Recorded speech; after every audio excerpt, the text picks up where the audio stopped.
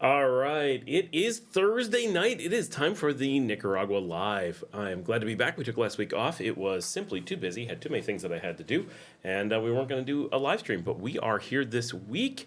We are getting started at a reasonable time. I'm going to send out the notes and let people know that we've actually kicked off. And let's do this thing. It is time to get everyone on. Let's let people know. All right. Well, I hope everyone has had a good week. I hope everything is going well. I hope that it is a good evening and a good time to hang out. Hopefully, Marcela is going to be joining us a little bit later. She's actually working right about now. And yeah, what has everybody been up to? How many people we got on? None. There we go. No, we got 2 people on. Getting people started here. All right. Well, good to be back. It's weird having taken a week off. It feels like we missed a whole lot, but it hasn't really been that long. It's been 1 week. But yeah, I miss it when we're not here doing this, and we got to get back in the groove. All right, 4 people on. Patricia's here. Hello. Are you first? You are. You are indeed first. Patinka says hi, Scott. Hey, Patinka. So my new microphone holder, I just realized the microphone's not on the camera. Is it? I think it's right here. Oh, maybe you can just see the top of it. My new holder is supposed to be on the delivery truck. I thought I was going to get it earlier today, and I've not heard the status of the truck, so I'm waiting. Hopefully that a truck is going to pull in, and I have a big order of things from the States that has arrived. I paid for it, so in theory it's going to arrive, fingers crossed, and we shall see. I asked them what the status was, haven't heard anything. Sending Light says, how are you? I am well. It's been busy, it's been crazy. We were in Managua last week. I can't remember what we were exactly doing on Thursday, but we had events going on. Jeremy is here, says hello. Jana is here. I'm here, at least for now. All right, getting things going. People are texting me. Reading requirements about visas. Why is it so hard to get a visa? Arr. Yep, good question. This is someone else about something else. I'm just trying to keep up. So please check on fix it because the last one. Oh no.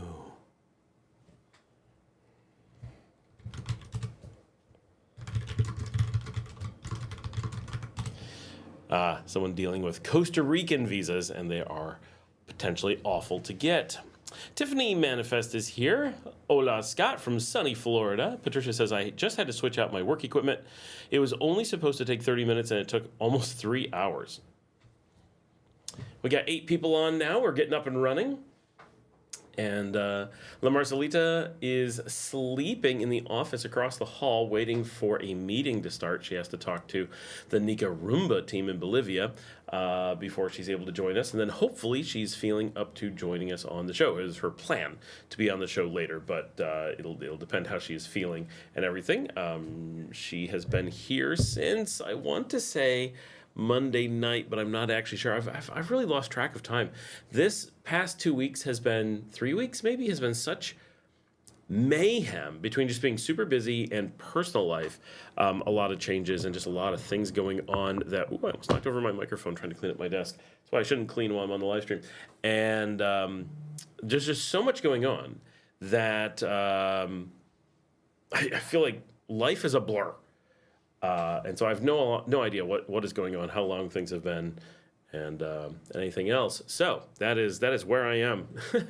And like the show, I had so many videos done ahead of time. Now I'm barely getting them done before it's time to get them posted, and it's just been a scramble. But things at work have been really busy but good. So a lot of good personal news in the work life kind of arena, so I'm happy about that, but it's been way too crazy overall. Too much going on. I'm ready for a little bit of laid back, chill, like, I need to go to the beach and do nothing for a few days. Like that's kind of where I am. So maybe I'll figure out how to do that. That seems unlikely. I never really figure out how to do that. And already I'm like, okay, so tonight's the live stream. So of course we're going all night. And then tomorrow I have our friend April's birthday party going all night.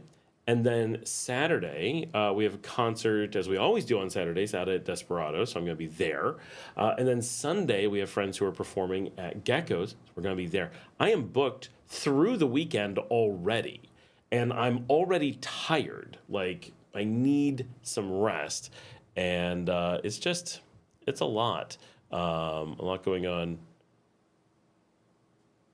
Oh, great. And we just had a major car accident. We have a brand new car that we have not yet been able to show on the show, and it just had an accident. Literally as I'm doing the live stream. But, I mean, everybody's okay. But a motorcycle just hit us. Hit our car. I'm here. And my kids were not with them and anything, but it was a hit and run. On our brand new vehicle. We've had vehicles here for so long not have been hit at all, right? We've been doing so well, and then we get a brand new one, and quite literally, we are so busy with work, I've not been able to take it anywhere yet, and I've not been able to film it for the show yet, because it's never once sat in our driveway since we got it. It is that busy here. And now they've had an accident with it. That is what my life is. That kind of sums up what my life is like. And she says it's bad, is my wife posting. So I don't know. Wonderful, wonderful. That is how the day is going. And now I can't find where everybody is. There we go. Luke is here. Hola to y'all. We got 20 people on now. Wow, have a car accident and people just jump on. For those who have not joined, make sure you join the Expats of Nicaragua group so you can talk to everybody. Ian says, I land tomorrow night. So stoked.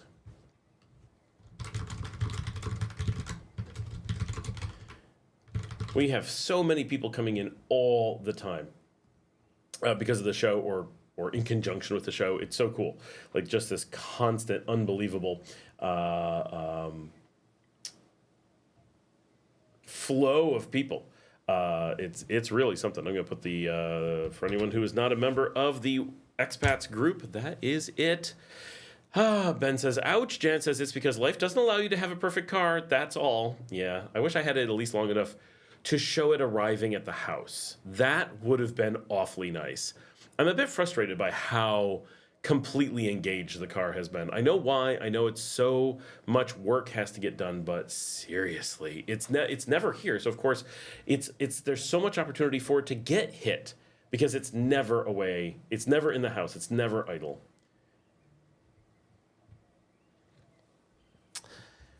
Luke says, my one and only brand new car, I deliberately put the first scratch in it to get it over with before someone else did. Yep, that's, don't need to worry about that here. It's not so much about scratches, but actually having an accident, like, come on. Come on. It's not fair. Not fair. Not happy. Nope. Anywho. How's everybody doing? What's going on? I want to post to Nicagram. I'm trying to figure out how you can drag and drop images. I don't think you can on the web interface. I don't like that. That makes me sad. I got to figure that out. There's got to be a better way. I guess I can look up what I want to do and just select the names, but it's dumb. It's dumb.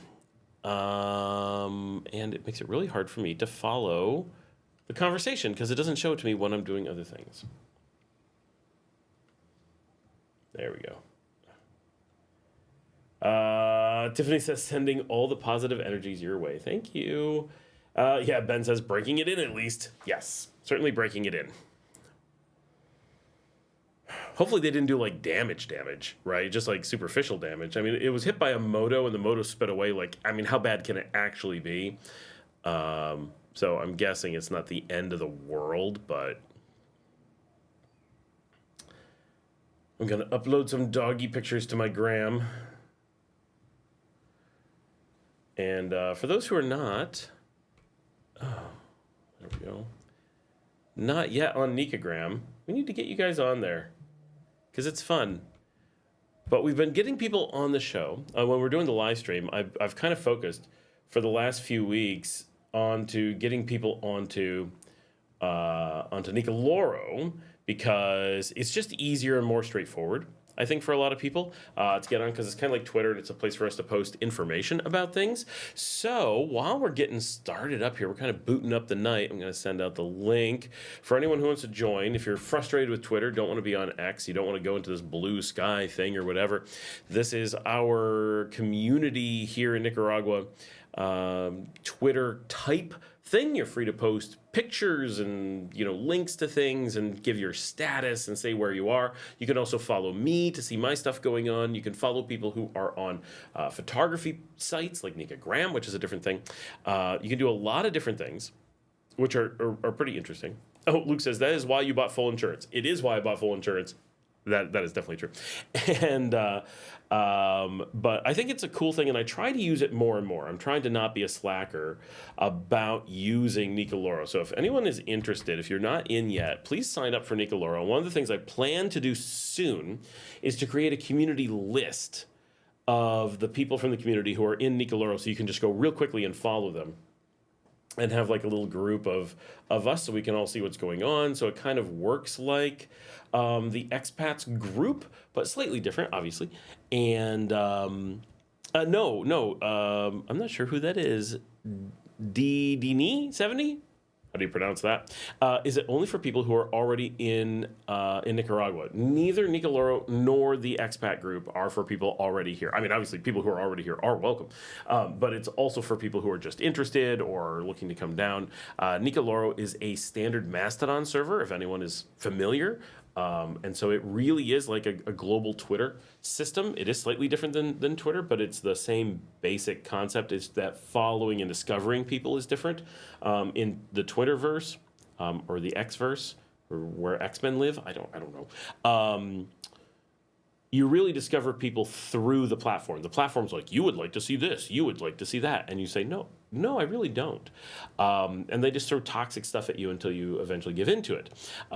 With Nicoloro and other Mastodon servers, it doesn't do that really. You have to go out and find toxicity externally with links to Mastodon and join it intentionally. I'm kidding, of course. But you do have to join intentionally. So you have to do a little bit of extra footwork. So if you're like watching my show and you say, oh, here's my Nicoloro account, then you go, oh, I'll go follow him. Click on my link, which is in the show description, of course, and then you can follow me. And so we're going to make a list of everyone, so you can go follow all these people, and they can follow you.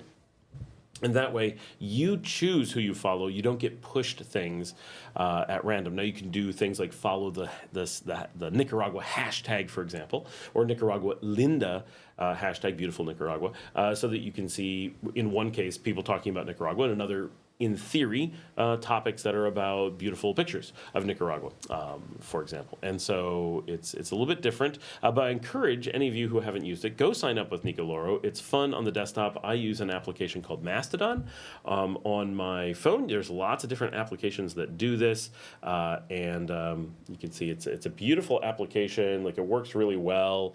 It does a good job of displaying images. It's very easy to scroll. You can see the latest picture of Marcela at a concert comes up. Here's a advertisement for a concert. So Nicaragua has a Nicoloro account and posts every upcoming event as they are scheduled. Pops up there automatically. Whenever it goes to the website, it also goes to Nicoloro. The website of Nicaragua actually populates Nicoloro with stuff, which is interesting. So it's neat. You can just follow that and find it as a way to find events or to see what's going on in Nicaragua. And as people join it, it gets better and better. There's very few people on it right now. We're hoping to build some bots that are going to show weather and earthquake events, volcano events, things like that. And then, like I said, connecting people. And it's just a place to share your stories, ask your questions, get involved, say what's going on, and so forth. Same as you would with Twitter, right? Just it's really designed around the Nicaraguan community, but not limited to it. So if you're just interested, or if you're Nicaraguan diaspora, or you are friends and family of Nicaragua, or you're just looking for a Nicaragua-themed Mastodon server to be your home base, that is the place to go. And of course, if you are part of our community and have Mastodon but are not part of Nicoloro, just let us know your handle on whatever Mastodon server you're on, mastodon.social or whatever, and we can follow you from Nicoloro, and you can follow those of us on Nicoloro without having to join the server. So that's part of the power of the Fediverse and Mastodon systems, that wherever you choose to be a Mastodon user, you can connect to Mastodon anywhere in the world. So now I'm going to make a little post for my Nicoloro account.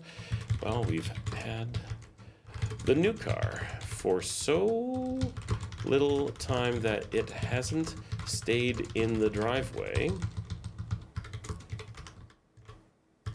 long enough for me to photograph it for you, and it has already had a serious accident. Just great. And posting. So now there's, for anyone who follows me there, now you have that information there as well. One of the things we do with Nicoloro is we do have everyone who joins has to be manually approved by moi, or one of the administrators like Ozzy, to make sure that we don't have random spammers getting in there as much as possible. So we try to limit that, which makes it a little bit slower to sign up, which is why I like doing it on the live stream. But encourage anyone you know who might be interested. It really is. It's a neat system. I really appreciate people getting on there and giving it a try. Luke says, on the Matagalpa WhatsApp feed, we had an unrelated success story for the attorney I used for notary services. Nice to know we have professionals with a heart. I saw that one. That was pretty cool, Luke. Tiffany says, last night I found your friend Matt's videos. Oh my, he travels in a good way, of course. My friend Matt. Which Matt? There's so many people I know, I can't think of who that is at the moment. Luke says, by the way, we need U.S. investors to back some Nikas to reopen the Rock Bar of Matagalpa. Is that what his actual name, Rock Bar? Here we had one called Food Rock. It was not the best name. But it was like a food court that did rock music, and it was pretty cool, and Rock Munchies was in there, but it didn't make it. It was right downtown. I didn't like the space that much. The guy who originally opened it, I thought had a really good vision and was doing a good job, and then he like sold it, and they just didn't have the same vibe after that, and they didn't have the anchor. If you're going to do food courts, you got to have enough anchors to make it. If, Rock Munchies is a really good pizza place.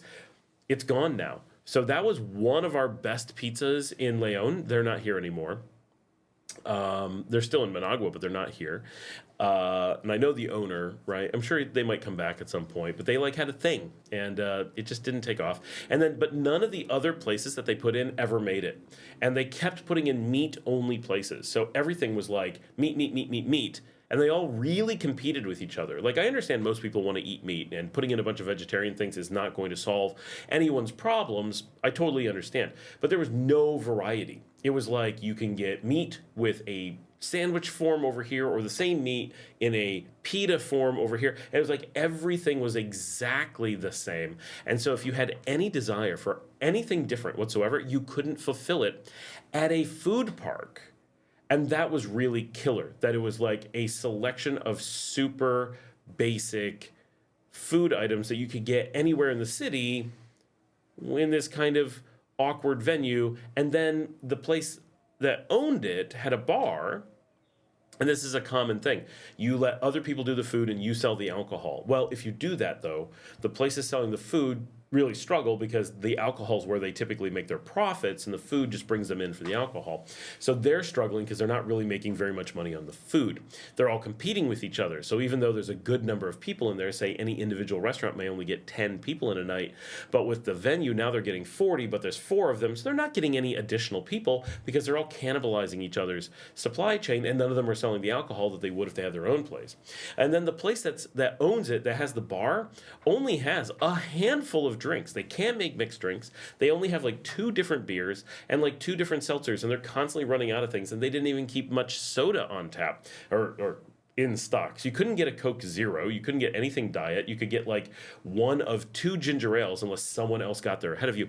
Like everything was so limited that just a normal restaurant would often have better selection than this food court. And that just made it a lot of overhead and extra work, and it took a lot of people to staff something that was not ever busy for each thing. So you just had too much staff and overhead and no clear business plan, I don't think. It says, I like the Rock Munchies in Managua. Yeah, they're definitely good. They make good pizza. Tiffany says, you were walking by the property he was staying in 3 months ago in Panitas. Oh, yes. Okay. Then he says, his YouTube is no Soy Rubio. That, Matt. Okay, now I'm with you. Then he says, I signed up on Nicoloro. Excellent. I'm going to go check that out. Do we have pending approvals? We do. We have 2 pending users. There's the obvious one, and someone is Self-Hugs. Sherry has signed up. We're going to have them approved here in a second.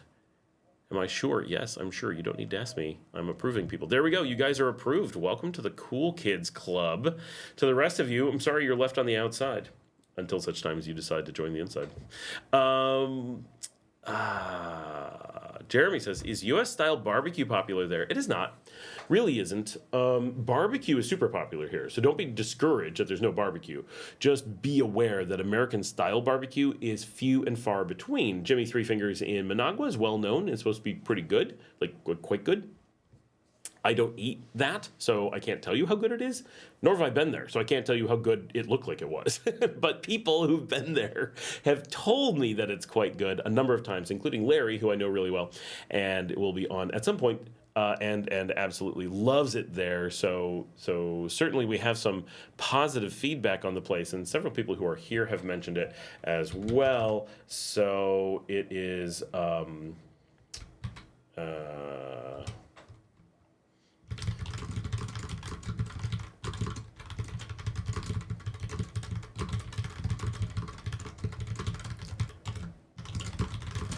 So that it exists right now. I have, as someone is going to point out pretty quickly, I have an Argentinian barbecue place. There's street barbecue all over, but it is a Latin American style, asada, which is not what American style barbecue typically is.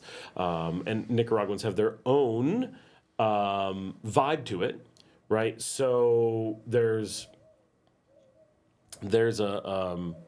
a lot of things that fill the barbecue desire and place in the ecosystem, but it's not the same as an American barbecue per se, for the most part. But if you hunt around, you will find some. I'm sure down in San Juan del Sur you'll find some. I know that there is a place or two in Granada.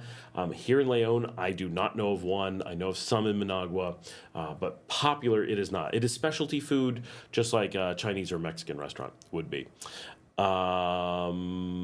US style. James says, hello from Fundy. Have you, Scott, found a good fish and chips in Nicaragua? Well, yes, because my restaurants always do fish and chips, and it is pretty good. So, yes. I've had a few different places that had good fish and chips. It's not unheard of here. It's not everywhere, but we do it, and it's one that certainly we do, because we do eat fish and chips a lot. For those who don't know the story, one of my favorite travel stories is one day I used to live in the south of Spain in Andalusia, and one day food in Spain has a tendency towards being kind of like food in Nicaragua, in that everyone eats the same thing every day. If you go into the big cities, absolutely they have fancy food with big selection, for sure.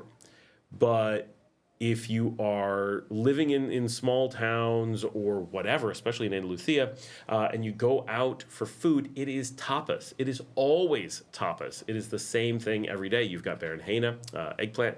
You have jamon. You have quesos. You have olives, aceites.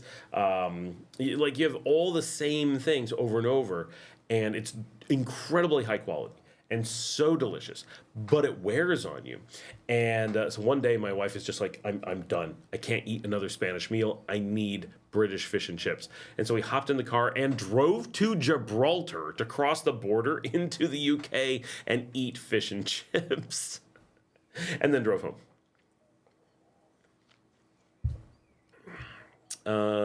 Sending Light says, I'm Sherry. Yay. Patricia says, 2 different ginger ales sounds like a lot of variety. No, Patricia, I don't mean 2 different styles of ginger ale. I mean 2 cans of it. Like, that's it. There's just 2 cans. There's maybe 5 cans of cola. There's maybe a Fanta if you're lucky. There's maybe an Ensa, which is the local seltzer water with no flavor. And any given 2 or 3 of those things could be sold out on any given night.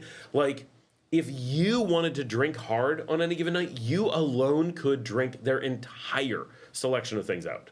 Like, that's it's that little that they had. It was bad. It was not handled well in that regard. They needed to have a selection of good beers. They needed to have a large selection of sodas because a lot of people drove there and couldn't, and it was for food. And normally here in Nicaragua, while beer is popular, having loads of sodas and refrescas and stuff is normal. So that was really lacking. And so you would go to this big venue expecting loads of food options, loads of drink options, and got exactly the opposite. But the music was good, and the people were nice, and it was, the venue was perfectly fine. Although for the first year, they didn't have a roof, so every time it rained on you. Eventually, they put on a roof, but it blocked all the wind, and so the place got really hot. Luke says, Jimmy Three Fingers was good a month ago. James says, Luke, where is Three Fingers located? How is the weather in Matagalpa? Three Fingers is located kind of on the southeast-ish of Managua, but not very far southeast. Sending light, is there Amazon delivery there? Someone said there isn't. Did you not see my video this week?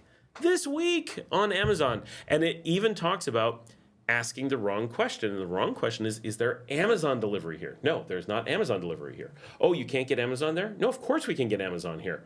There's no problem. It's my Amazon is arriving right now. Like, that's what I'm waiting for them to pull up with my Amazon order. So it is super easy to get Amazon here, but it's not Amazon delivery that brings it. So if the question is there Amazon delivery? The answer ends up being no. If the question is, can you easily get Amazon for low cost here? Then the answer is, yeah, easy. You can, I don't know anywhere where you can't get it. And so and there's the link to the whole video on getting Amazon here. But really, anyone, if you ask the question, does Amazon deliver there?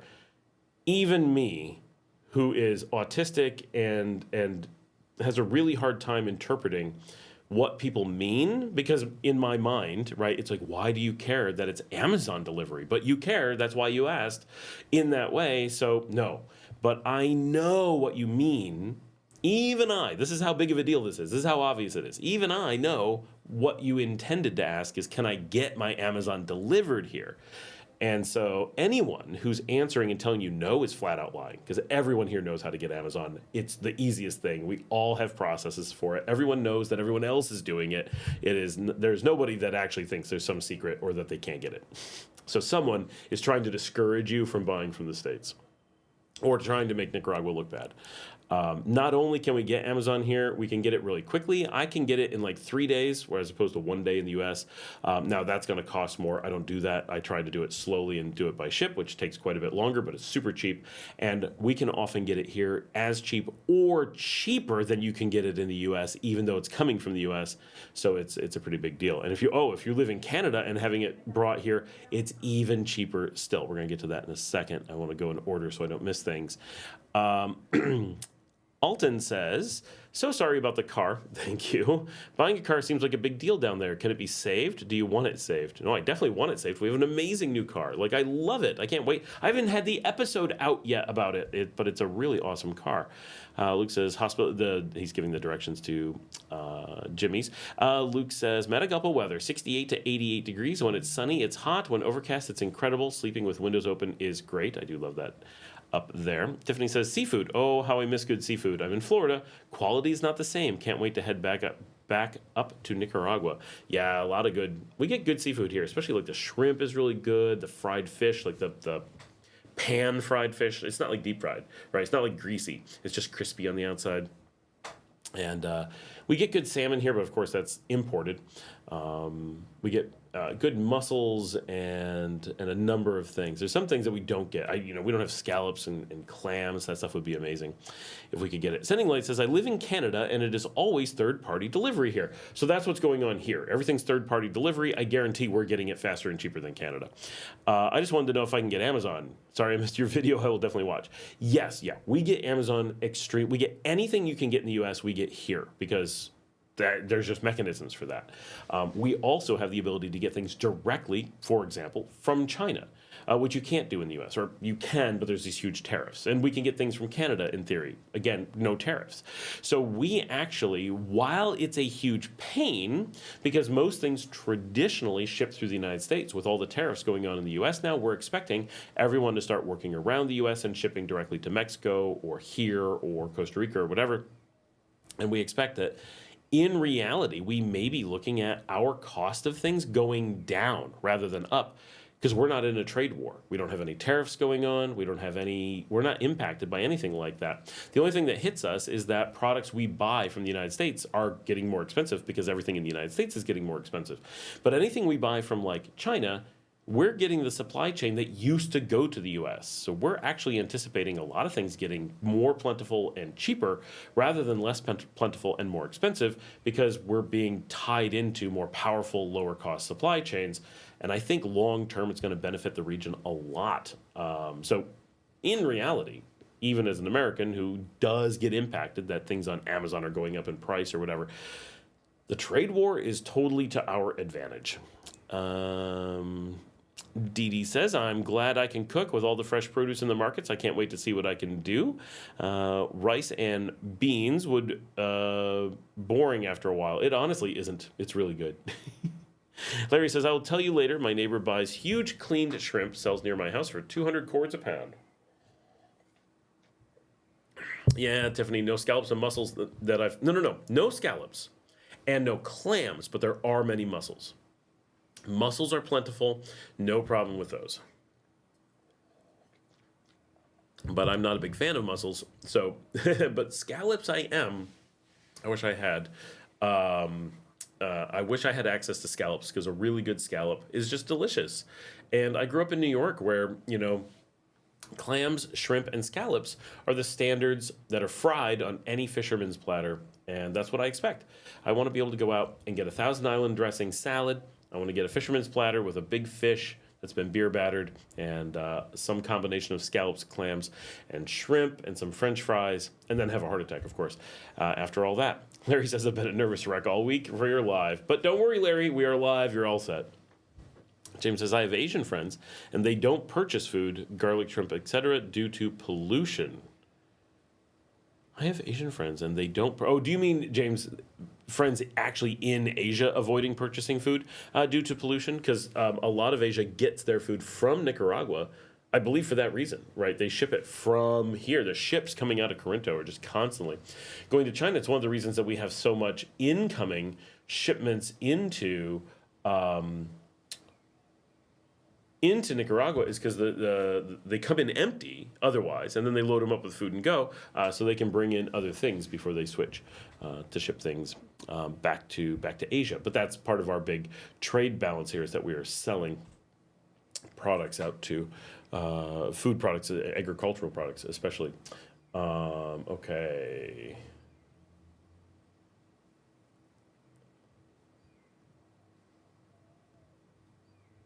Oh, we got a couple new people in the group as well. Very nice.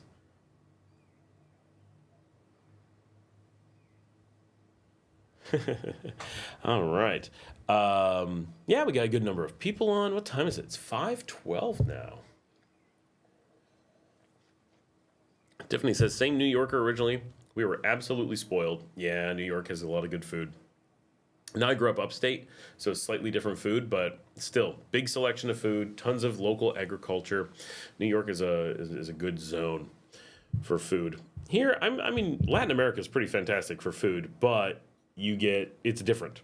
I really need to spend time in Peru. Peru is the food capital of Latin America, and I really want to go and spend some time. Of course, now they're in a state of emergency, so I'm not going to Lima right this moment, but I do have a friend who's about to fly through Lima as she heads to Santiago on her way to Sydney from here. So that will be an adventure. We're working on plans. It looks like I am going to, who knows when, right? It looks like I'm going to take her, because she has never crossed a border, as is so this is a big thing. For those who've never thought about this, who've never gone down this path in any way whatsoever, whether mentally or whatever, it's the average Nicaraguan has never left the country. Of course, the average American has never left the country either, right? So it's not like absolutely shocking, but it is... it does catch a number of people by surprise to be like, oh, yes, this person I'm talking to who's very well read, maybe very educated, maybe have a lot of experiences, and then find out they've never been to a border before. They don't know what it's like going into Costa Rica. They don't know what it's like crossing the border. They don't know, and they just have no experience with it. La Marcelita is an example, right? She has never crossed the border before. And she's, very well educated and has loads of experience in media and experience in advertising and in business and has worked in a number of different places and yet has never crossed a border. And so it's a surprisingly common thing to be talking to someone and they'll be like, yeah, I have to do something and this is my first time ever, right, crossing a border or whatever it is that they're going to do. And it's like, wow, that could be a big shock. So one of my best friends is moving from here to Australia, and she needs to go. So we were checking prices, and this got mentioned in one of the in the expats group. If you're going to book a flight from here to Santiago, which is the airport that goes over to Australia, it is $2,000. But if you take the bus, which is like 60 something or 70 something, down to San Jose, you can go from that airport for $200, 1/10 the price. And so it's like, yeah, obviously you're not going to go from here. You got to go from there. It's the only thing that makes sense. And so the whole flight from San Jose to Australia is like $1,600. Like it's that cheap. If you're willing to use that airport. If you want to use the airport here, it's going to be $5,000 or something, like something completely crazy. So this flexibility and understanding the market is a really big deal. So I'm like, you're not traveling by bus into a new country, first time ever in a new country, so much to potentially go wrong. Will she have the right visa? Will she have the right passport? She's like, none of this is she prepared for. And then she's never been to an airport, obviously, right? But how much does that leap into people's minds? Oh yeah, she hasn't been to an airport before. Okay, so that is something that she's going to need help with getting to the airport. Has she ever stayed in a hotel before? Yes, but not on her own. Not like there's a bunch of things, and never in a new city. It's always, Chinandega, Leon, Managua. It's and very, local places that are different. It's not an international chain or whatever. And there's just all these new things. So I'm like, and my wife is immediately like, you're going with her, right? I'm like, yes. So I am going to take the bus, and she's never taken the bus. Right, local buses, but never an international bus like a Tika bus or the Nika Expresso. And so I'm going to get her on the bus here in Leon. I'm going to take her to San Jose. I'm going to get her into a hotel at the airport. I'm going to get her to the airport. I'm going to make sure she gets I can't put her on the flight, but I can get her to her luggage being checked in, guide her through security, tell her what to do on the other side, check her ticket, make sure everything's good. I can wait by the airport, make sure the flight goes out. And then, like, she didn't even know, why would she, that she had to fly out of Costa Rica, even though I told her, it was like, nah, you just look for, no, you have to know where you're flying out of. And she thought she had to fly to Santiago to then fly to Sydney. But no, she was unaware of connecting flights. And so like, no, buy a ticket to Sydney. It will stop in Santiago. And she's like, what? I didn't know you could do that. And so there's just all these like moving pieces that are first time, and she's on her own. And so I'm going to do everything I can to get her on the way, but we don't know how long it's going to take to get the visas and such. So that is a thing that is going on.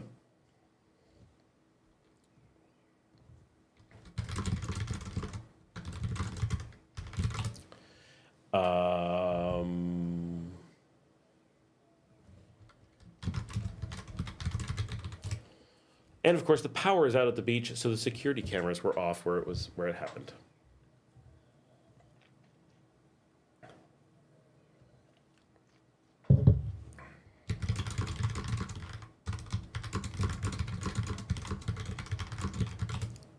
But there is power here, obviously. So that is something we have coming up. That it's going to be interesting. I'm going to run to Costa Rica and do that. No skeletons. I've been nervous. Requiem. 812 and Fundy. What happened to Food Court? I've noticed the last few weeks they've been closed. Oh, Larry, the Food Rock? Yeah, they went out of business. They just didn't make it. We were talking about it earlier. It's just not a great business plan. They had so many problems. Luke says, had a high-end musical instrument delivered to Florida this week. I'll be using the Envios Fast Track, which is who's shipping to me right now, I hope, to ship it and accessories to Nicaragua in June. James says, shrimp comes from local producers. Okay. Larry says, what's the best and cheapest ticket to Chicago, possibly the 21st of April? I'm going to guess it's going to be United or American. I'm not sure which one has the better Chicago connections, but there's a really good chance it's going to be one of them. Possibly Avianca, but more likely one of them. Alan says, okay, tell your car story. I'm here now. Alan, you missed it. We told the whole thing as it happened.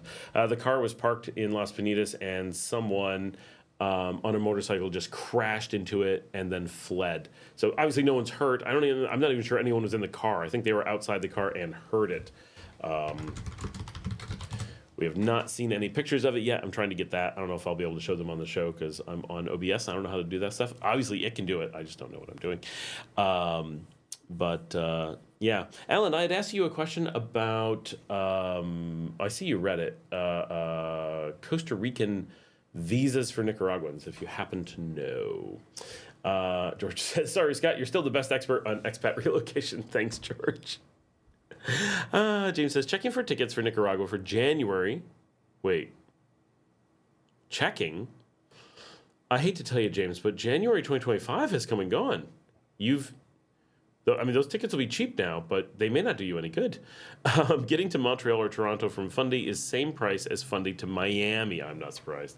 Tiffany says, I was told in places like San Juan del Sur and parts in Rivas that they have delivery services almost like DoorDash or Uber Eats. Is this true? Yeah, so everywhere has the same thing, which is, well, there's two things.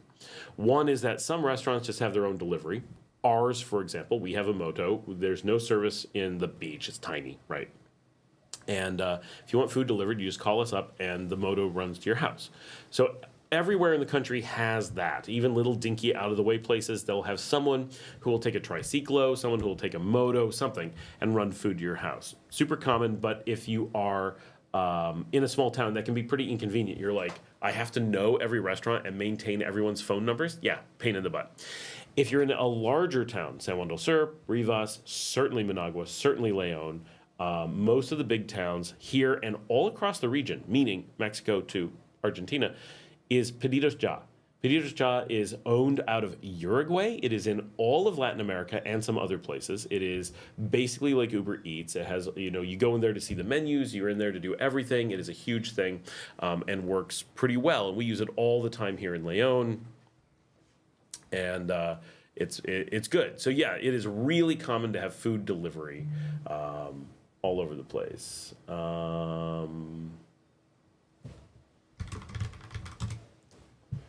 And I'm getting the information on. All right, $30 US for the Costa Rican visa. Passport un buen estado. Con vigencia mínima de 3 meses. Easy. Fotocopia de la página principal del pasaporte. Fácil. Récord de policía original y vigente. Okay, that's the thing that's a pain. Realizar pagos en bajo la ficha y presentar recibos originales del día de la cita. Okay. $30. Una vez realizados los pagos. Llamada. El trámite es personal. Dependiendo del caso. Okay. All right. Thanks, Alan. That's what I needed. It's the police report that's going to be a huge pain because her name is in dispute. And so the police reports are a big problem. Oh, George says, your show can entertain me for hours. Thank you. Is this George also? I'm a 70s kid. MASH practically raised me. Me too. 70s kid. So much MASH. All right. I was told Ben says, yikes, hopefully not another expat car and motorcycle accident vlog series. How I was detained in San Juan del Sur. Get your bone. Need about $25,000 USD in dental work. Is it likely I could save a fair amount down there? Oh my gosh, yes. Yeah, if you want dental work, and welcome to the show. I don't recall you ever posting before, so get your bone. Welcome to the community. Yeah, this is a great location for dental work. We actually were hoping to have my dentist on the show. Don't look at my teeth because she's not like my dentist, my kid's dentist. I don't ever see a dentist because, I've given up. But they're wonky. we're all on the same page. They're healthy but wonky. But my kids, my wife, all of our friends here have a dentist that we absolutely love, and she speaks English, and she's agreed to be on the show, and she's friends of ours. And her assistant dentist is also a friend of ours, and we are her business partner, who is the orthodontal surgeon, I think that's the right term, I'm not good with those things, is the sister and near lookalike of the owner of Dr. Coffee, hence the term Dr. Coffee. So they're like, oh, we didn't know when we knew all those people individually and then realized that they were connected. But she'll come on and talk about a bunch of dental things. But we've had people who've had way more than $25,000 worth of dental work done in the United States, couldn't get things resolved, and came down here and they just fixed things. Okay, it is not the end of the world with my car, but they did slam into the back of it and do a bit of damage. The back hatch has been damaged, for sure. But at least it's not like, it's not the end of the world. Definitely the motorcycle was going down the road and went straight into the back of the car. However, like, it's really clear that they just plowed into it. They must not have been looking forward at all. I mean, the big dent in the car must have come from the guy's face, is the only thing I can guess.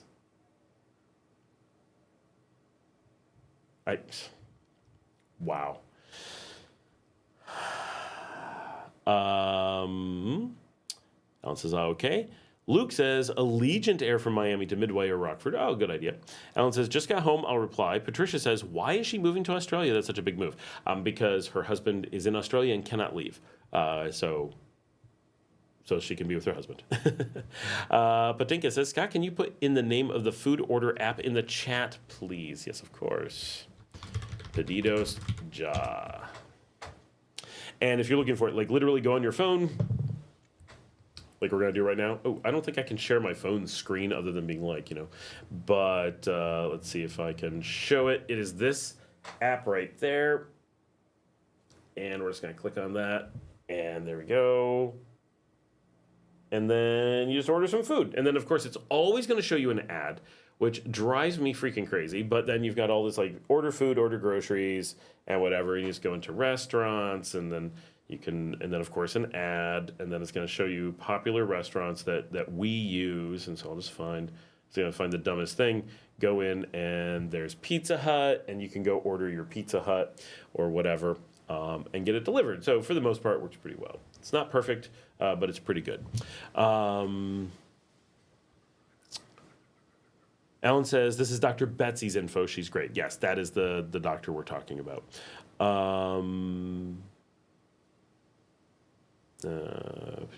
Thanks. And then KL7RRC. Hola, Scott. Finally connected. 2 ads stuck for about 10 minutes. Oh, that's terrible. What the heck?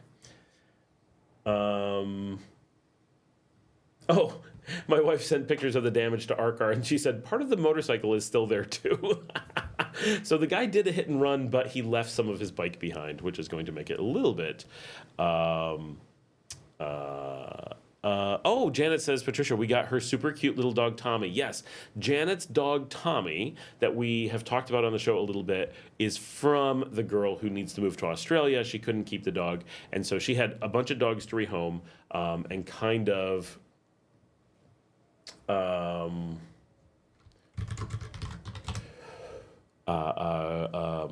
waited for her oldest dog to need to be put down, which is super sad, and she got a tattoo for that dog. And then Tommy was old, but we were able to get him medical care, and he's, as far as I know, Janet can confirm, in really good shape now, and is looking like he's got a bit of life ahead of him. He's an older dog, but definitely has a great personality, very sweet. We like him.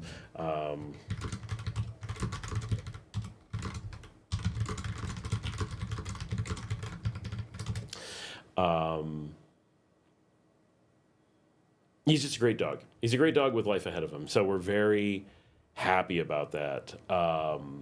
And then she had two younger dogs. They were able to find a home pretty quickly.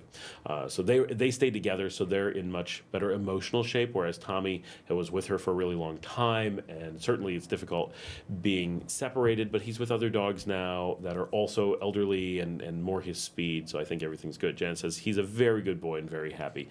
I'm so glad that he's happy, and like, he is sweet. And Jillian from the channel fostered him for a little bit so that we could do the transition. James says, always believe that I will personally die on the chair in the dentist, stress related.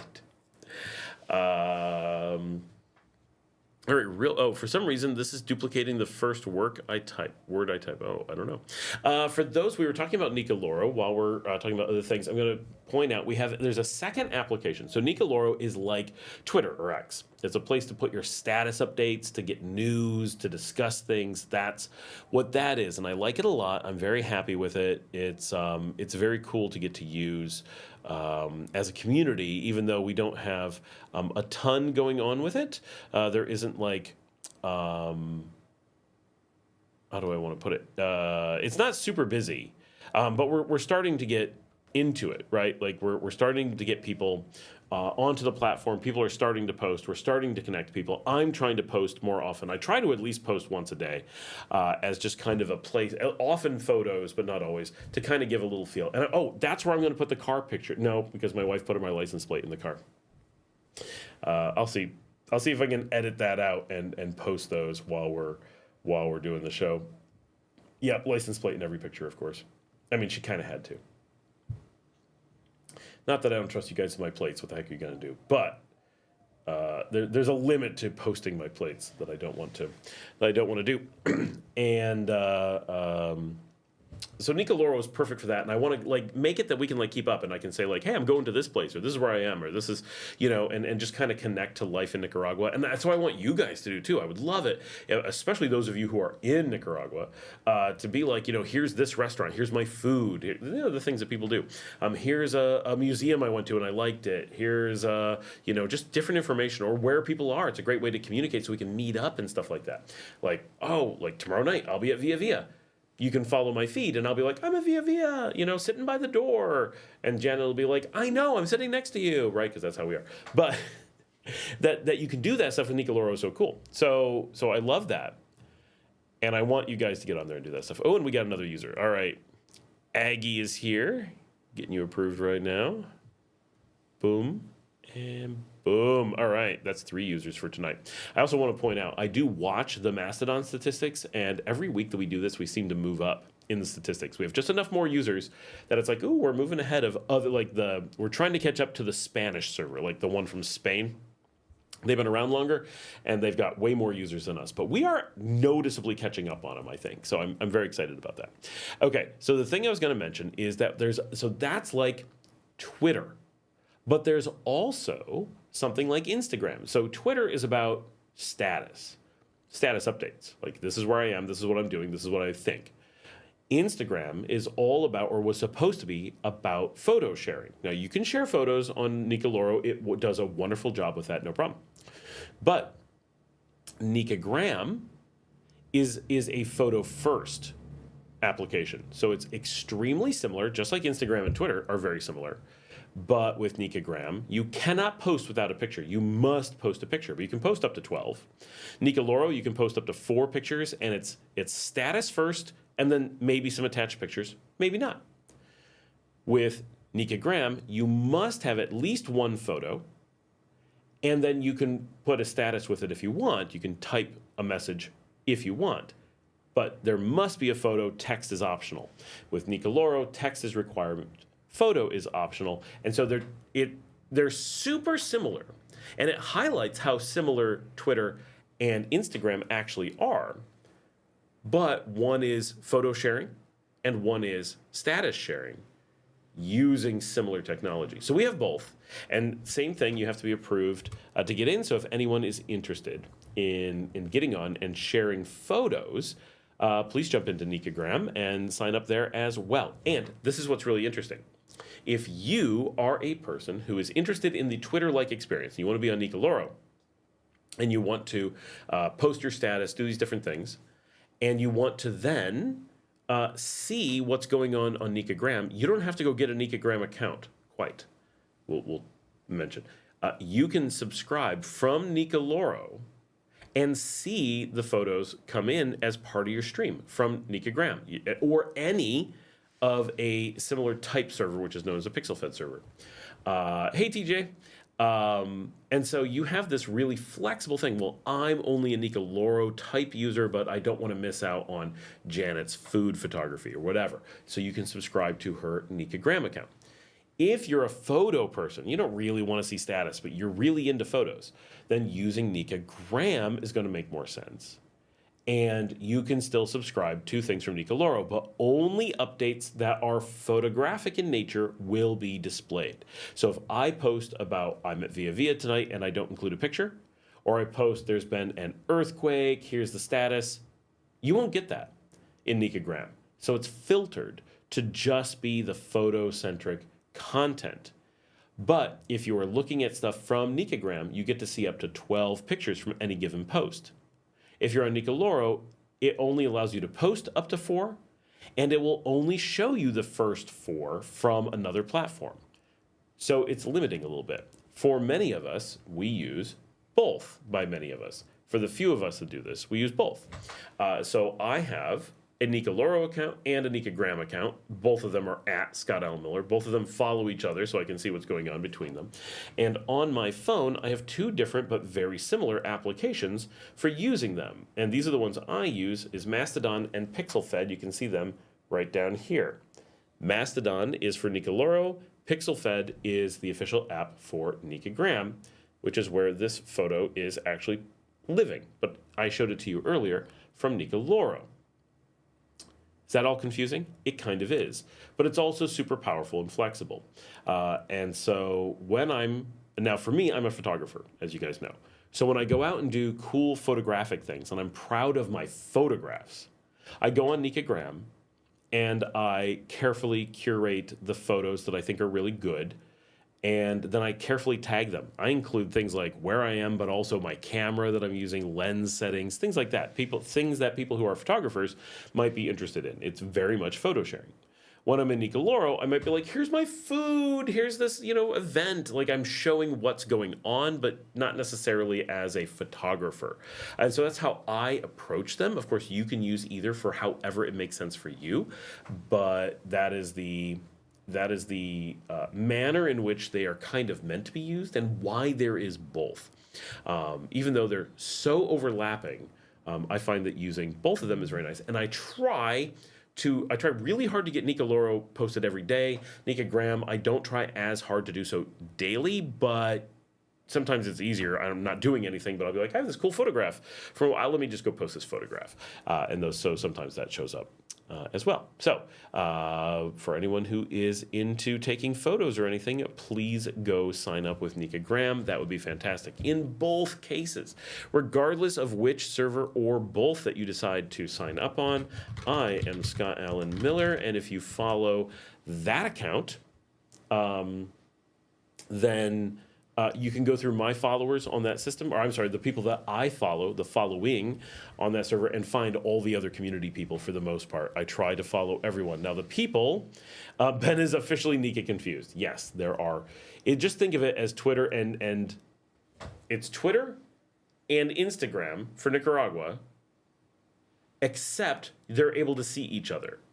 So imagine if you could follow people from Instagram on Twitter, and you could follow people on Twitter from Instagram, but they were displayed as if they were local. That's what we have. And it's a really powerful, cool system, but yes, it can be confusing. For sure. But it's also fun, because this is our system here in Nicaragua, right? Like, we have our own cool platforms for this as a country. What a neat thing, right? Like, seriously, it's cool.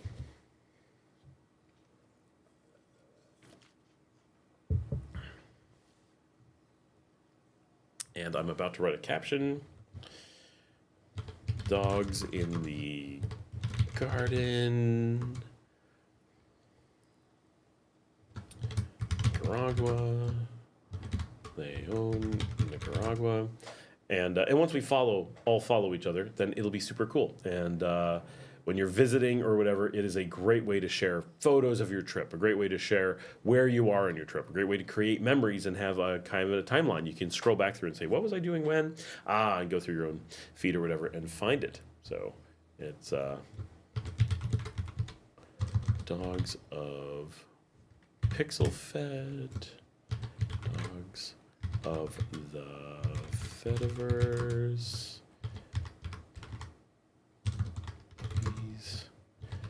Boston Terrier. Olympus. I have to tag all my cameras.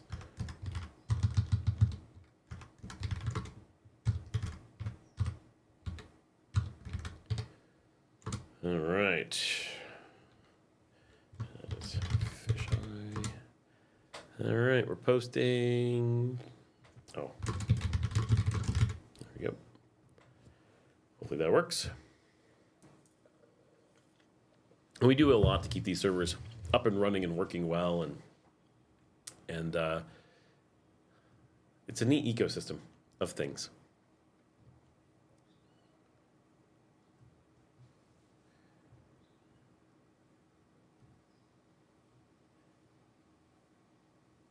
Oh, and I can see you guys talking to each other. That's so cool. All right, we're following each other. We're following each other. Now I got to figure out where the newbies went so we can follow them. Let me get them into my list of followers so that you guys who are looking at me. Oh, we got another pending user. Very nice. ATCMTN man at is it Tennessee man? Is that what is it? What? Too many letters.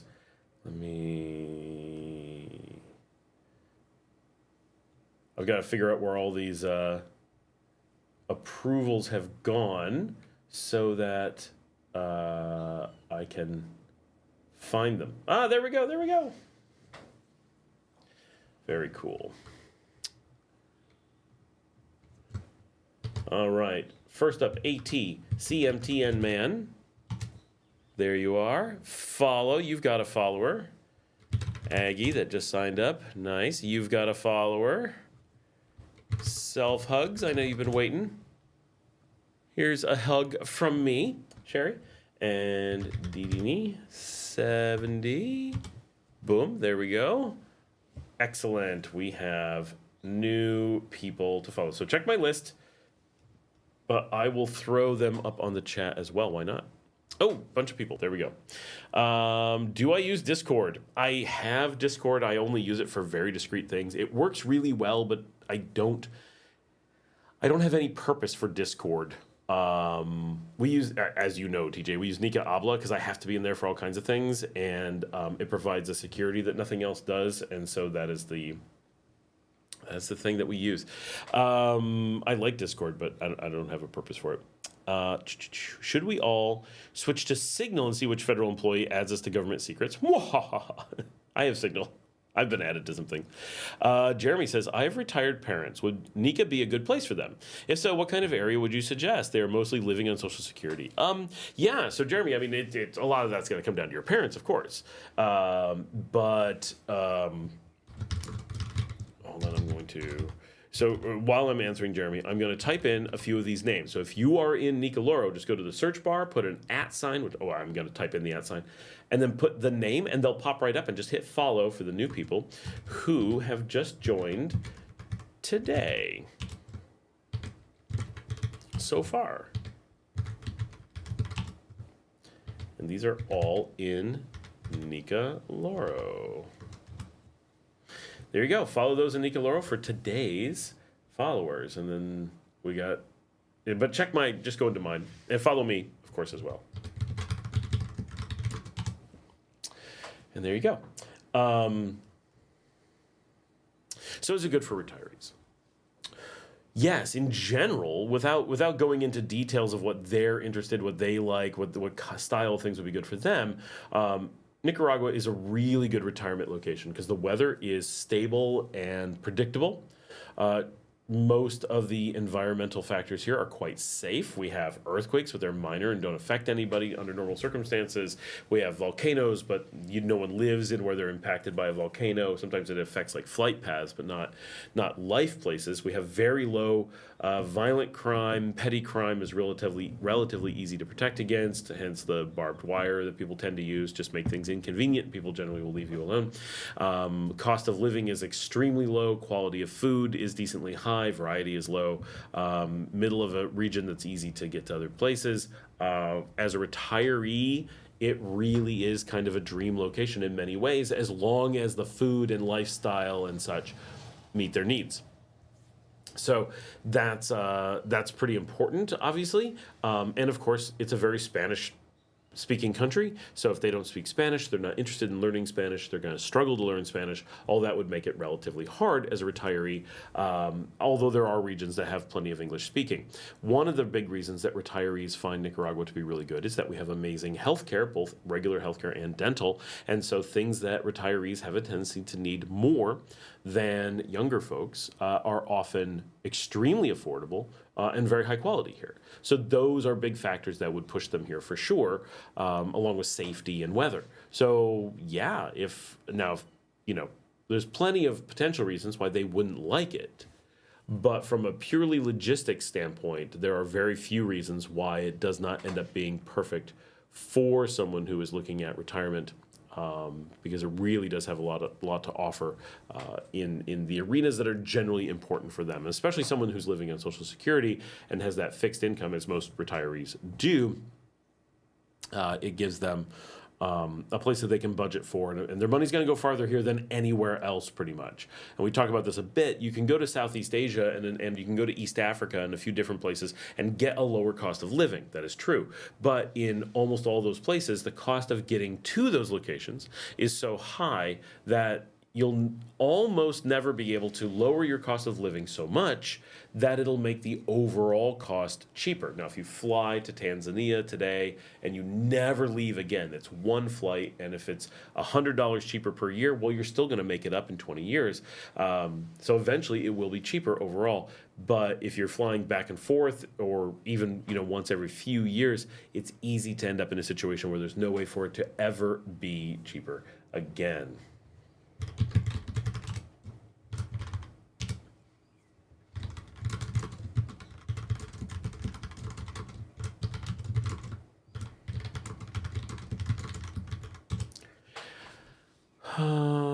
Okay, Brent says, been a week since I've returned from my trip, so happy to be back. Not. Oh, wait, I skipped a few things. Should we all switch to Signal? I was thinking about how to bring remote people into a stream for live chat. Get them onto the show. James says, see pics of food. Does fish in Nicaragua always come with head attached, or get it in fillets? So almost always with the head attached, but not always. But almost always. And you just get used to that. Feed it to the dogs. You really shouldn't. Feed it to cats. Cats are much better at it.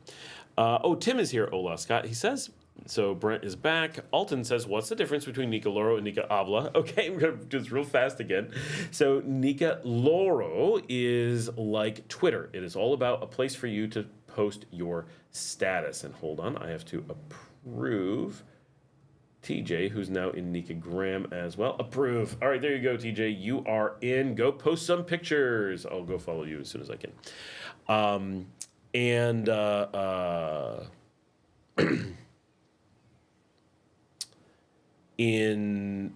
So just like Twitter, it's text-based, and you post your status. But of course you can post pictures and stuff in Nicoloro, but it's about sharing your status. It's not about pictures. Nicagram is like Instagram. It's all about photography and photos of things, and so it's based around that. You can't post without a picture. You can't be like, I'm at the corner store, who's around, right? You can't be like, I'm bored tonight, who wants to watch a movie? You'd have to put up a picture of you being bored, and then put a caption, I'm bored, who wants to watch a movie? Which doesn't work very well in most cases. So one is really about photo sharing, and one is really about talking about your day or meeting up with people or sharing ideas. Of course, there's a ton of overlap, just as there is with Twitter and Instagram. They do compete with each other in some ways, but they do have separate purposes for existing. And the same thing here, that they are functionally different while being amazingly similar in their underlying technology and usage. So that is the high level quick view for people like me. Using both is definitely the way to go, and I use them for different things. And very different things. And I notice I get completely different engagement between them, which is really interesting that it works out that way. So we are working our way up. We're keeping ahead of fetascience.org. This is in the rankings of it's called top active servers. I don't know exactly how this works, but according to the dashboard, we are at about double Mastodon Online. We are slightly ahead of MSTDN Social and Fetascience. Then there's Nicoloro, and then we're just below tapbots.social, and then they're quite a bit behind masto.es, which is the Spain Mastodon server, and then they are that much again behind mastodon.cr, the Costa Rican server. So my goal is definitely I want to get ahead of the Costa Rican server as the biggest Central American platform like this, but it is cool that Mastodon CR is out there. Now, they used Mastodon.co. We should have used Mastodon.ni. I don't know. But I think having Nicoloro, like, who cares that it's Mastodon? What we care about is that it's Nicaragua and it's like a platform for sharing our status. So it's a different vibe, I guess. But it's really cool, and we're connected to Costa Rica, we're connected to Spain, we're connected to Mastodon.social, the big one, and a bunch of all these ones I'm mentioning, and many others, we're connected to. So if you're on any of them, or you meet anyone from any of them, you'll connect instantly, and you'll get their updates, and they'll get your updates, which is very, very cool. You also, if you find someone on a different Mastodon that I didn't mention, or that we don't connect to, by following them, it will connect us. It'll just take a little bit of time, and they'll servers will become connected, and we'll get more from them. So it's all very interesting how it works. It really is. And we've been running these for a couple of years, so we've learned a lot and been through a lot with them, and it's really interesting. And we're constantly updating them, constantly changing them up, making sure we have the latest features and whatever. And so yeah, I do appreciate. We don't make it. We actually lose money to run these servers, but it's such a cool thing. I really appreciate people getting on there and just using the platform and connecting and making a thing. I hope to eventually have hundreds of thousands of Nicaraguan users or Nicaraguan expat users or friends of Nicaragua or whatever on these servers connecting around the world and being able to share ideas and photos and everything. Brent says it was a really great trip. Next step, move down. Very nice. Jeremy says, well, their hobby is going to a casino, so I already checked for that. Yeah, so my business partner's hobby is going to a casino. He's there all the time. And yeah, you can definitely do that down here. Casinos all over the place, especially in Managua, but we have really nice ones here in Leon. And there's little dinky, crappy ones everywhere in the country, but there are nice ones too, all over the place. UX research and strategy design. Scott, greetings. Do you have any experience with the ferry services to Ometepe, which leaves from Rivas? Yeah, of course. What do you want to know about it? That ferry is always there. So first of all, it doesn't leave from Rivas, so it leaves from San Jorge, which is near Rivas, but it's not Rivas. And I have some great photos from, actually, one of my Nicogram photos, one of my first ones ever. Let's see. Okay, no one is currently signing up for Nicogram. Let me go track down on my feed, because I know I have a really great photo that I really like in here.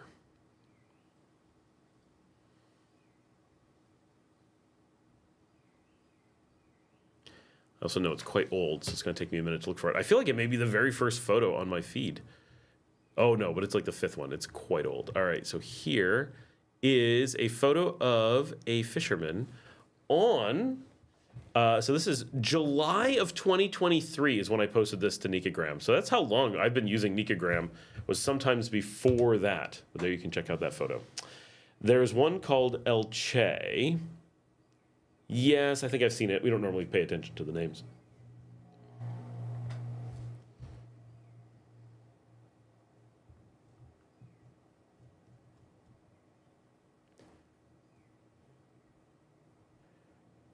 My very first new picture posted was July 22nd. So I've been on Nicagram probably since late July 2023, so just coming up in 2 years. I guess that's not that long.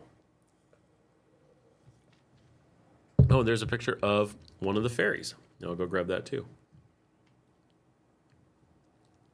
I just happened to be doing ferry pictures at the time that I started this, so I'm able to share that with you really quickly. Which seems interesting. I've heard the owner died, wondering if his family still runs it. So the ferries are done as a big service, so we really don't think of them as individuals. I realize that the people who operate an individual boat, it's like there's a guy who owns the boat and the family owns it and they just go back and forth, but it's part of a bigger schedule. So if you're actually going down to take the ferry, you really just show up and take whatever ferry happens to be there at the time. And you just go. So sometimes you're on El Che, sometimes you're on a different one. Like, they're all part of the schedule, so it's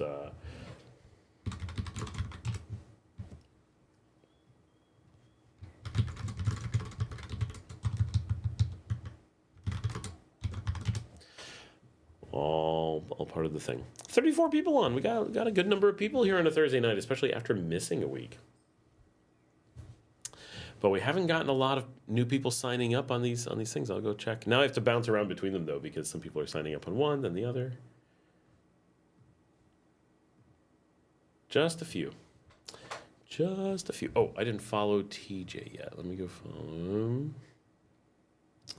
You're welcome.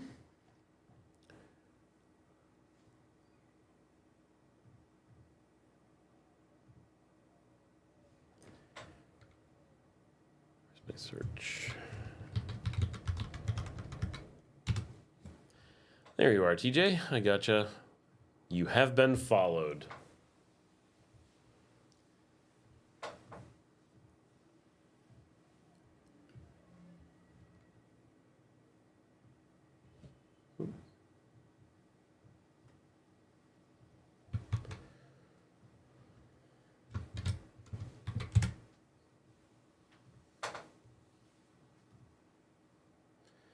All right, cool. And in theory, you can send messages on these as well. Be aware, many of the direct messaging is public on these and not private. So don't think of it as a place to have secret conversations or anything like that. More of like, hey, where'd you take this picture? Ooh, I'll meet you up for dinner, right? Only things that you want other people to see under normal circumstances do you want to put on these types of platforms, right? Just like on Twitter, you don't want to make it overly public.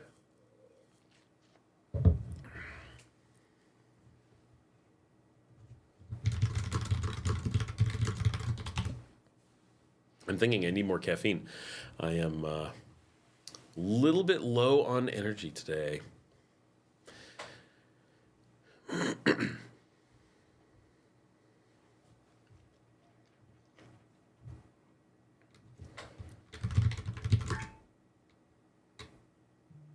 messaged me.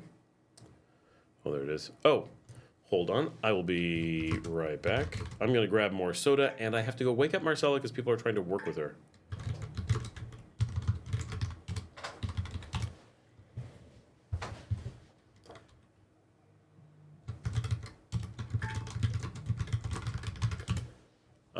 Trying to find all these messages. Lots of messages coming in. Not sure if they're all...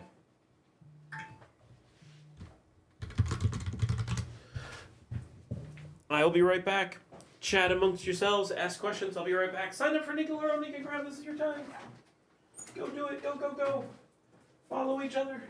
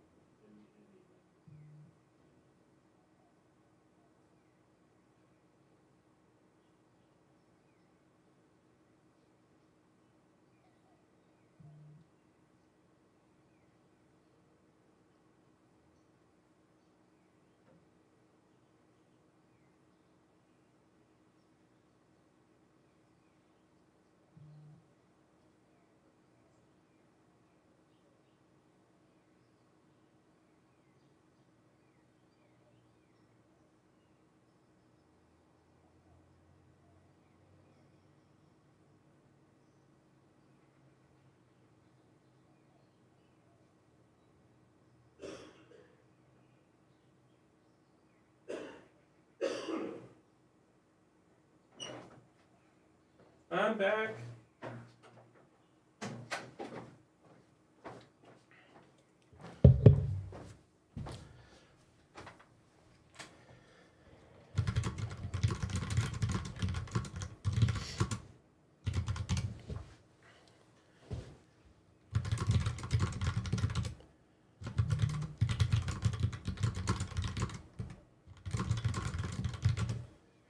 Okay.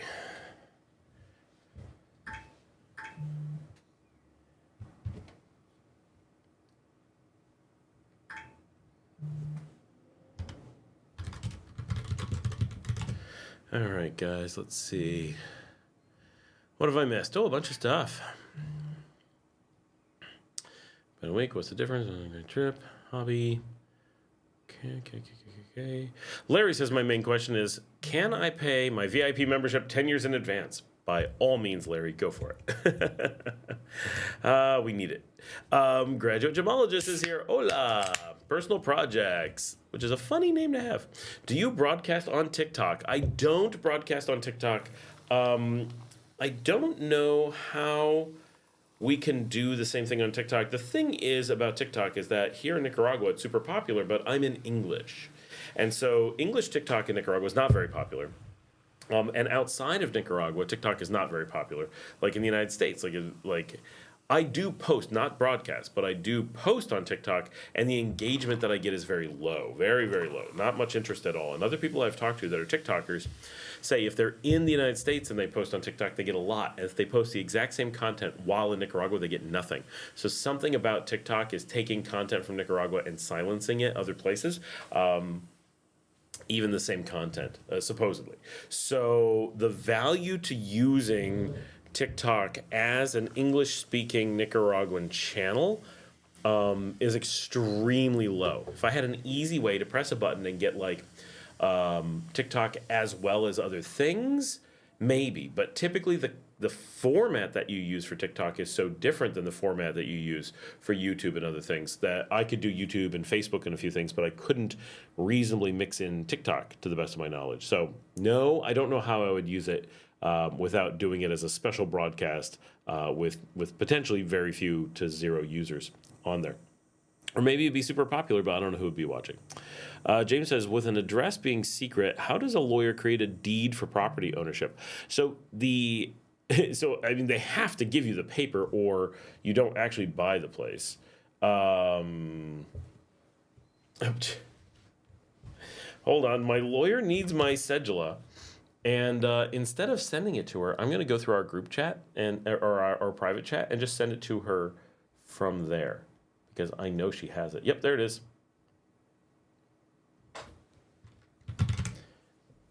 Ta-da! I just said here. There it is. I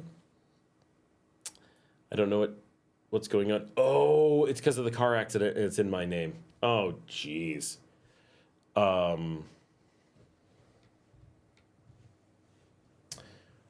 on, someone's asking me a bunch of questions. I'm going to let them know I'm in the live stream.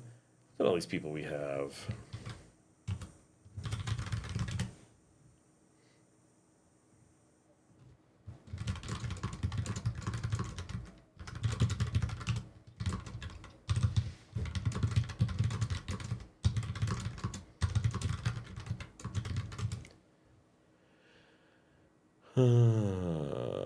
The segue of you leaving to wake up Marcela may be Grammy Award winning. Yeah, I wish I could see these things. It's gotta be like weird. Like, I gotta go wake people up. I'll be right back. Addresses are not secret. People act like they are. Well, no, Ellen, the thing that they're saying is that, like, when they want to sell you a property, no one will tell you where the property is. Quite literally, this one property that we've shown on the show a number of times, and people are really interested in, this really cheap property that keeps coming up, it is absolutely secret. Like, the person who owns the property won't even tell. Oh, Buddhist, hey, I just saw that you joined Nika Graham. That's awesome. I didn't even know you were on the show. You are approved. They won't even tell their agent which property it is for sure. They give a loose description and trust them to go and figure it out and show it to people, negotiate, and only when the negotiation is done and they absolutely must produce it in front of a judge or some city official, will they divulge the actual property location.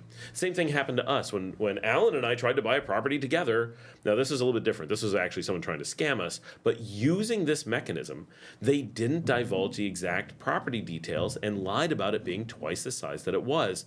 So in reality, they were selling us the property that they actually had and the entire property next to them until it got to the final deal. And then when we looked at the paper, it wasn't the deal that they had agreed to, and so we walked away.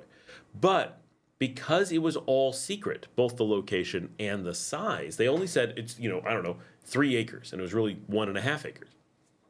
I don't know what the real size was, but it was literally half of what they actually claimed they were trying to sell.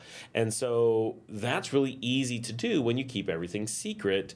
And so you have to be extra careful. And I don't know if that's why so many people default to being secret on everything.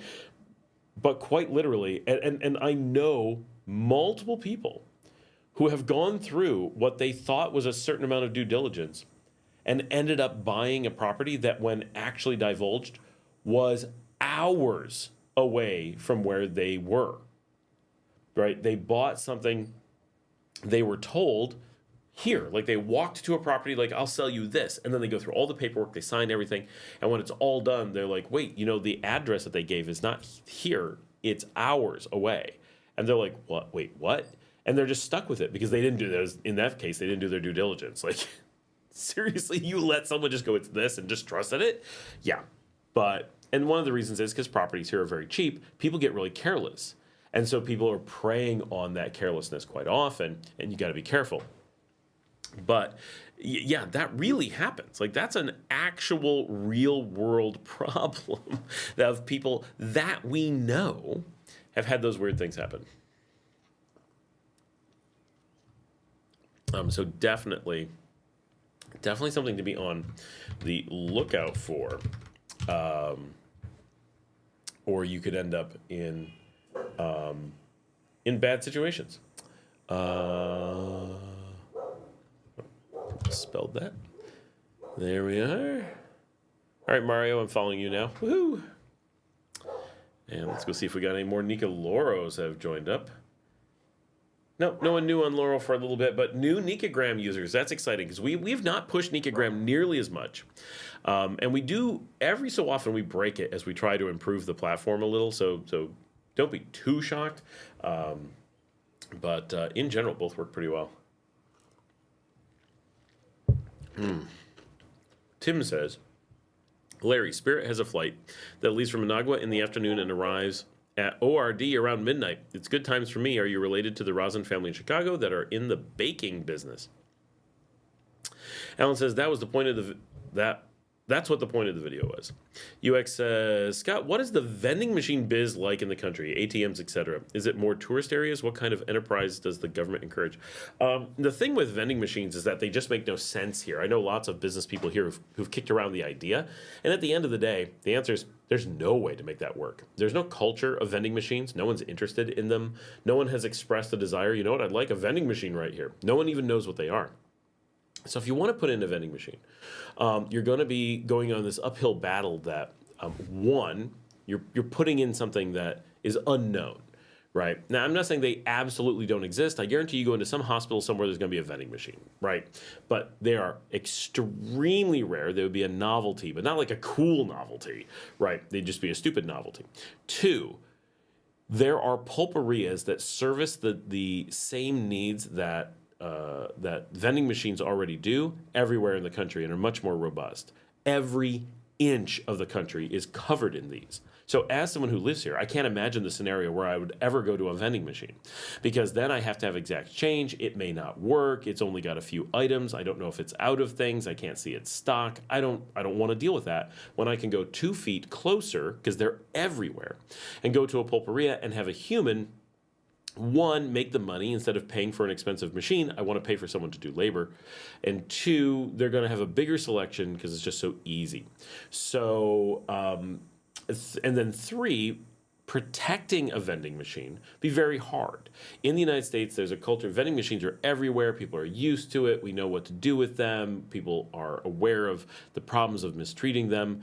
Here, the chances that people will just come up and beat the crap out of it is very high. The chances that they'll get vandalized or stolen, quite high. So you'd have to put in a lot more effort to protect it, all of which comes down to the basics of they don't make financial sense here. They're expensive to purchase and expensive to operate in a market where there's no need for them. I can't think of anything I would want to get from a vending machine because the pulperias act like super vending machines and are so common that it's hard to go on any block anywhere in the country and not encounter one. So where could you possibly put a vending machine where it would have value compared to what's already there? And how do you plan on protecting and operating it when people aren't carrying around exact change? Like there's so many problems with it. ATMs are similar. People are used to only having a few. When you need an ATM, people know where to go. We've talked about putting in ATMs where it's like, oh, we really need one here. But the banks require so much security because you have to have armed 24/7 security from any of the banks here to put in an ATM. And you have to front the money for the ATM. And once you're doing all that, it is so hard to make money. Now, if you own a big hotel and you want to put in an ATM because you already have 24/7 armed guard, okay, and you already have an indoor space that's well protected, okay, and you're already paying for air conditioning to keep it cool, okay, and you have plenty of cash and you can put up the cash to stock the machine so that's not a hardship for you, okay. There's absolutely scenarios where an ATM can enhance an otherwise successful business by just giving more options. And many of the casinos do exactly this. And PriceSmart does exactly this. No problem at all. Makes sense. But if you're like, I'm going to put in an ATM and a vending machine as a business plan, I can tell you the standard rule of business applies.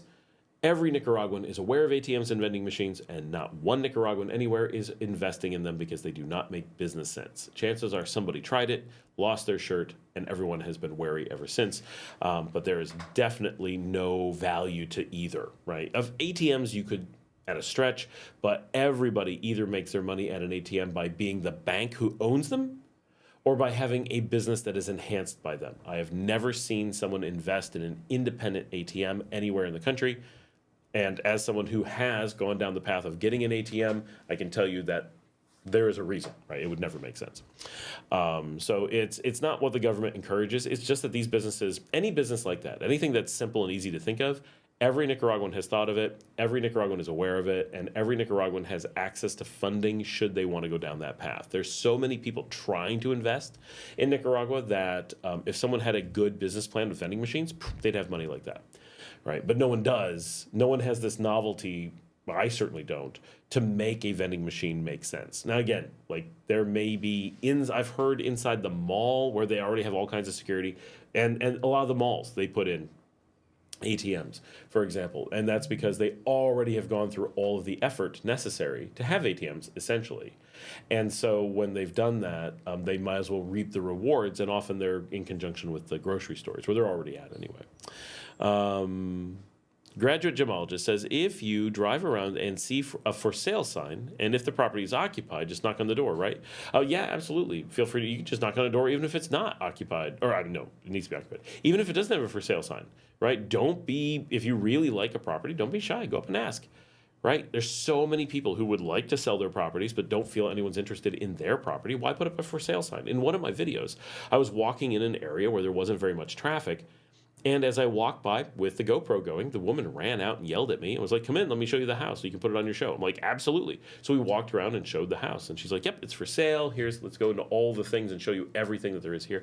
And there was no sign. And they're like, yeah, who's going to drive by? We're on a back road. Like, word of mouth is it. They don't want to pay for agents. They don't want to trust anybody. But if someone walks by and is interested, then awesome, go and buy the house. And so that is that's a very real process, and it's so confusing. But yeah, you can just walk up to houses, and even if they had never thought of selling, if you're like, I will give you a good price. If this house is worth 30, be like, I'll give you 33, 10% over market, and they'll be like, okay, right? In almost all cases, they'll be like, sold, right? Right now, you want the keys? I'll go, right? Because that extra $3,000 could be 1 to 2 years income for someone, especially if they're like struggling for work.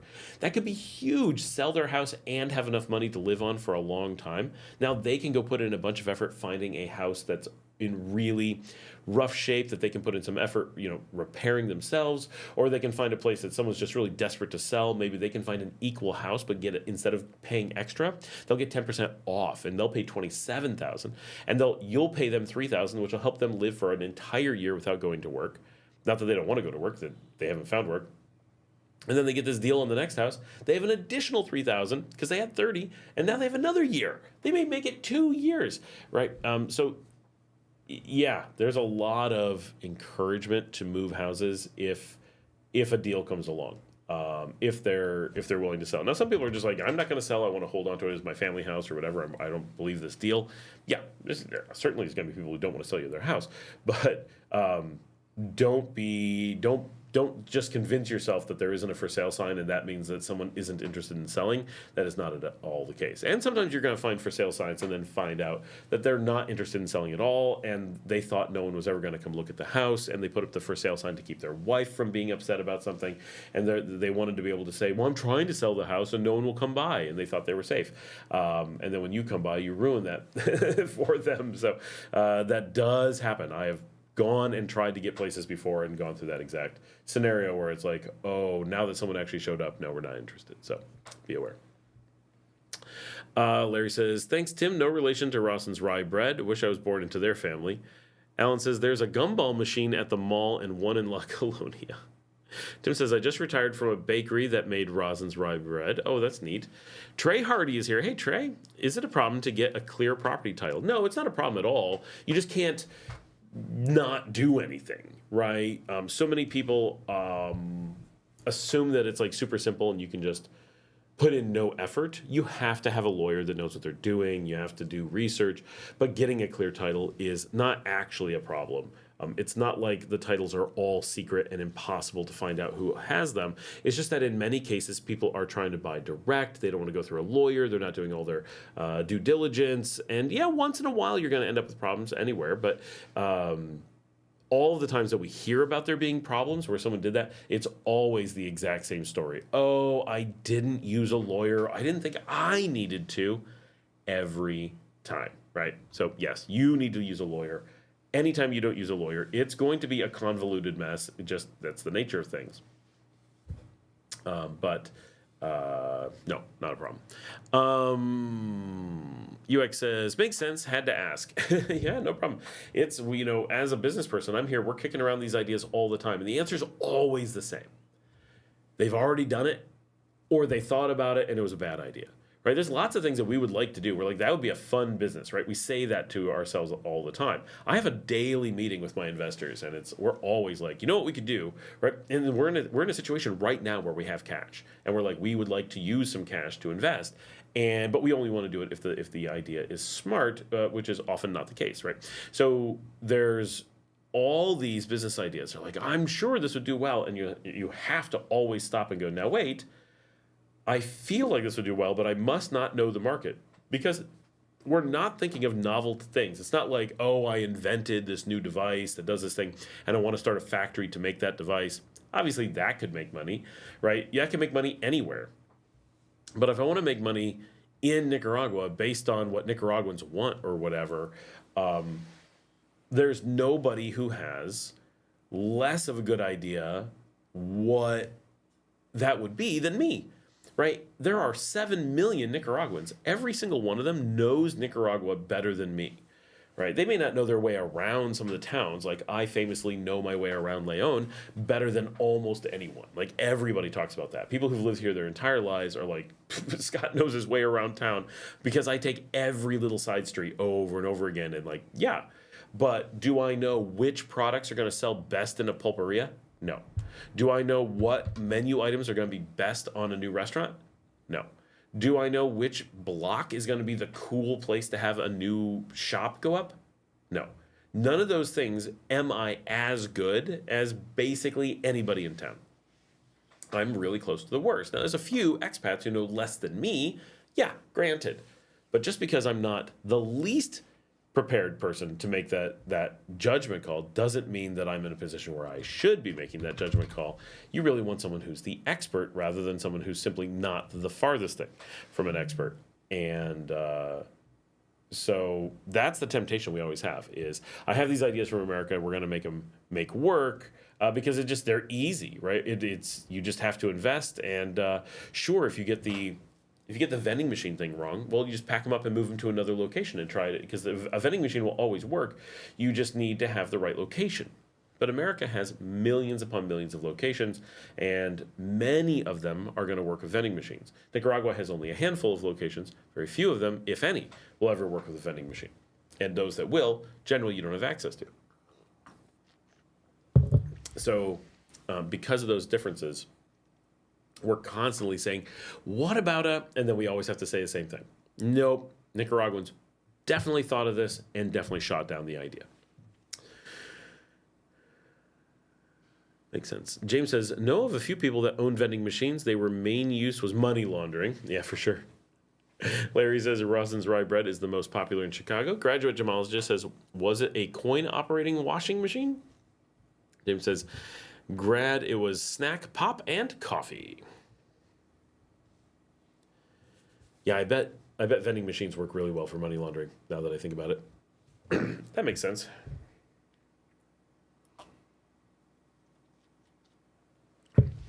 Really big things here is security.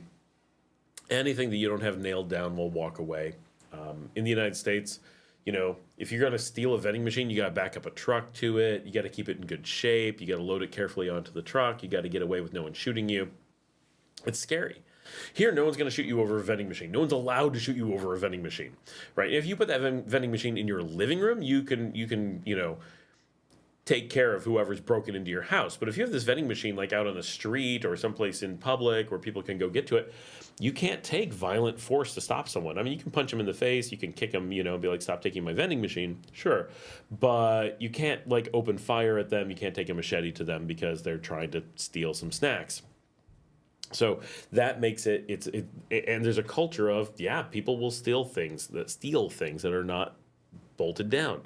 So a vending machine has a really high attraction rate for someone walking by with a machete in the middle of the night to shove a machete into it, break it open, and steal all the snacks out of it, even if they're not stealing the money. And there's this, why not throw a rock at it? Why not, pee on it? Why not whatever, right? And it's going to become, why not spray paint it? Because the risks are low, and generally people don't do that, and this would be a weird novelty that's just inviting problems. In general, I would guess very little damage would actually happen to it. Chances are far more likely is that people just would never use it. What would drive them to? But it's an interesting thing to consider. That one specifically is interesting because we had thought of it recently and ran through this scenario. We all talked about it. We're like, so why don't they exist? Well, okay. So there's no need for them. No one's looking for them. Okay. And why do they not operate as well as the pulperias? Oh, no, they really don't. I've never been to, they're more expensive. And that's a big thing that throws people off is that in the United States, labor is so expensive and stealing is so dangerous and vending machines are so standard that when you put it all together, it's like, well, of course that works. But here, you don't have a third party that's going to stock your vending machine for you. They don't have that service. So you'd be doing all that. The labor in the pulperias is so cheap and has such a massive tax advantage over something like a vending machine because it's creating employment and it's building communities that it would be all but impossible.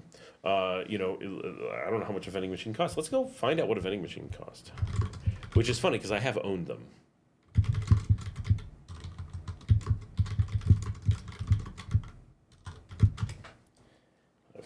Eyelashes bothering me.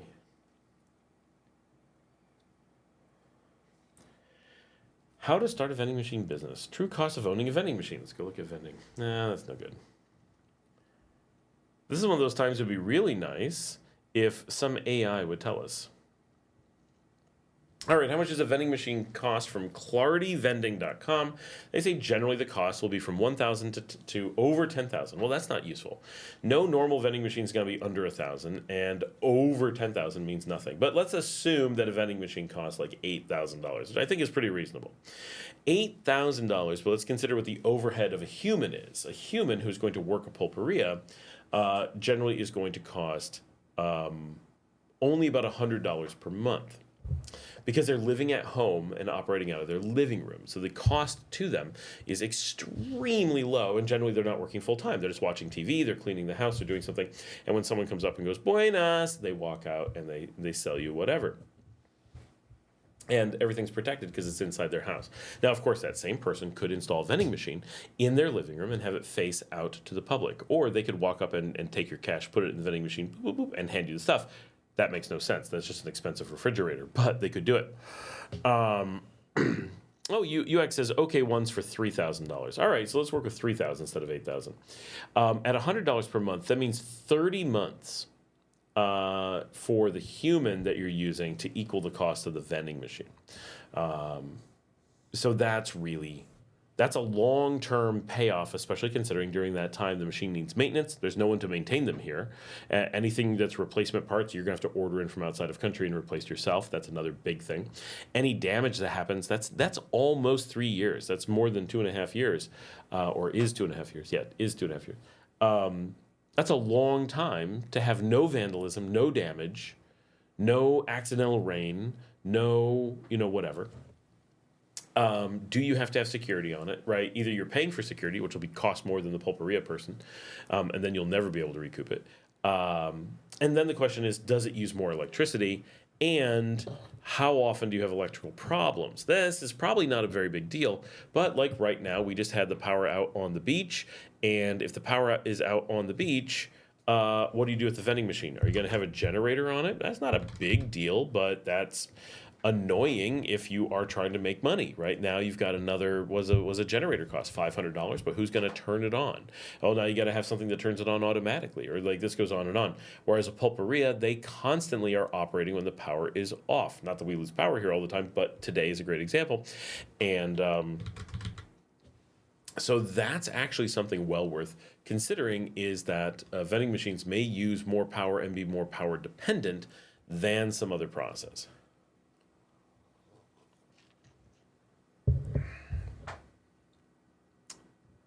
I am attempting to work on those photos that I completely forgot about from a little bit ago. See if I can find them. There they are.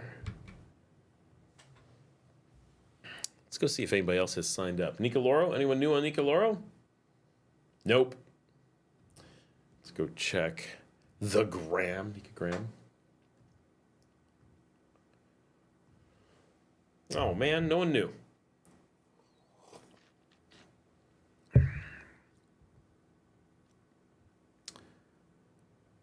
Right, doesn't make sense. Hadn't run competitive analysis. Was just wondering if tourists had infrastructure. Tourists have some infrastructure, for sure, because there's shops everywhere in the country. What's missing is really there's lots of places without hotels, lots of places without restaurants, but also very hard to make money at them. Luke says, my Airbnb landlord just dropped off buñuelos de yara y queso. De yara? I think you mean de yuca. I hope. What's yara? I do love yuca buñuelos. Those are good. Marco Nika 505. Electricity there is expensive. If you use over a certain amount of electricity, your bill will be huge. Yeah, so it varies all over and depends on where you are. And of course, a vending machine, you could put in a solar system, right? But then more investment. Saves other places. It might be a great way to go, but it's more you have to do. Marco says, yeah, you fall into another category of pricing. So vending machines probably don't do that, but they might, because they're machines.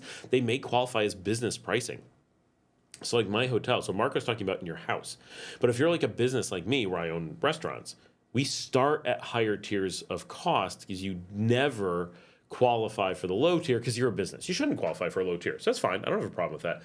But if you're putting in a vending machine, I bet that counts as a business and always pays the high tier, because there's no way that a vending machine could ever be, a person on low income trying to keep the lights on so they can study at night with their kids. Obviously not. It's a machine. So I bet they pay even higher rates than most of us most of the time. BD is here. Hello, Scott. New guy here. Welcome, BD. Awesome to have you here. We've got almost 40 people on right now, and we've been on for just coming up on 2 hours. We'll be around for a while. It's great to have you here. If you have any questions, get in and let us know. Welcome to our chat.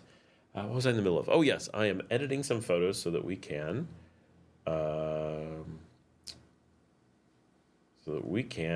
share these on Nicoloro so you guys can see the accident from my car.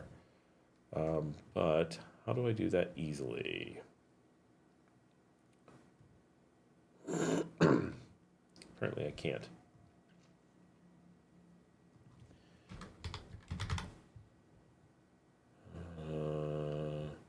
I just want to edit a photo. Like, seriously, Canva. They make some things that Canva does is so good. It's just so easy. And then other things that you do with Canva is like, Canva, I just want to edit a photo. And it's like, no, I'm not going to let you open a file and work from that. I'm going to make you decide what you're doing and then let you put the photo into it. And we'll see if I like the photo that I get. Like, come on. There has to be a better way.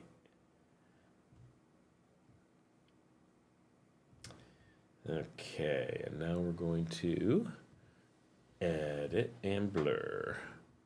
Can expats legally run Airbnbs in Nicaragua? Anyone can run Airbnbs in Nicaragua. The rule here in Nicaragua is there are no rules as long as you're not hurting anybody. That's not truly the case, but that's basically the way it works. So there are no limitations on needing to be in country, have any particular status in country, anything. So for those of you who are not in Nicaragua and have not yet visited, you are fully legally able to buy a house, own a business, invest, run Airbnbs, run hotels, run restaurants, any of those things you want to do, have a factory. All those things would be really impractical and weird for you to do with never having been here. But if it's something you want to do, you are absolutely allowed to incorporate companies, buy property, sell property, buy cars, all those things. No problem at all. Now, your bank may not like it. Dealing with money transfers might be a big pain in the butt. There's all kinds of things that may not be practical, but it's really not a problem at all. So it is surprising to me just how often people have gotten the impression that you need to be here or you need to have some kind of status for something, because that really doesn't apply. I realize a lot of countries do have those kinds of limitations, but certainly not here. James says, a person Granada way, they purchased a motorcycle, had it registered insurance in another person's name. It was set up as monthly lease payment. Can be done, yes. All right, I got the first car picture worked, more or less. It's all right. Here's the second one. Let's see. And I got to blur that one. There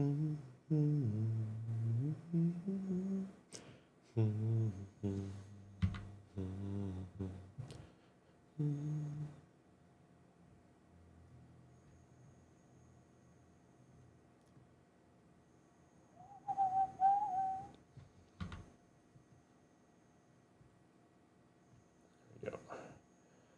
This will do it.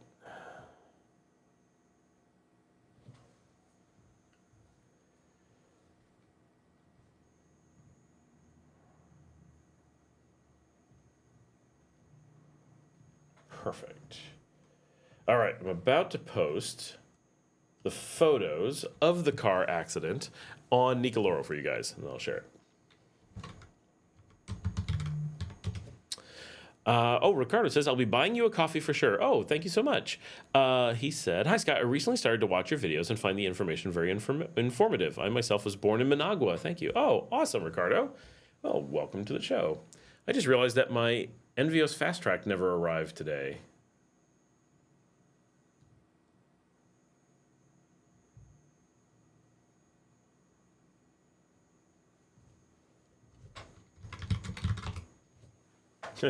And I didn't respond to them for a couple hours.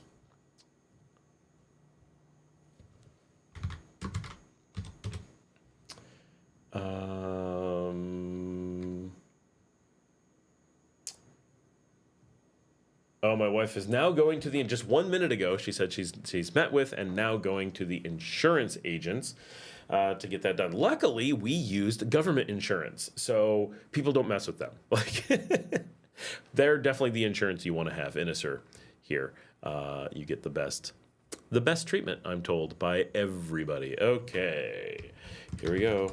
Minor car accident today. Moto just slammed into the back of the parked car. Really, they weren't looking at all. Hit and run, though. So we didn't catch them. Car was so new, I hadn't taken photos yet for the channel.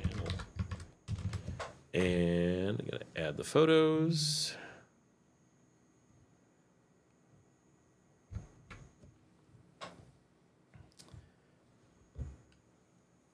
This is kind of nice having Nicoloro that I can share like photos to you guys really easy.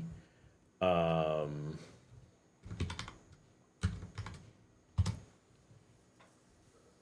I think I need to give Marcela a new laptop. Always something. Always something. Everything now, her laptop is old. Like, legit, she needs it. Oh, ATCMTN Man has joined our Nicagram for the night. Awesome. Thank you, new people. And there is the Nicoloro post. Go for it.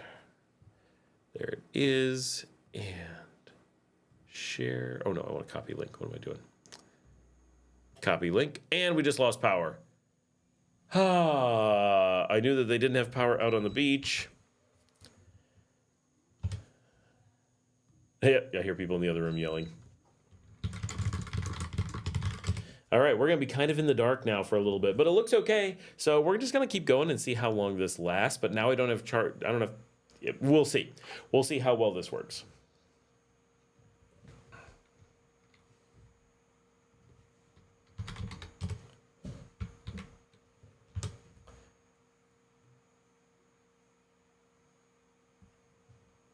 Lesson learned, take photos of car while it's still on the lot. Yeah, no kidding.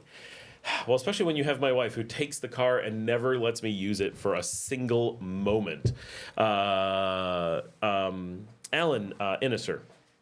Luke says, is CargoTrans the final delivery service for your Fast Track? Yes, CargoTrans got it, I think, last night, and we've not heard from them today. They were supposed to be here sometime today, and we've not heard a single thing. So, wait, I mean, they still operate late here, and obviously they're coming from Managua, so maybe it shouldn't be here yet. Like, it happens. So I'm not like freaking out. It's been weeks. I was not expecting it. I just paid for it yesterday. I was hoping it was going to arrive today. I wanted to hook up the new microphone thing on the show. Oh, the power's back on, by the way. That was seconds. But it doesn't turn my lights back on automatically. So I'm sitting here in the dark, but everything has power. Rod is here. Hey, Rod Wash. I was in Managua in October 2024, so just a few months ago.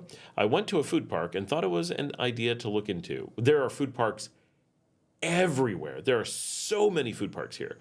So be aware that every town has more than they can sustain, and here in Leon, the main food park already went out of business. We were talking about it earlier on the show, that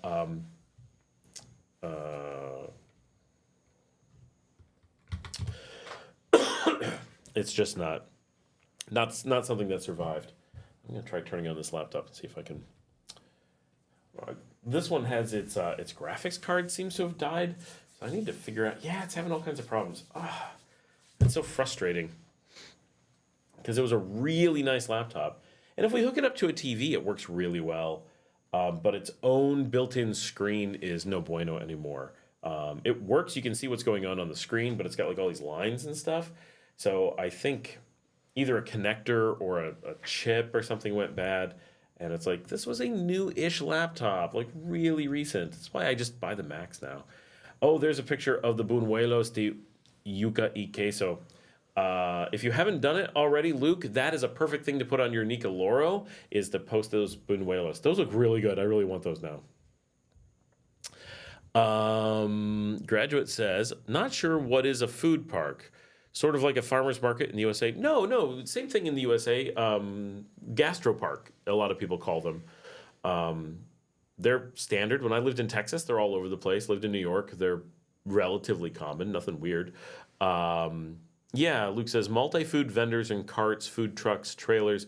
More commonly, in my experience, in Texas, they did the food carts, trucks, because it's all like hipster. But most places that I've been, they do. Trey just says ATC. Trail name, Appalachian Trail Conference Mountain Man. Aha, there we go. Hey, Trey. In most places that I've been, they actually build the food parks out of like stable structures rather than trucks because they just work way better.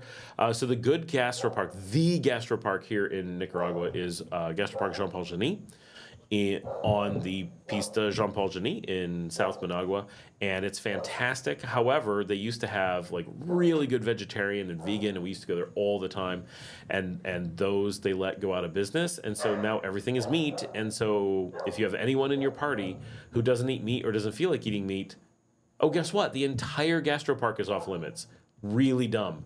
They shouldn't have let the vegetarian place that was one of like 30 restaurants go out of business because it impacts the other 29 businesses. That's where there's problems.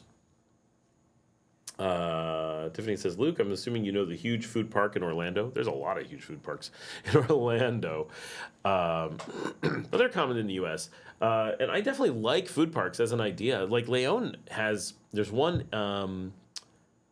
There's got to be 4 just in the city. Nagarote has, sometimes the city builds them, but Nagarote has a new food park. I think La Paz Centro has a food park. Managua is just every neighborhood has a food park. There's some places that mimic food parks, but the main one here downtown went out of business. They just couldn't keep it going. I don't hit Orlando often, but I'm small. I'm not small or a stranger to food. Any new Nicogrammers? No. Any new Nicoloros? One new Nicoloro. Very nice. Oh, it's La Marcelita. I thought she already had one. That's weird. Marcela, pienso que tenéis una cuenta ya. Pero quizás solo está en Nicogram. Puedo checar. Un momento. Search at Marcela. Sí, tu cuenta en Nicoloro. Oh, no. En Nicogram tenéis Marcela. Y Nicoloro.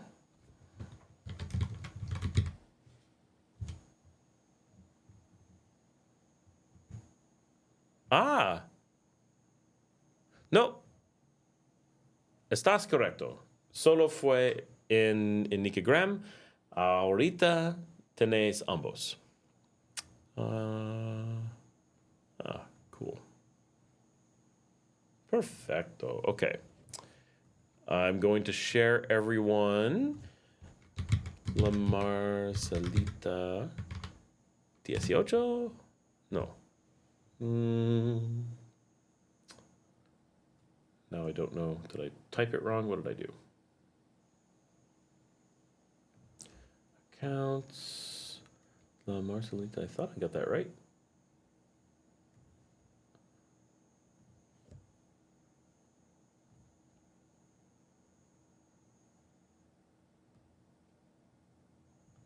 The page I'm looking for is not here. What just happened?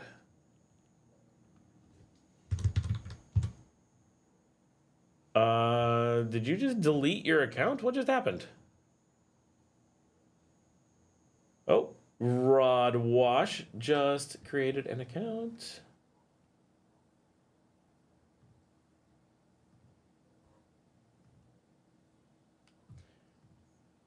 Yeah, she definitely deleted her account and disappeared very quickly. What?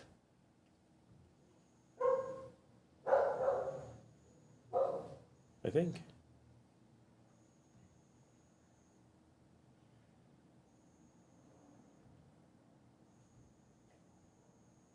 All right, let's see if we can follow. Anyone? That's not working.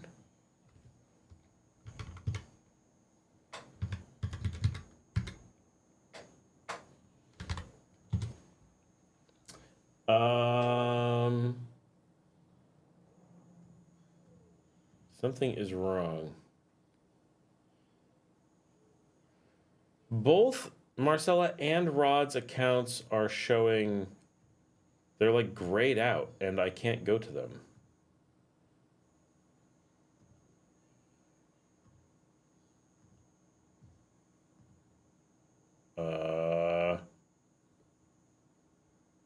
That's new. That's not good.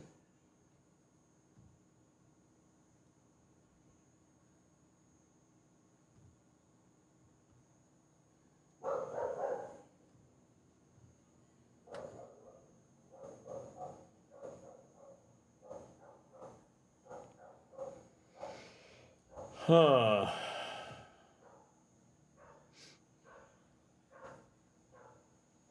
Login status confirming. It's approved but not yet confirmed. Okay.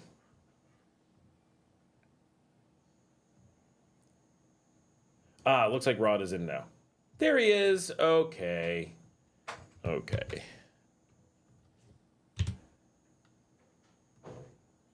All right, we just added Rod. Rod is here. That's in Nicoloro, so everybody can go follow Rod now. The food park. I'm assuming you know the food. What's Nicoloro? Corey is here. Hey, Corey. Nicoloro is, Loro means parrot. Let's type this here. This is like Twitter for Nicaragua. But it's, should I turn the lights back on, or is this just awesome? I kind of like the glow of the light glow. Let me bring some more. That's my monitor giving me all that light. And this monitor is not. Let me see if I can get more. No, nothing. Everything's so dark on that monitor. I need to find something with white in it.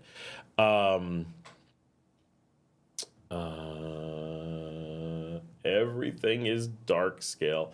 Let me go turn on these lights while I keep talking. So Nicoloro is like Twitter, but it is for here in Nicaragua. It is not controlled by some giant crazy company. It is small and designed for friends of and people in Nicaragua. It's been around for 2 years. Not a ton of users, but it's a neat place to go in and get status of like events going on in the country. It's a great place to connect with those of us in the community. Like, it's where I will post what I'm doing on a given evening, or like I'm out on the beach and I'll be like, here's scenes from the beach or whatever.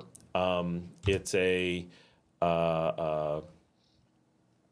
it's like Twitter, place to share, pictures of your food or whatever. Hopefully Luke shared his buñuelos on there.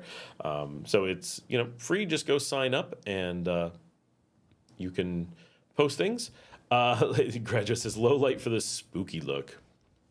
I do like it when it's low light. It's a little bit too low. If it was just a little bit more, if I didn't have it change every time I change something on my monitors, it wouldn't be so bad. That creates a little bit of a problem that it's constantly changing. Send a note to Marcelita.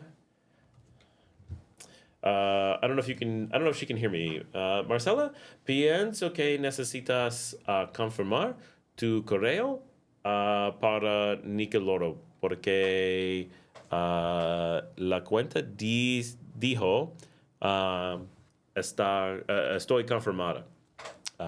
Entonces, solo necesita... Oh, I can confirm.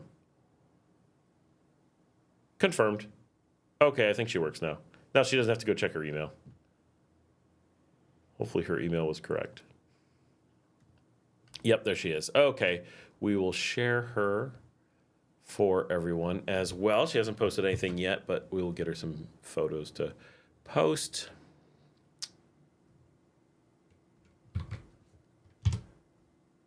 There we go. All right. Everyone should definitely go follow me, of course, and definitely follow Marcela on Nicoloro. It's a great way because she's always out and about and doing things as well. So it's a cool way to connect with people.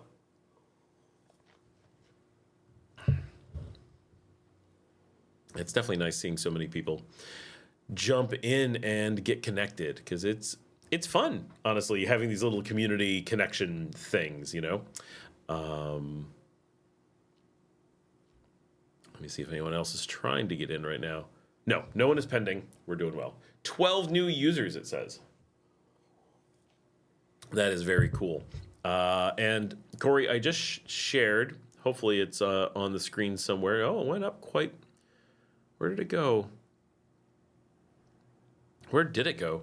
Hold on, I gotta find my, I shared pictures of the car accident. I was not in the car. I was here on the live stream, and my wife had the car parked. She wasn't in the car either. And someone just slammed into the back of our car while it was parked and did a bit of damage. And so Nicoloro, this was a great example of how using Nicoloro, I'm able to share photographs with you guys to let you know what is going on there. So go to that link and you can see the pictures of the car that was just hit.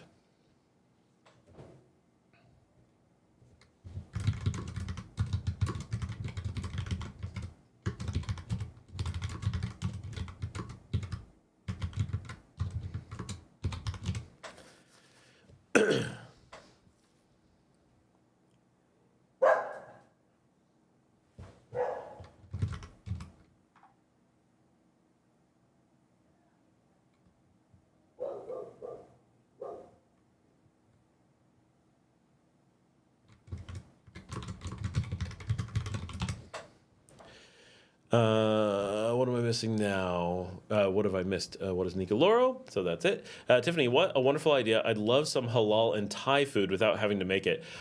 Yeah, very hard. So there is a shawarma place here that people like, but I don't know if it's halal. I've tried to look and it doesn't say. There is no Thai food that I've found yet in the country. If anybody finds any, definitely let me know. That is something that we go to Costa Rica for.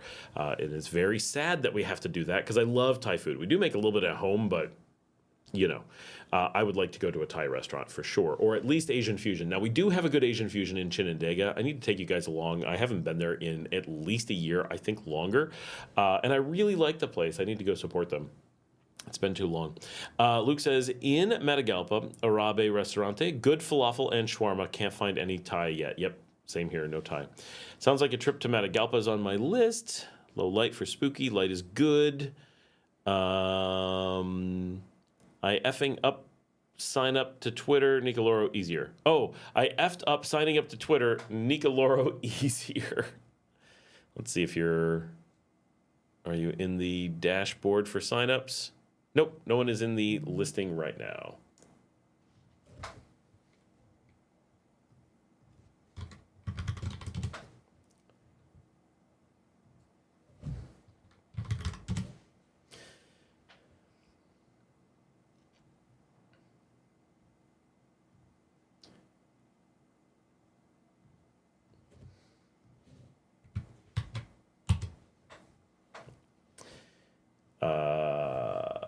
Hold on, I gotta translate some word I do not know. It was just said to me.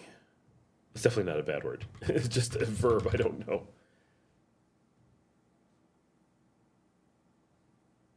Oh.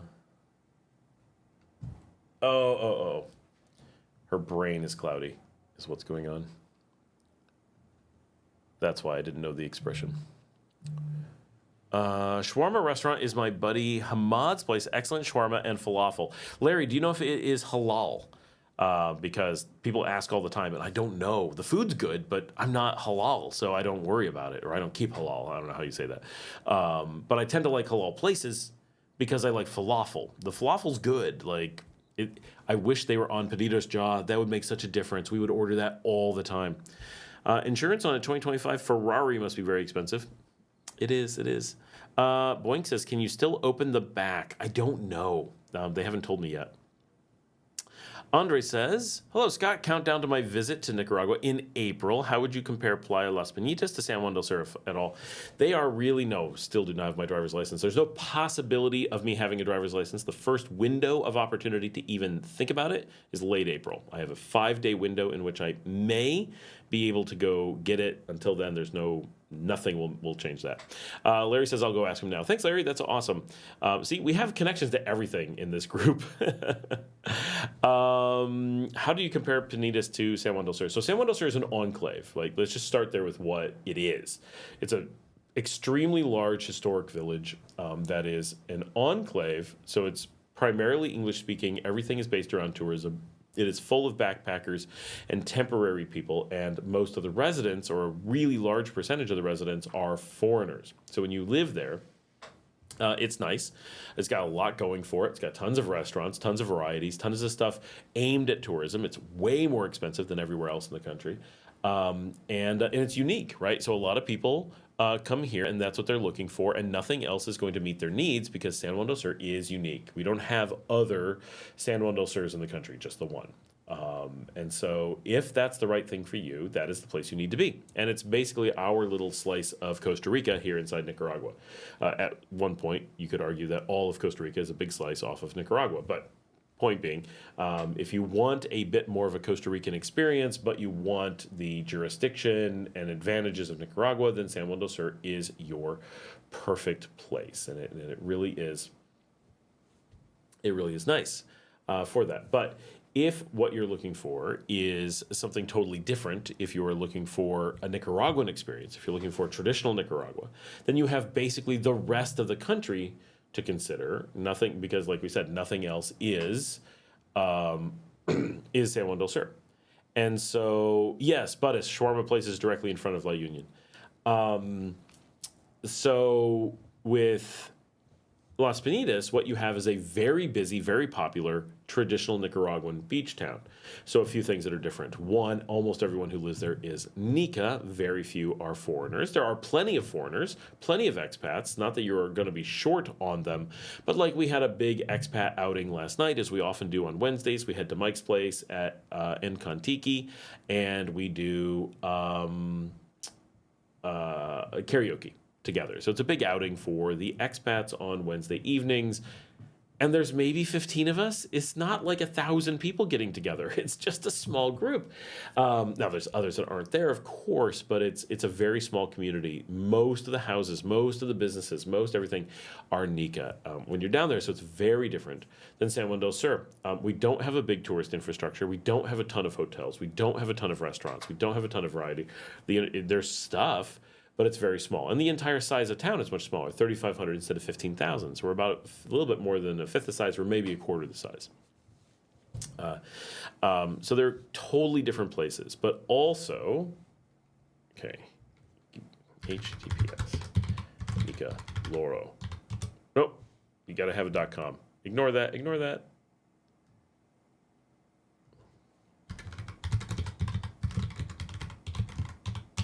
There you go. So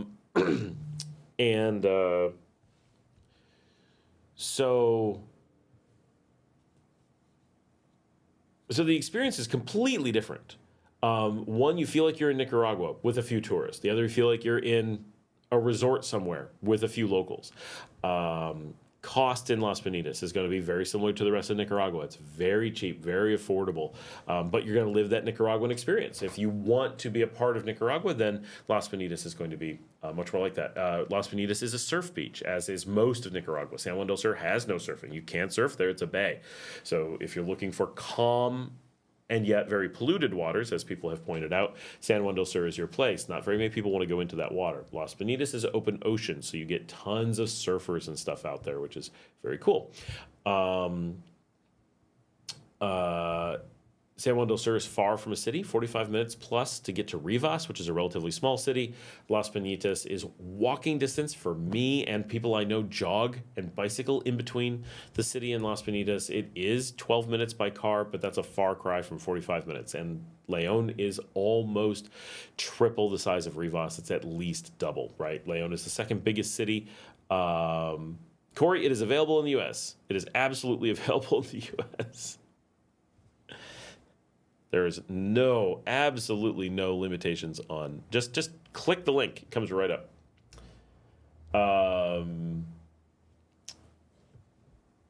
San Juan del Sur read something about gold rush in the area. Yeah, it became popular during the 1849 gold rush. It was the place where the 49ers would cross and then go into the water on the far side. Here, I'm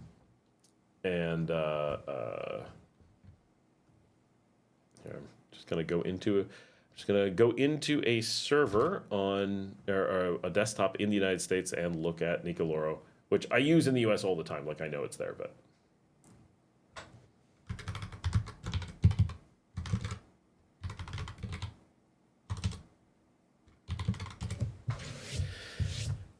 But yeah, so it definitely works in the U.S. No problem at all.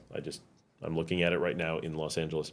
Dent on the car looks like a lift up pickup or Mataburo.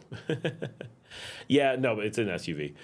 Jumpler says, how would you happen to know the estimated expat population of San Juan del Sur, Leon, and Matagalpa? Just curious. Thanks as always. Oh boy, that's gonna be hard. San Juan del Sur, it's in the thousands for sure. Like it's huge. It's easily 3,000 to 4,000 in San Juan del Sur. In Leon, I think it's several hundred. In Matagalpa, I don't know if there's 100, but I'm very much guessing. But the drops are dramatic between them. Corey says Jones. James says, going to Matagalpa in a couple of days. Where can I buy the best bag of coffee? Probably at the fancy coffee shops right near the Central Park.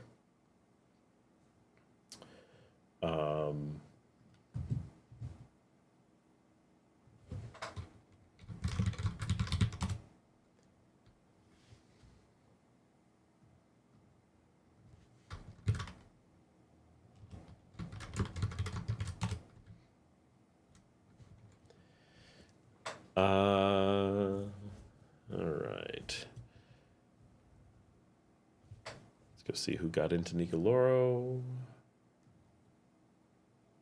Nope, no one knew yet. And Nika Graham. I don't need a remote desktop.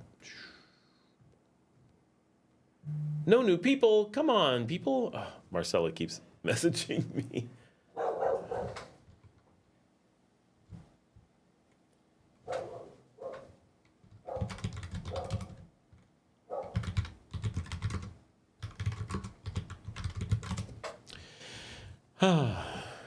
They export the best stuff. It's true they do export the best stuff, but there is some really good shops in Matagalpa.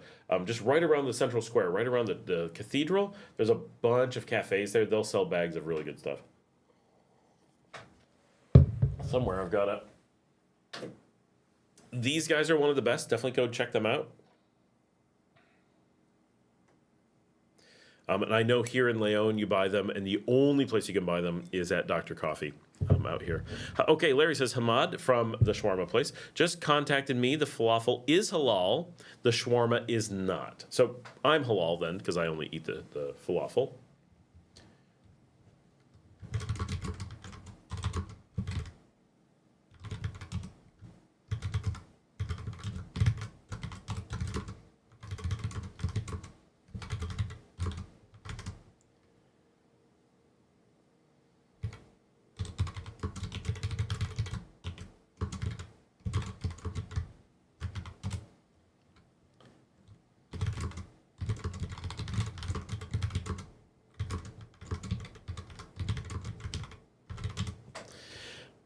Vince is here. Hi, Scott, he says. Luke says, power has been out for 5 minutes in Matagalpa.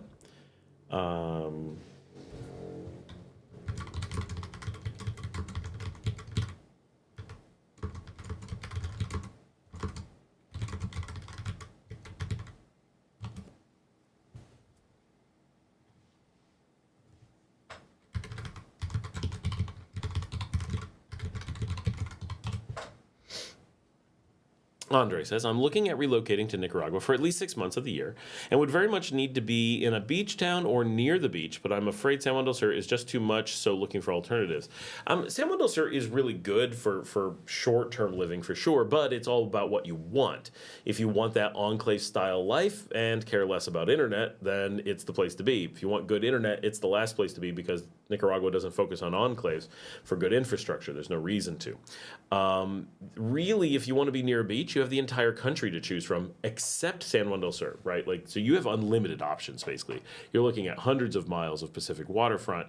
You could be anywhere, so it depends. Do you want to be near a big city? Do you want to be out on your own? Do you want to be in the south, the north? Like, there's so much to choose from. Are coffee roasters common in Nicaragua in major cities? I mean, they exist. You're going to find someone roasting everywhere, but they're not a popular thing. You don't go find coffee roasters on every corner or anything like that. Coffee as a culture does not exist that much here. Managua, of course, has some. Dr. Coffee here in Leon, Sakura downtown. Matagalpa certainly has now developed a cafe culture, but in general, we're talking about very few and far between type places, and a lot of places you'll go to just don't have much of anything at all. If you're in Rivas, probably, I'm guessing, but I can't imagine, you're going to find very many cafes, and the places that are there are mostly just selling bagged coffee, roasting their own, doing anything special. Very difficult, very unusual. I'm just noticing that my monitor is only just now showing the power outage, which was quite some time ago. So I actually live by a coffee roaster, but I don't really like their coffee. It's okay. But like there's one here in Leon, as far as I know. Like it's just not, people just aren't into it in that way, which is too bad. Like, cause I love that stuff, right? Little local roasters and unique blends and cafes that take it really seriously. But we really just have Dr. Coffee doing that here, and pretty much no one else takes it to the same level, which is why they're the only ones authorized to sell this coffee, right?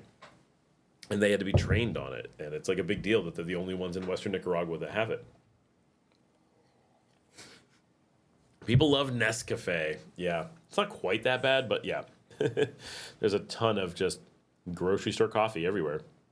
That's what everyone does. Espresso at home? No, not a thing.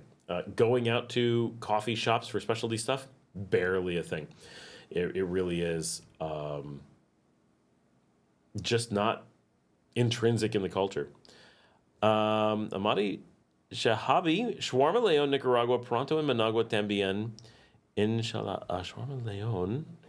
Oh, the Shawarma Leon is going to be in Managua soon as well. That's awesome, except I live in Leon, so I'm not going to go to Managua for it, but that's awesome. They have great shawarma.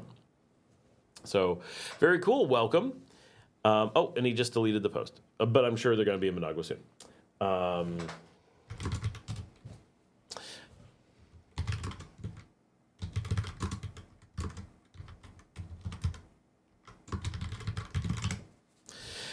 John says, a fellow YouTuber stated that Matagalpa had very limited quality dental services. Would you have any knowledge of this? I know who you're talking about, and I know exactly why they said that. It's because they went out of their way to make sure that they avoided dental services. He spoke to his wife's family, who had a bad dentist that they swore about, not swore at, right? So they told them, oh, this is the best dentist. And he didn't shop around, and he didn't listen to advice, and he didn't talk to anybody. And they went to the family dentist who had never treated them well and was terrible. And then he reported that there was no good dentistry, even though all of us have access to good dentists and plenty of references. So it's one of the problems where it's easy to find a problem. Just like vets, right? Are there good veterinarians here? Absolutely. But if you go out of your way and don't listen to anyone, don't want to talk to anybody, if you have an old Nicaraguan family who has a family vet who is not even a real licensed vet, and they just harm your dog and make a quick buck and don't do anything, and you don't look around and you just go, well, there's no good vets, obviously you avoided looking for good vets. And do I know a good dentist in Matagalpa? No, not off the top of my head, but are they? Yes. Nicaragua is famous for how good its dentistry is, right? One YouTuber who stated that he didn't do anything to find a good vet, a good dentist, tried one dentist and had a bad experience. That's exactly what you would expect from the process he followed. So that's frustrating that people do that and then report that there aren't dentists, right? He didn't check. That was very disingenuous. So, and I'm upset about that. Like, that was specifically, I talked to him at the time. And I'm like, seriously? Like, I've got these great dentists that you're avoiding. He's like, yeah, but my wife's family said. I was like, uh-huh. But that's, bad process. Now, it's not that a local family may not know a good dentist. Of course they might. But they easily will not. Because they're often not shopping around. It's often an old family friend. They're often told that's what's good and how much experience they have. Whereas when we went out and looked for a dentist, we had a whole bunch of locals, or I'm sorry, a lot of long-term expats who had built up a reference for someone that they trusted. And just to be clear, the dentist that we all rave about is actually from Matagalpa. She's just not there anymore, but she actually was Miss Matagalpa. Like, that's how I remember where she's from. But yeah, not a difficult thing to find a good dentist. But if you don't put in any effort, just like in the United States, if you don't put in any effort, you can easily end up with a bad dentist. And here, someone who's really bad is more likely to get away without proper licensure than in the U.S. There isn't the giant lawsuits to really make it scary to have. But, that it comes off as there's very limited quality dental services. No, they didn't. That is not what they were looking for. You won't have any problem if you actually honestly do a search for it and put in a small amount of effort, like anything, right? So that's the thing here is or with anything, right? It's like that YouTuber in Paraguay who decided to say it was impossible to buy houses in Nicaragua, even though they can see all of us are buying houses with no problems whatsoever. They're like, you're not even able to do it as an expat. We're like, we're expats. We all have houses here. Right, I don't know, hundreds of expats who have houses. Like, it's obviously untrue. It's demonstrably untrue that there is this problem getting houses. And yet and it's not even that he did have a problem getting a house. He claims he had a problem getting a house, which is not the same as actually having the problem. He never said what his problem was. He just said it couldn't be done, which makes no sense because he knew it could be done, right? Even if he did have a problem, it is at best that he had an isolated problem that he didn't solve. Maybe he didn't have a lawyer. Maybe he didn't have the money. Maybe he didn't know how to do bank transfers. Maybe he's on a wanted criminal warrant, which is very plausible given some of the stuff that we had found about him. That would not be surprising at all that he was a violent person escaping stuff. And he had posted things that suggested such. And so being that type of person and then claiming that he had a problem, this is unrelated to what we're talking about, right? This is a person in Paraguay, but claiming that buying a house is very difficult. It's not that no one can run into a problem, but no matter how many people fail to understand how to buy a house, it doesn't change the fact that if someone is able to go out and reliably buy houses without a problem, the problem is knowing the process or going through the right steps, not being able to do so. Right, and that's the thing with the dentistry. Those of us who are willing to put in a little bit of work are going to find no problem finding dentists. People who are not going to do that may encounter bad dentists, but they shouldn't be reporting that none exist. They should be reporting that they had a bad experience, and he should have done some self-reflection and said, why did I have a bad experience? Because I didn't ask, and when people gave me advice, I didn't listen, and I tried a process that I thought would be good, and it was not any reason to avoid it, but to report honestly on it, it should have been, I tried this one person that I didn't verify someone had done a comparative against. And that's one of the problems you run into, right? So if, imagine I have a family dentist and I'm like, oh, they've been great for years. And then you say, wow, they don't even know how to do basic stuff. And you're like, oh, I never actually needed anything hard. They just cleaned my teeth. I never compared them to other dentists and I never had something that required them to do a bunch of work. Well, that's fine. And it's fine to give a reference that, yes, they've been good. But it's important to understand the context, and this is like my video on why expats give bad advice, right? The average expat is not testing out a whole bunch of dentists. They're trying out one or two and saying, well, this one was better than that one, so this is the good one.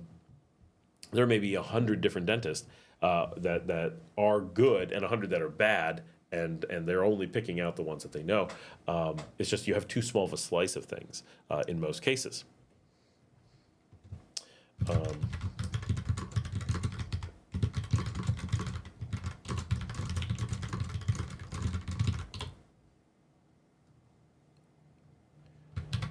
Sending a message about cargo trans.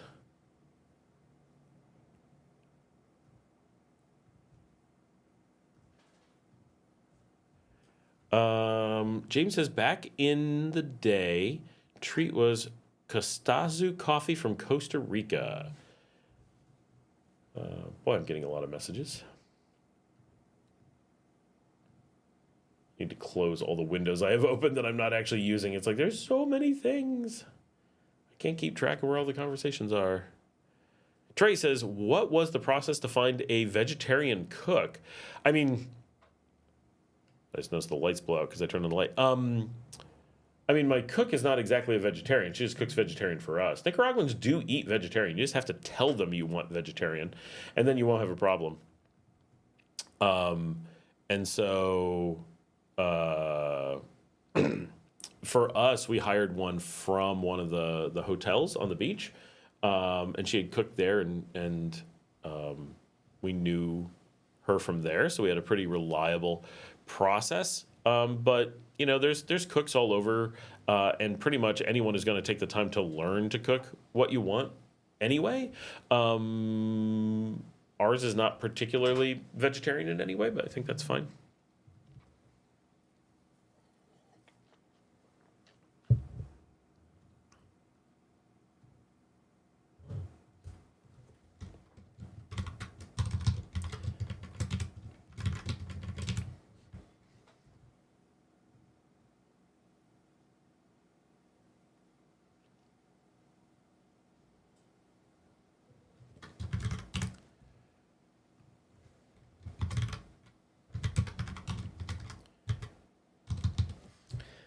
All right.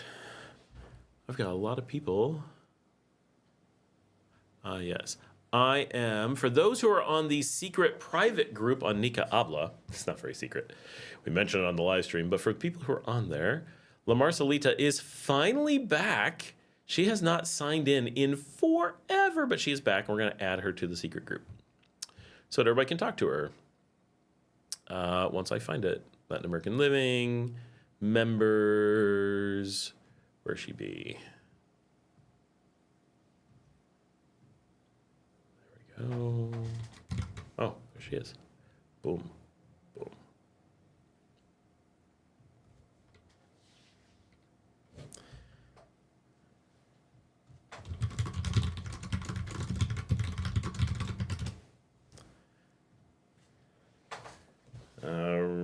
Right, I swear I was going to go check on something. Oh, I think the dog's at the door. That's what I need to do. Is there a doggy? No. Yes, there's my doggy. Come on in.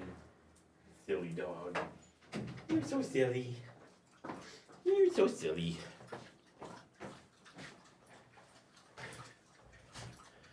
Okay.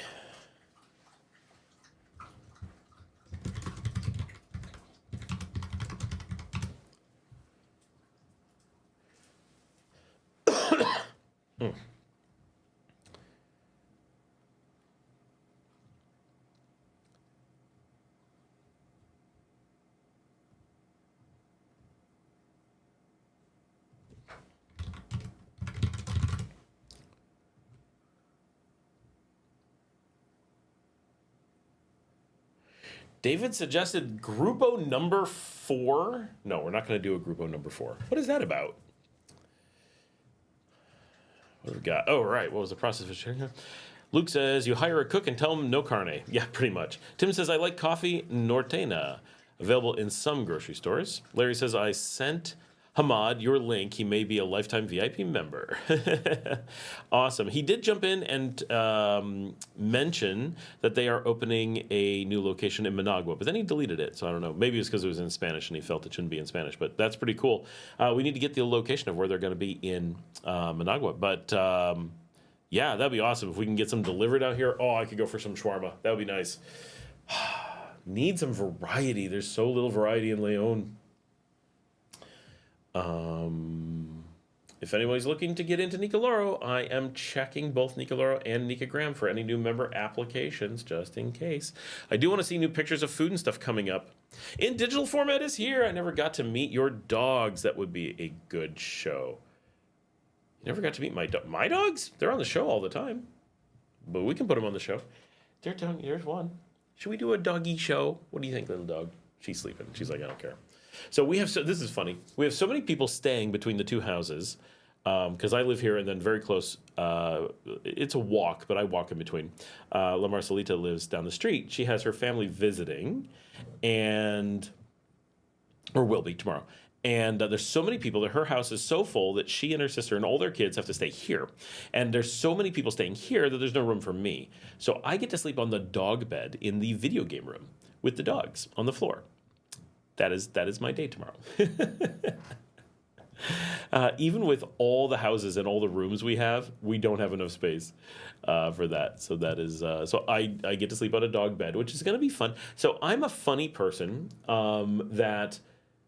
To me, like things that I need for sleep is just a surface that is not so hard as to actually bruise me, and my dogs. And that's pretty much all I need to be happy.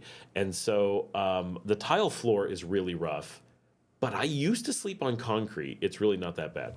And the dog bed is very comfy. The dogs love it. Everyone, Marcela has laid down in it, and she's like, this is so nice. I want one of these for home, for me. Right now, I'm quite a bit bigger than she is, but I can pretty much fit on it. The important thing is I can't let my knees be on the tile. They will get hurt. But anything else, like my hands, my legs, they can be on the tile and it won't be a problem. So as long as I've got my torso, my head, and my knees on the dog bed, then the dogs can pile in with me, and I can just put it like a little blanket and sleep on the floor, and I will be good. But she's like, no, you can't do that. I'm like, it really doesn't bother me. Like, that's more funny than anything. When I'm at my sister-in-law's house in Texas, I've been sleeping on the floor for years and years. They try having like air mattresses and stuff, and they always like deflate and don't do any. They're so worthless that and it's like, this is just. It's not worth it. Just let me sleep on the floor, especially there because it's wood floors with carpeting. Like, that's comfy. Just throw down a blanket. I am good to go. I need nothing else. But Digital says no hammock. So we have hammocks. I can't sleep in a hammock due to sleep apnea. I would suffocate. So I can't consider that. I do have tons of hammocks. They're everywhere. Tell us the truth. How'd you piss off the wife? Yeah, she's not staying here. So my wife is staying out on the beach, I think, on Friday. She's got friends in from Canada, so she's staying with work every day. So she's not coming home. So luckily she's not here because Marcela's family has to have my bedroom, which is why I'm sleeping in the game room. But none of our couches are big enough for me, so that wouldn't work either. I have to sleep on the floor. But luckily, it doesn't bother me at all. Just a funny situation. All right, we got 33 people still on. We have a lot of people on, and it's only 7:20. We're still pretty early. We got started at a good time today. That was nice. For anyone who is new in the last little bit, we are signing people up on Nicoloro and Nicagram. So if you have not signed up yet, get in there, make an account, post pictures of your food, talk about your adventures in Nicaragua, connect with where we go on different nights and what we're doing. And you can see the pictures if you join Nicoloro and follow me. You can see the pictures of my car that was hit by a motorcycle a few hours ago while we were doing the show.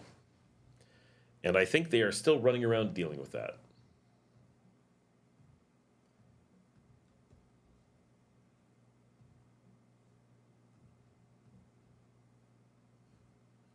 Refreshing everything.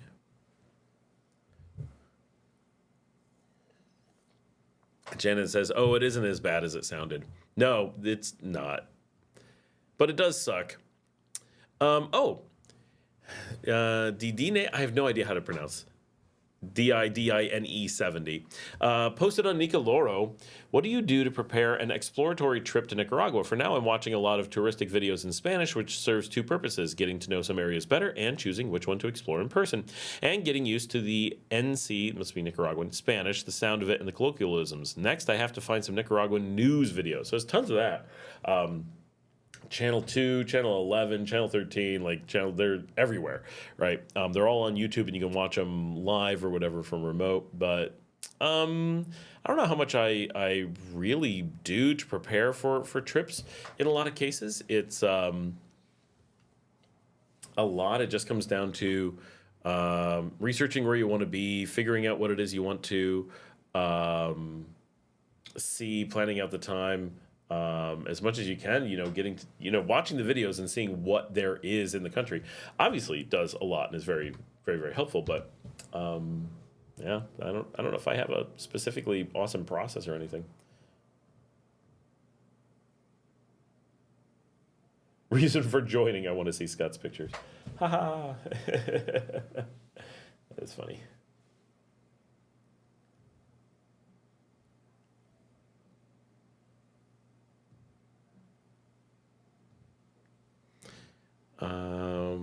See, you guys have gotten quiet. I need interaction.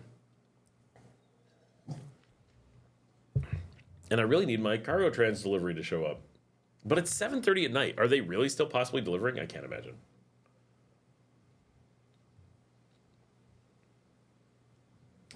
So I'm guessing it's a tomorrow thing.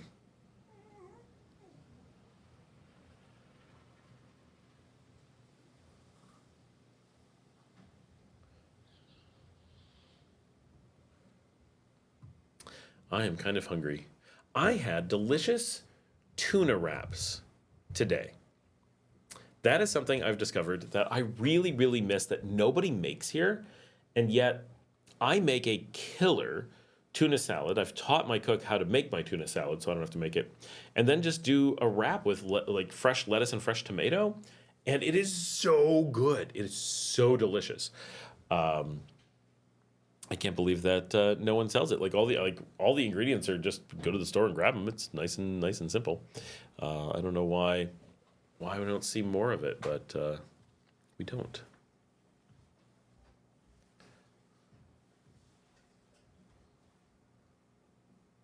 Oh, did I share this? I think I shared this earlier. I'm going to copy link for those who have been on Nicagram. Where's Marcela? Right in digital? Where is she? She's somewhere in the other room. She's doing some work. She might be on a call with Osvaldo. I'm not sure. Getting some work done. She's working for Nicaragua right now. And this is a picture of her from the other day on Nicagram. So you can go check it out. And Digital says that show in the park was great. I assume you mean the empanadas show. That was fun. I'm really glad we got to do that. That's Russell, who often makes the food that we send to my kids while doing the live streams or on Friday nights. That is her. It's a good friend of ours. And she was asking to be on the show. We're like, this will be fun. Let's go do the empanadas. And so it was neat. And it's nice that I had some opportunity to get some shots and to put some people on the show. So obviously Janet, who's always on the live stream, was there on the show, and her husband Mancho. And my wife Dominica was there. Ida, my cook that lives here, was on the show. She was the short one that did she did the little dance for the empanadas. And Ava, a good friend of mine, was on the show. She is the one that Janet got Tommy the dog from, and is moving to Australia that we were discussing earlier. So it was a lot of people that one way or another reference from the show were there in that episode, hiding one place or another. Now, Marcela was not with us in that one, which was surprising.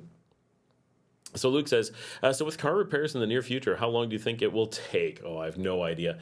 So those repairs have to be done, I think, at the dealer in Managua. So we got to take it into Managua. Now, we had to go into Managua for some things anyway. We're always going into Managua, but they're supposed to be going to San Juan del Sur and all kinds of things in the next week. Like, there is no time for the car. Like, literally, the car has not been at the house in 3 weeks. Not one day. So it's so busy. It's putting on so many miles. I don't know how they're going to get it to Managua to do anything. Like that really is going to be a problem. But I don't know. They're dealing with the insurance bits right now, and we will see.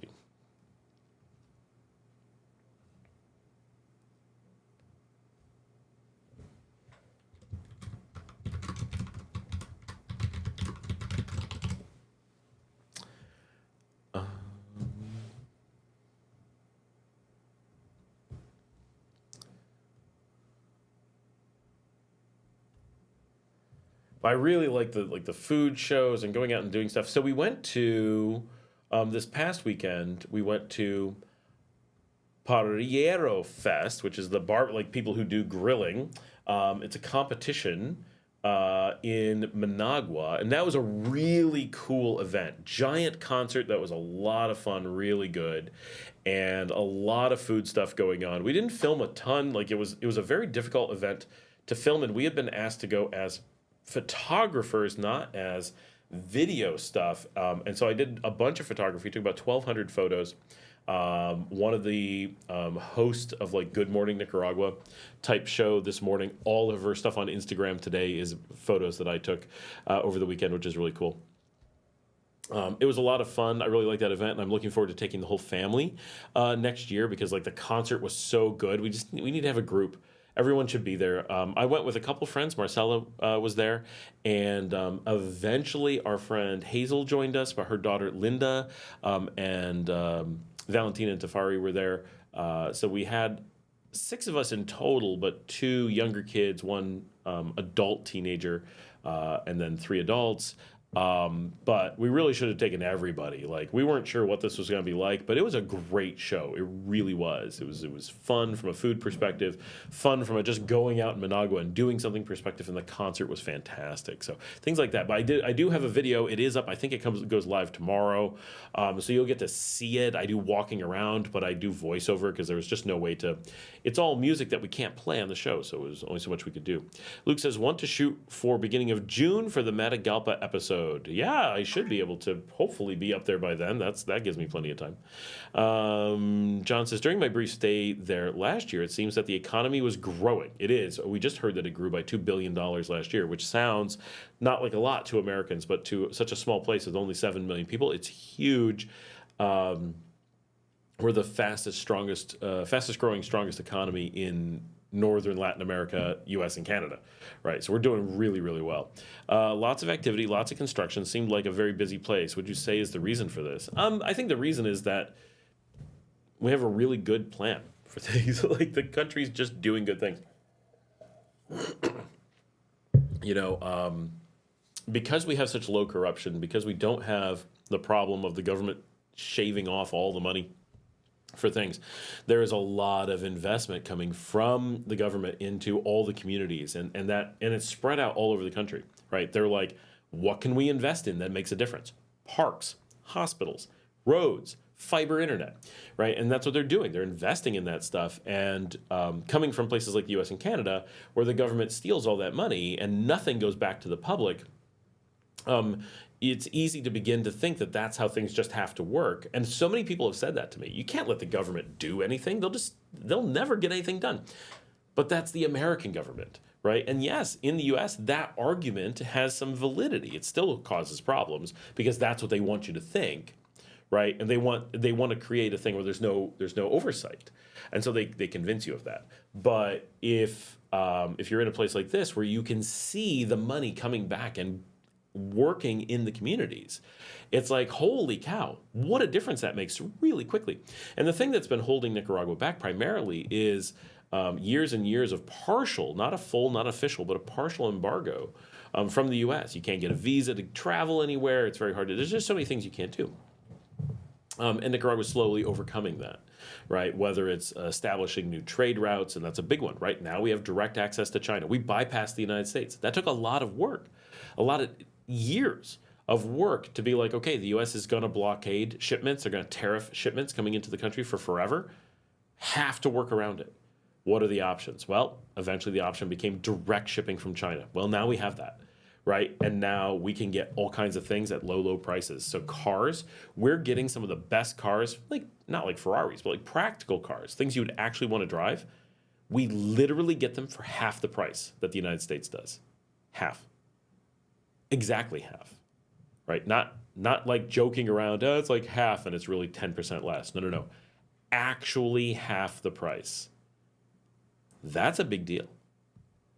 And so things like that, when you put them together, they add up. And suddenly it's like everything in the U.S. is so expensive. We've managed to address a lot of that. And so we're able to buy all kinds of things at very good prices, which means this is a great place to be building things, right? Buildings, of course, but also businesses, factories, right? Because we're not in the middle of a trade war. We're just trying to trade, and it shows. And so I think a lot of just good government that cares. And when you go back and look, you have to look at where the country came from, right? And it's easy to say, well, they've been an independent country for 46 years. That's plenty of time to recover an economy. It is not, right? It feels like it must be. That's like a lifetime. But you can't turn a country around in a lifetime. You can't. So the country was completely occupied until 1979. It freed itself in 1979, but was not free. It was just sovereign after 1979. It spent the next decade plus, slightly more, fighting a civil war, being funded from huge outside entities with international support for outside entities that was illegal even in those international countries, trying to destroy the country. So while they were sovereign, they didn't have the ability to rebuild. They were just trying to maintain that sovereignty for the next decade plus. It's about 12 years. When that finally collapsed, those outside powers managed to get some political influence and managed to put some players into place that acted somewhat independently, but only so much, who destroyed the country as best they could for the next 10 to 12 years. That did a lot of noticeable damage. And some of the big things that we talk about today that happened during that time is the removal of all railroads. We used to have a functional railroad system, not huge, but very functional and useful, going to places that made sense. That was all torn out and destroyed to make sure that those economic advantages were lost basically forever. Now there's talk of trying to put them back at great expense and outside investment necessary to fix them. So when you look at it from a how long has the country actually had a not outside influenced government that was actually trying to make a difference and in power to do that difference? Maybe 17 years-ish, something like that, those kinds of numbers. And so when you look at the country 17 years ago and can say, okay, 17 years ago, it was safe, but it was absolutely financially devastated. The United States, as soon as it was no longer in control, started embargoing. It kept people from investing in the gold industry here. You're not allowed to do that. It makes it difficult to sell things abroad. It doesn't allow people from Nicaragua to get transit visas to fly through major airports in the region.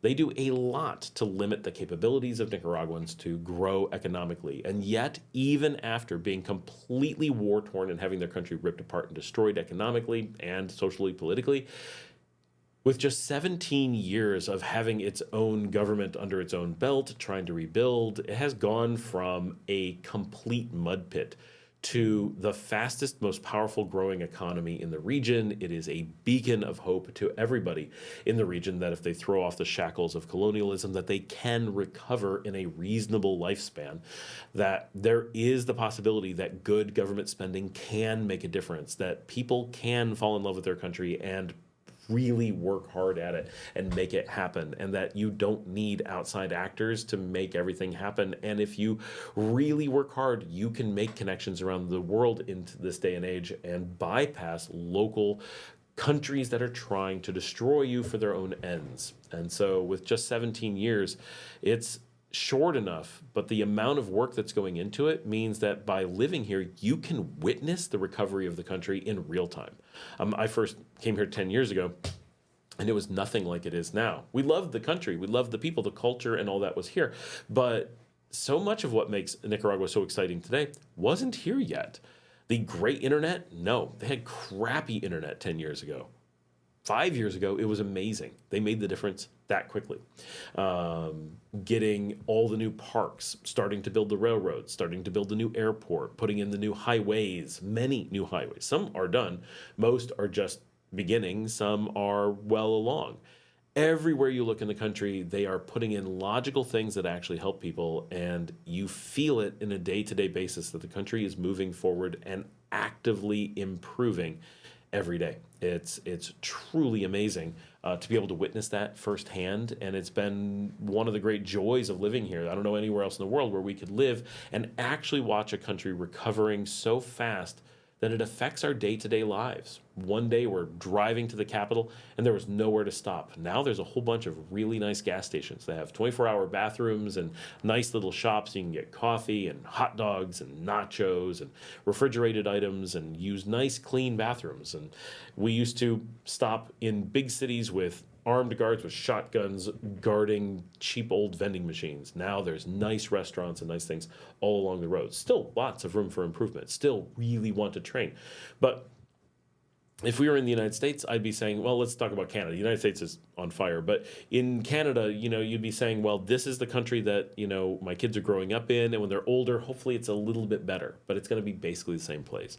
But my kids are talking about maybe they'll live in Managua someday. And if they do, hopefully they're going to live in a spot where a train line coming past my place here in Leon is going to go right to their place in Managua. I may not even have to drive anywhere ever and be able to go hours away to get to my kids and not take a shuttle, but take a train that goes to a station by their apartment. And then we can go out and go to tons of fancy, great restaurants and fun nightlife in the part of the city that they're in. That's a really exciting possibility of a future for my kids. And my kids are teenagers. They're going to be looking at getting an apartment on their own in maybe 5 years.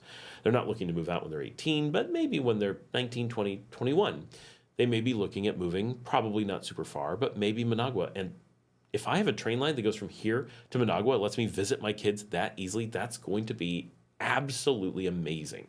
That is a life that we potentially look forward to. And if we were in other countries, we'd be like, if that doesn't exist already, you can't expect it to ever exist. But here, the idea that that is a future that may spring up that isn't in place today is very real. And that's really something. And we're currently super excited. The new airport that's going in has every potential of suddenly offering European and South American flights directly. That will be a game changer for living here. Those are things we really need. The lack of airport infrastructure is truly impacting us, but it's things that are being fixed. They have a real plan and it's really in motion, and we see that stuff happening. When I first came here, Salvador Allende wasn't in place yet. There was no ferry on the main lake. The ferry to Ometepe was limited to San Jorge, but the new port at Granada, which was empty 10 years ago, is now an operating port with interesting stuff on the port side and a ferry that, yes, the water table is low. You can't take it right now, but there is a ferry running between Ometepe and Granada. Those are really cool things. There's so many interesting things happening in this country. Just being able to see that, being a part of that adventure is a big deal. It's really, really neat that we get to live our lives in a place that is behaving and changing in this way. And the baseball stadiums, right? In Digital just said, is baseball going in the new stadium? Can they hold a music fest? Yeah, absolutely. So I've actually done a number of videos, and Larry, who was on here commenting about the shawarma earlier, he goes to the baseball games with us. Marcela goes to the baseball games. Ida goes to the baseball games. They're part of my baseball crew. Often my wife goes, my business partner, Paul, Julian, his kids, all kinds of. We're talking about buying whole rows of season tickets for the next year.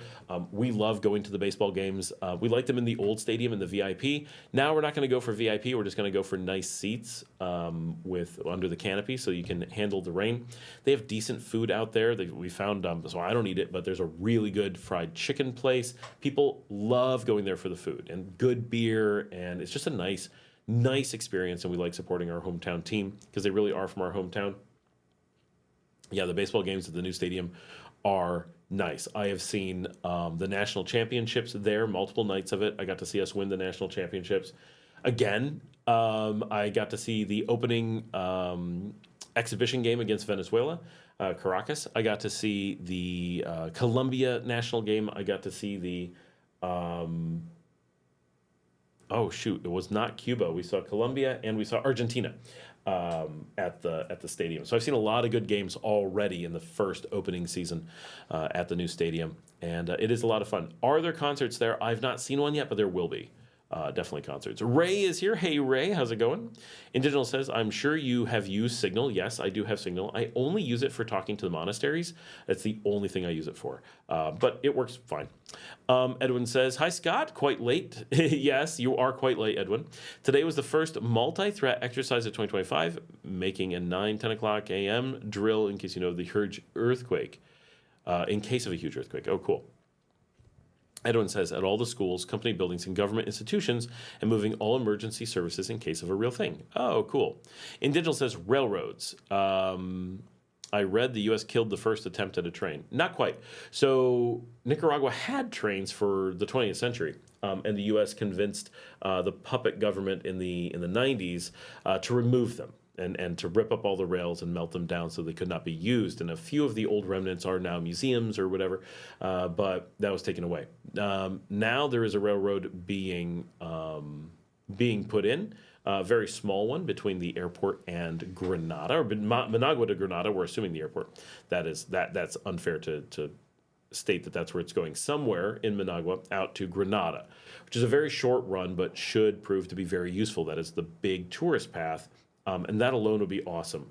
I'd love to be able to be hanging out in Managua, hop the train. I hate taking taxis. I hate taking buses. Even though I like the interlocales, and the interlocale to Granada is about as easy as it could possibly be, there is just something about a train. I don't know.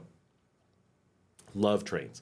If I could take a train between Granada and Masaya and Managua, because you have to stop in Masaya, it's in the middle, it would just make that corridor so accessible. Now, if they brought it out here to Leon, if they brought it up to the mountains to Matagalpa, my gosh, we'd be bouncing around the country on the train all the time. Trains are just the simplest, most comfortable thing you can possibly do.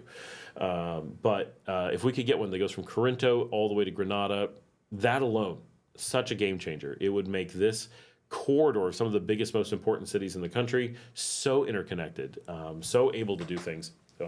We'd be going back and forth just nonstop, especially if the price is anything like what the shuttles are, right? A shuttle is $2. Yes, I will happily pay $5, maybe even $10 to take the train because I just love being on trains. But yeah, they're coming in, and our expectation is that they're going to go across the country, but that has yet to be seen. There's a very low population on the east, and so trying to run a train out there does have its challenges economically. Plus, there are mountains in the way.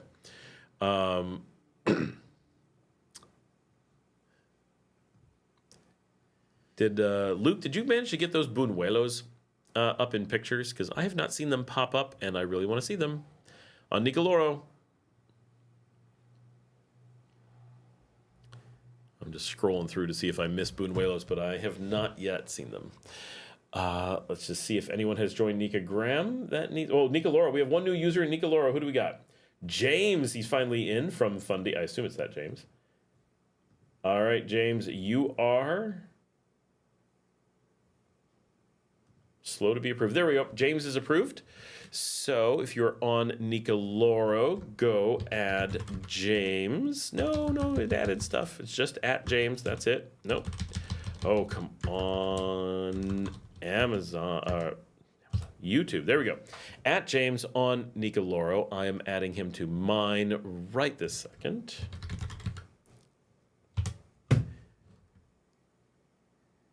It is having problems finding him, probably because he's not approved yet. Nicoloro.com. There he is. Follow. Boom. All right, James, you have been followed. And so that was Laura. I'm going to check the gram and see if we have anyone new over there. Curated onboarding. We do not. I was hoping for at least like 6 new people on Nicagram. We did get a few. How many did we get tonight? 1, 2, 3. 2 more. I'd really like to see 2 more people on Nicagram. 2 of you have to be into photography and want to be sharing your photographs and get on Nicagram. We do have an account on there for La Marcelita. And I want to get her posting more pictures because people need more pictures of cute people. It encourages people to use this platform. Individual says, and a high-speed rail there would be 70 miles an hour. Yeah, if we could go 70 miles an hour, everybody would be happy, right? We don't need to go faster than that. But really, they could go 80, I think. Chaz is here. He says, hey, Scott. He says, hopefully China can help with the railways. I'll tell you, they are world class here, I think is what he meant. Balance a dime on its side when at full speed. Oh yeah, China knows how to build railways. I really hope that they manage to do that. Anna Jones is here. I love buñuelos. Buñuelos are delicious. They're, for those who don't know, buñuelos are basically Nicaraguan donut holes. But they're made with yuca in many circumstances. There's many ways to make them, but made with yuca is such a cool thing. Just not something you get very many places. So that's very cool. I really like that they do that. I have not looked at a monitor in a long time. Looks like we're doing pretty well. It looks good. We're on the 16 millimeter. Of course, we're on the Fuji. We're always on the Fuji, but we're on the Suri 16 millimeter f1.2 lens today, which is why it works so well when the lights go out. I did the 16 in case Marcelita was going to join me. She did not. I don't know what she's doing. I think she's still working with Ozzy, or she fell asleep because he woke her up at some point. She is not answering me, so I don't know what's going on.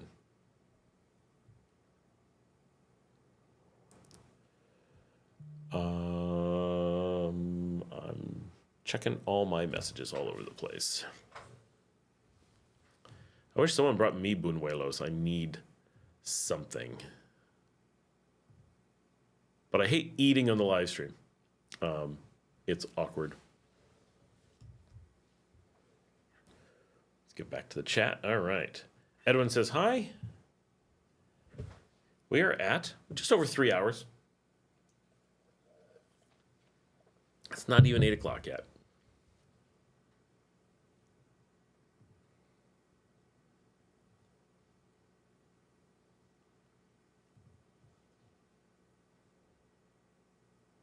So what does everybody have going on this weekend? Oh, we have another pending user. Nicoloro. Rob Stonator is in. Very nice.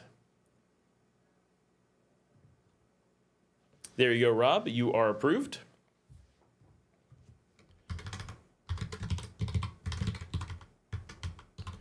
For anyone who wants to join us on the conversation about Nicoloro, that is the link. If you haven't hopped in, go hop in. It does require a request, but it's like Twitter. I know we've said this like 8 times tonight. It's like Twitter. It's a place to post your status. It's a great place to share photos. A lot of good stuff you can do on there. Give it a try. It's very cool.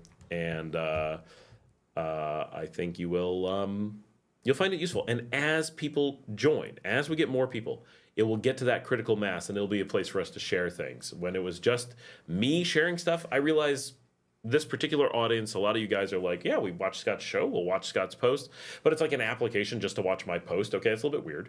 But Rudy is in, RC says. Hold on. Oh, Tim in Nicaragua is in. Proving right now. Oh, Luke says photos posted. Okay, so this is why this is important, because he posted. Hopefully I'm following him. Luke, am I not following you? Is that the problem? I might be in trouble. Did I really not follow you? Could that be?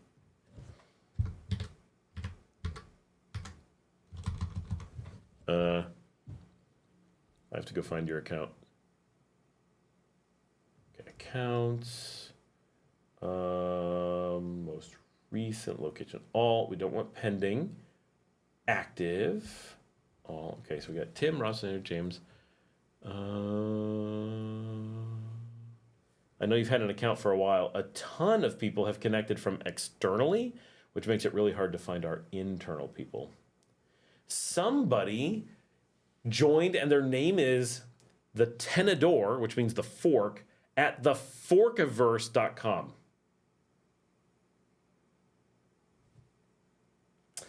I'm really interested as to what that is. But that is an example of you're able to build a server for a single user instead of us sharing one. Like, it's a really funny thing to do. And apparently that's what that is. So they have a server called the Forkiverse, and he's just called Tenedor. Yeah, like, that's interesting. Oh, here we go. Only local. Aha, I'm learning how these things work. Oh, Melvin joined recently. I didn't realize. Hold on, I got to go follow Melvin. Oh, no, I am following Melvin. Dale's in. There's Luke. All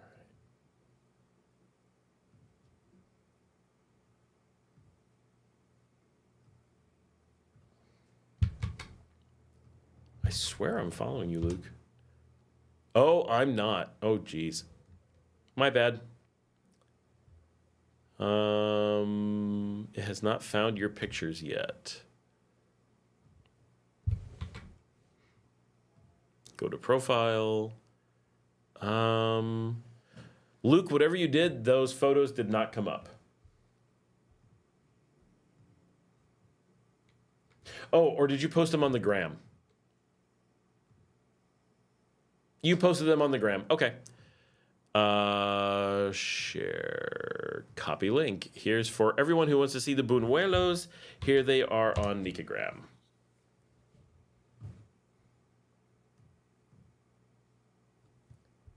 And I see Dale's on here. Dale, did I follow you? Gotta find out. I try very hard to follow everyone, and that way you can look at my account and see, just look at who I follow to find everybody. Oh, Dale, I did miss you. There you go. I'm following you now. I don't know if Dale's on right now, but let's see.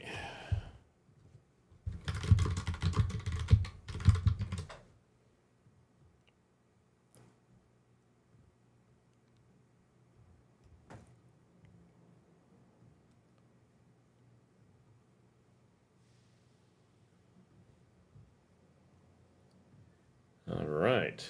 We are definitely getting many new people. Okay, so no one pending on Nicoloro. And let me go check Nicagram. Nope, no one new on Nicagram.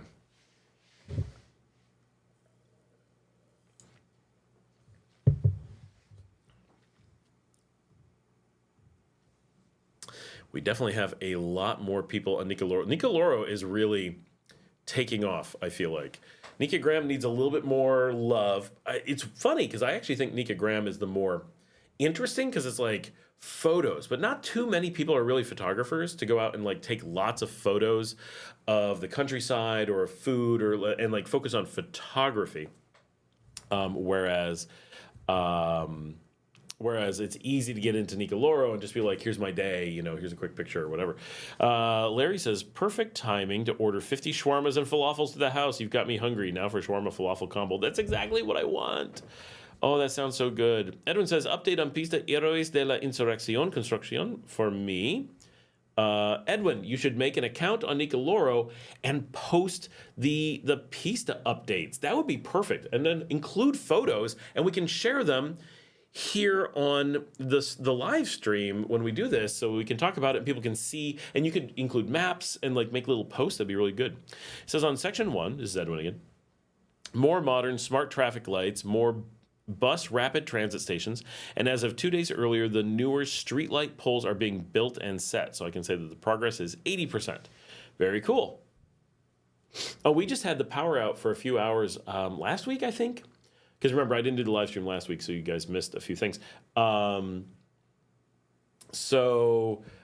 took out the power for the morning one day and replaced a whole bunch of lines and poles, many poles, because we have old poles, going out the Ponaloya Road because we had last Monday a new power plant came online in the country, more power in the system, and they're upgrading the power out to the beach because the beach has been struggling with power. And so we have a power upgrade that happened last week in this area. That's the thing. Here in Nicaragua, just everything is just constant upgrades, constant improvements, constant growth. But not like in the U.S. where it's like rows of houses, rows of houses, rows of houses. Here it's like improvement, improvement, improvement. Less population growth, less shifting around population, more making everyone able to live well where they are. Anna Jones says, what is Nicagram about? Well, if you're familiar with Instagram, Nicagram is very similar. It is not controlled by Meta or Facebook or the robot overlords. It is a Nicaraguan focused, but not that you don't have to be here. Anyone can join, but is a place to post photos, right? So like Nicoloro is a place to post your status. Here's where I am. Here's what I'm doing. Here's, and you can include photos. Nicagram is like Instagram in that photos come first. You have to have a photo in order to post. And the idea, of course, is that it's about sharing photography. Now, Luke just did it and shared food, right? So that's perfectly fine. Some people do that, but sorry, in most cases, I think if you want to share like a meal and you're not like a photographer, I think Nicoloro works better for that. And Nicagram is better when you really want to focus on the quality of your photos and you want to maybe do a bunch of photos. and they can follow from each other. So it's a little bit complex, but if you're interested in doing photography and having a place to share, especially Nicaraguan photography, it doesn't have to be, but if you're a Nicaraguan photographer, it's the perfect place to share your stuff. If you are a photographer of Nicaragua, like you take pictures of Nicaragua, it's the perfect place to take your stuff. And if you're an independent person who's not of Nicaragua and not in Nicaragua and still want to use it, you can, right? And people who are not on Nicagram can subscribe to it and still get it, even if you're on a different, it's a pixel fed server is what it's called. If you're on a different pixel fed, you can still use it. That's fine. And so it's this very powerful system, but it's really cool because it's focused on being for Nicaragua. And so I think it's really cool. It's a great thing. Yeah, that's pretty much the story of Nicagram. So if you're interested at all in photography, jump in there and give it a try. And then Nicoloro, if you want to have a place to post status, and if you're like me and Marcela and Luke, we have both because I like using both, and I have different apps. I showed these earlier on my phone. You can see them. The two apps that I use, Mastodon, they're right down here. Mastodon and PixelFed. There are other apps you can get instead. So I start with these. Trust me, Mastodon for Nicoloro and PixelFed for Nicagram. Both of them could be used for the opposite, but they work well, much better this way. Mastodon is the official app for Nicoloro. Nicoloro is a Mastodon system, and PixelFed is the official app for Nicagram. Nicagram is a PixelFed system, but they are closely related enough that the apps can be used for either, which is confusing. But there are other apps you can get as well, including Ice Cubes for Mastodon, which I like, but it's not my favorite, and Ivory, which I also have on here, you might be able to see it, is another one to try out. You can get these apps on your phone, you can also get apps on your desktop, or you can just use the web interface. Lots of options. You can also get single apps that have multiple accounts, so you can connect to multiple servers. In general, not a big deal. I really find that both Mastodon and PixelFed official apps get a ton of love. They both work quite well. PixelFed's new, but they're updating it like crazy. And I really enjoy using them. And so I'll open up Mastodon when I want to see what's going on in just, my friends and what they're up to. And I will open up PixelFed when I want to look at photographs or I want to share a bunch of photos of things. And so I just opened up perfect. Let's see, I just opened up PixelFed here, and I'm connected to Nicagram. So this is Luke, just posted a bunch of pictures of his drinks on Nicagram, right? Great way to, it's just like Instagram, right? There's not, and there's his buñuelos. But you guys have the link, you can see it directly. Edwin says, part 2 at this time, new Uno gas station replacing the old one that was there before the construction began in mid-August 2023. Also, more finishing details are coming into Rene Cisneros neighborhood. Yes, I know exactly where that is.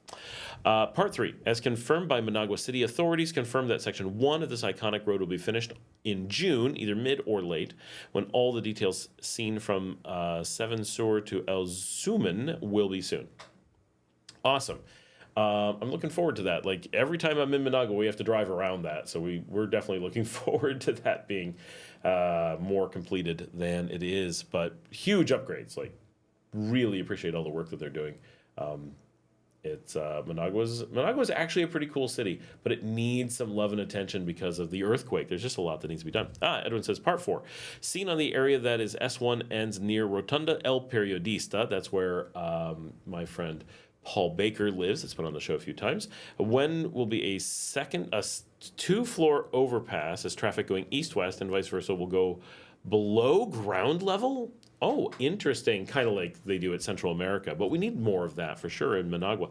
So much of Managua is just quick and dirty, built after the 1972 earthquake. Now they're finally in a position where the national infrastructure is so built up that they're able to go back and really start re-engineering Managua, and we're seeing some great things happen. It's exciting to see the city kind of revitalizing, because it was very much a Chepe town, a San Jose, prior to 1972, and after the earthquake, just so much was lost of it that it's really sad.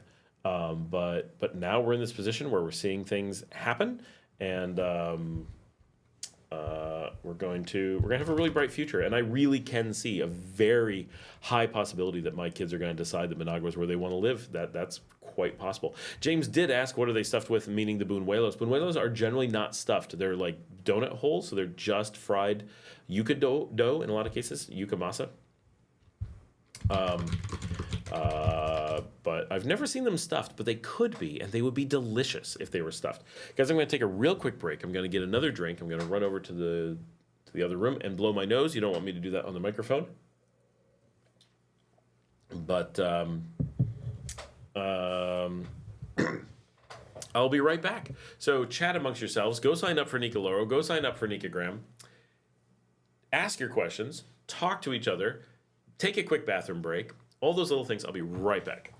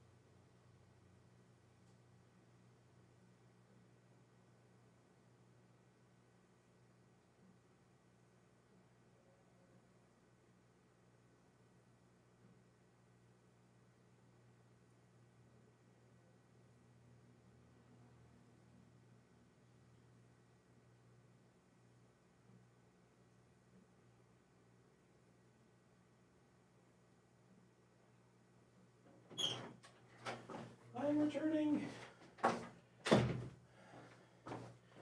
All right, live stream fam, I am back. Here we are.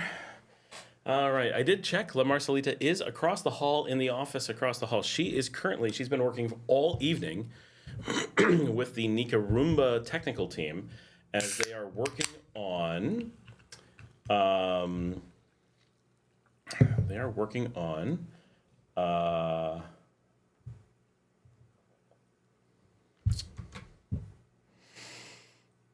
Upgrades to Nicaragua. For those who have not been to Nicaragua, there's no app. It's just a website.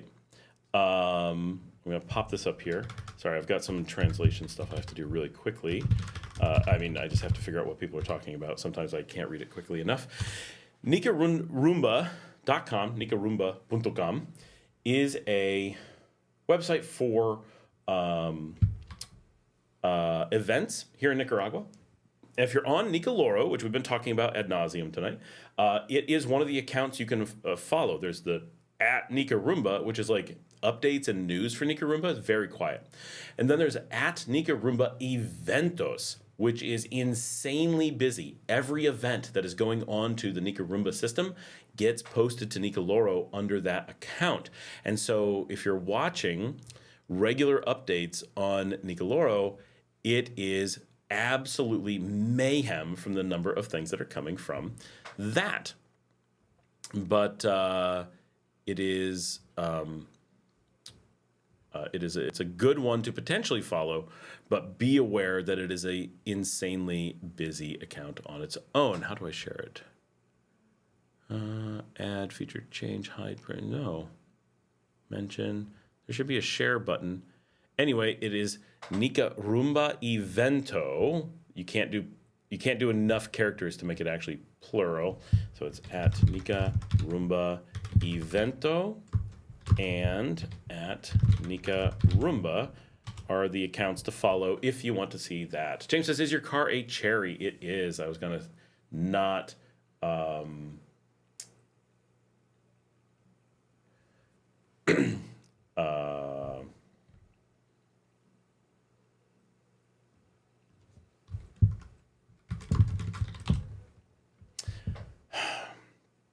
I was not going to announce that because we were excited about saving that for the show. But yes, that is what it is, and we are super happy with it. Amazing deal. So far, it's been a great, great car. James says, April's the hottest month. Add an earthquake got shake and bake. Let's see, what am I missing? In digital says, I think I got blocked. Got blocked where? Edwin says, overpass has been set with concrete walls been set to prevent dirt going down on rainy seasons, but people living in their houses that have garage will have to change their minds. Oh, yeah. James says, Luke, what are they stuffing? InDigital says, I think I got blocked. We got to figure out what happened to InDigital. Edwin says, according to the newsletter from people living at the area, have to search alternatives to save their cars, SUV, vans, and so forth. Luke says, fried yuca with queso. You dip them in a simple syrup with cinnamon. Oh, yeah, they're not stuffed, but there's like cheese in the dough. InDigital says, see many U.S. tourists. Where do you mean? Edwin, hold on.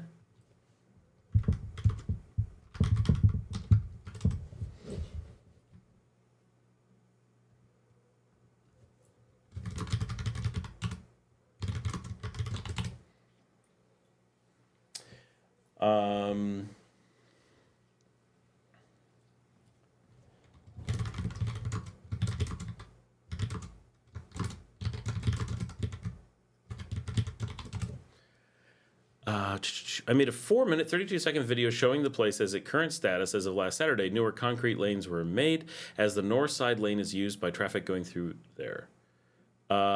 James says, Luke, where did you put pictures of Matagalpa? Has he got them on the gram yet? There's, what are these? Those are the drinks. And, oh, he's got some food. Restaurant Bella de, it's Matagalpa, I think it's misspelled there. Great caprese salad and pizza. Yeah, that's the place that I like to go to. They do have a good pizza. Where did I just have amazing pizza? Oh, the new Trattoria Pizzeria here in Leon has amazing pizza.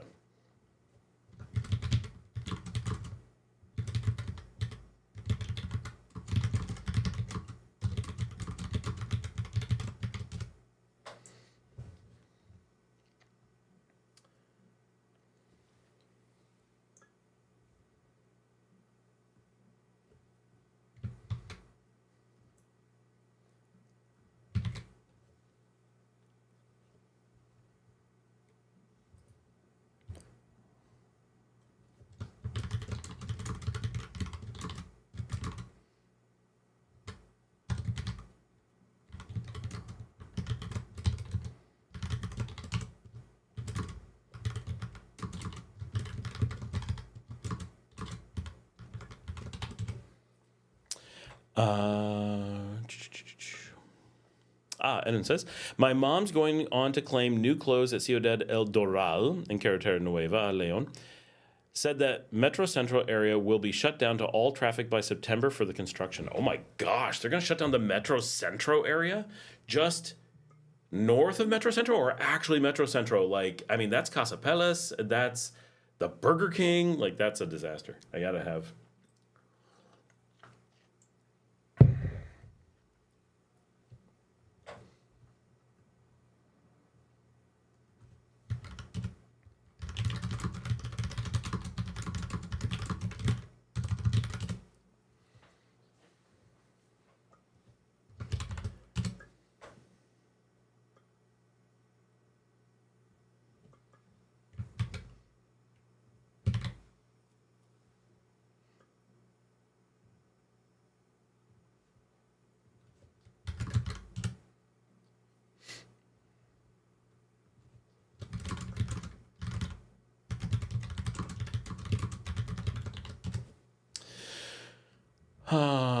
So hopefully Marcela is able to come over and join us once the meeting is over. She's been waiting a long time to have this meeting with the team in Bolivia.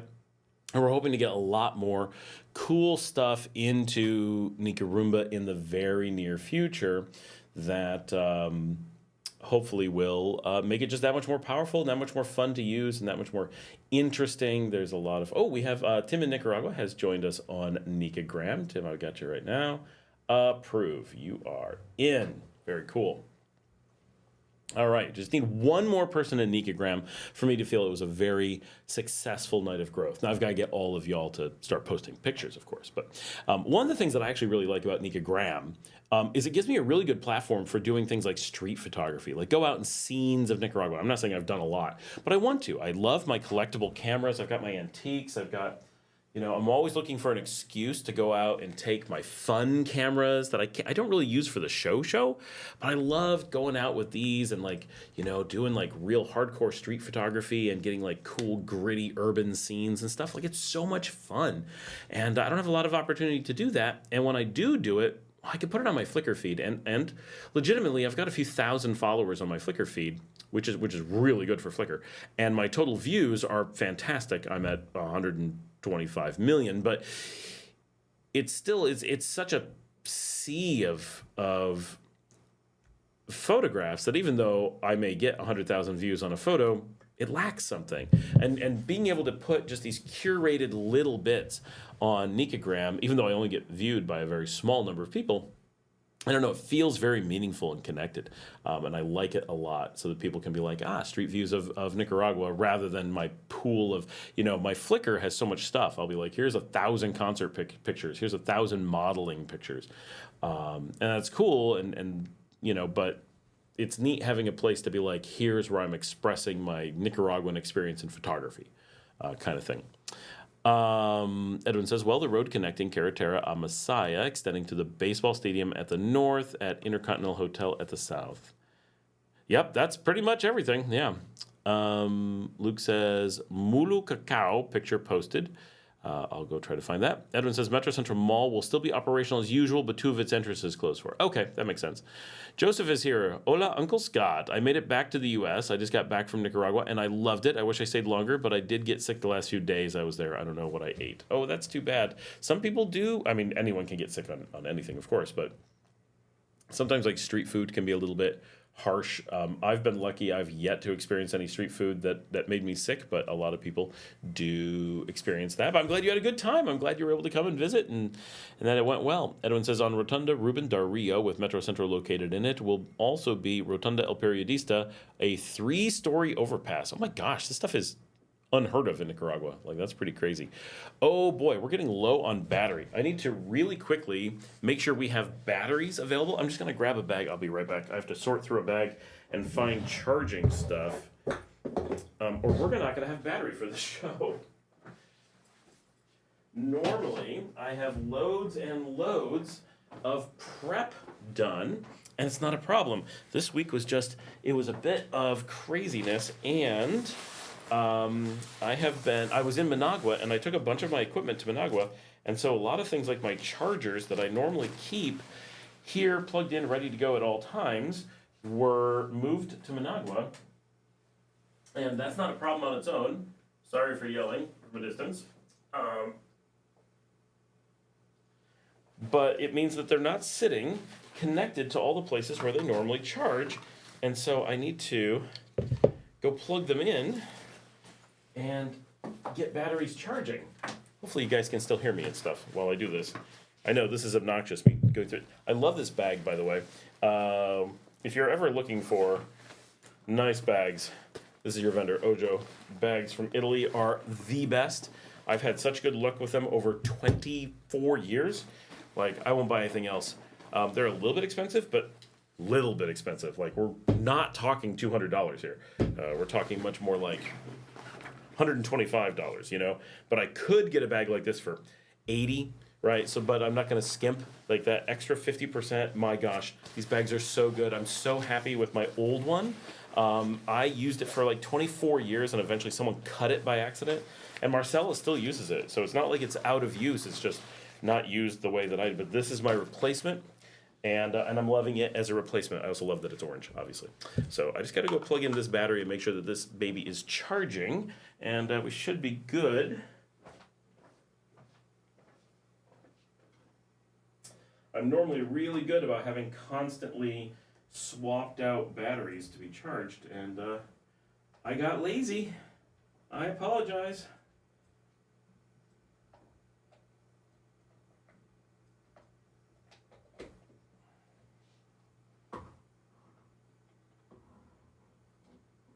All right, we'll be good now. That was a fun little exercise in scrambling around. One of the extra batteries for my photographic camera.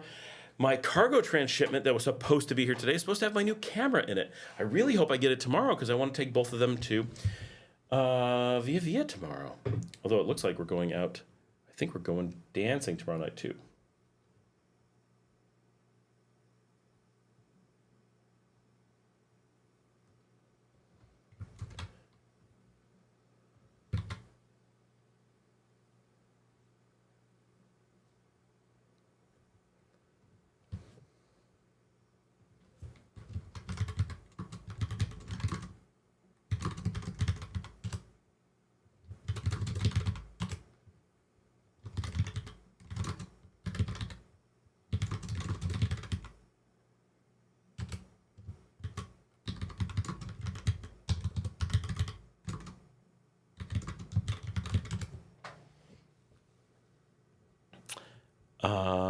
James says, must be nice to see a country rising as opposed to Western decay.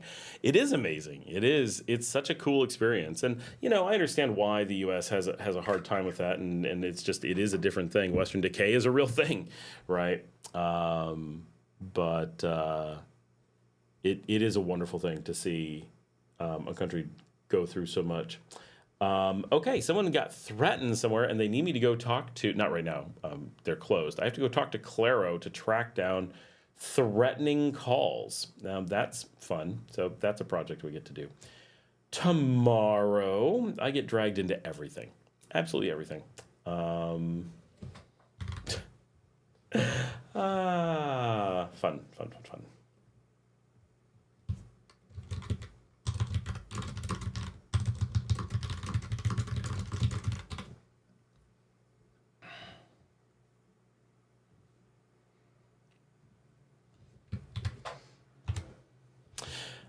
Downtown Managua is a chaos during rush hour, but more insane when that area is shut down to all the traffic to remove. Oh, gosh, yeah. 11:30 and Fun Day. Interesting conversation to all. Good night from James. Sorry, James. Have a good night. And be sure to post some pictures and stuff. That's, Luke made it to Diagon Alley. Oh, okay, cool. Guys, if you're not following Luke yet on Nicagram, he's got photos of Diagon Alley, the cafe, up in Matagalpa. That's like the hottest thing to do in Matagalpa. I have not made it yet. I really need to get there. Everybody loves it. Everybody raves about it. He also posted Mulu Cacao, which is everything chocolate. It's a chocolate shop up there. Okay, yeah, that is cool that they've got that. We need more of this all around the country. Like, there's been such a shortage of these things. And it's amazing how much of that stuff goes into Matagalpa and not into Leon. It's just tough that we just don't get. We just don't get it. I don't know what it is. Matagalpa is so much more urban, so much more urbane than we are down here. Here we're just so colonial and backwoods. I don't know. It's just a different experience. But oh yeah, I can show these coming up on my app because I've got Luke on my. There we go. So there's some pictures from Diagon Alley. Is it cool when I just show my phone on the show? There's a little coffee shop. Or I'm sorry, chocolate shop. That's what I meant to say. I know what it is. But yeah, you guys should have these apps and follow along with those of us who go to these places because it's so cool to be able to connect and be like just food and like that's, I love Instagram for Nicaragua because all the restaurants and all the things, they post their food and everything on Instagram. But I don't like Instagram. It's no fun to use because it's just toxic and weird and full of ads and stuff. There's no ads on Nicagram. So when you find, we don't have businesses on there yet. I mean, there's a few, like Desperados is starting to show up on there because obviously we're going to make that happen. But in general, restaurants and stuff aren't on there. So you're not following the businesses yet, although that would be nice. It would be way nicer. But you can follow foodies and people who are exploring the country and want to share the pictures of where they've been, what they're eating and stuff. And because you only see the people you follow, yeah, it can be difficult to find new people, but that's why we have our community and we share the information. But having that, like, this is just people in Nicaragua with food or whatever, makes it so interesting.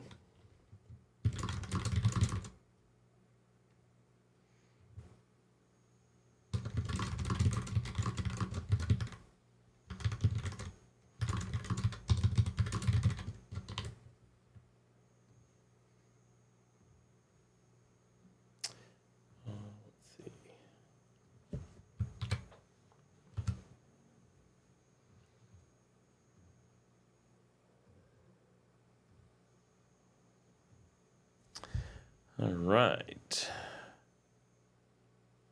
Luke says, street shots of Matagalpa, Diagon Alley, Mulu Cacao, Brooklyn Cafe, restaurant, Bella de Vida, all posted. Thanks, Luke. That's awesome.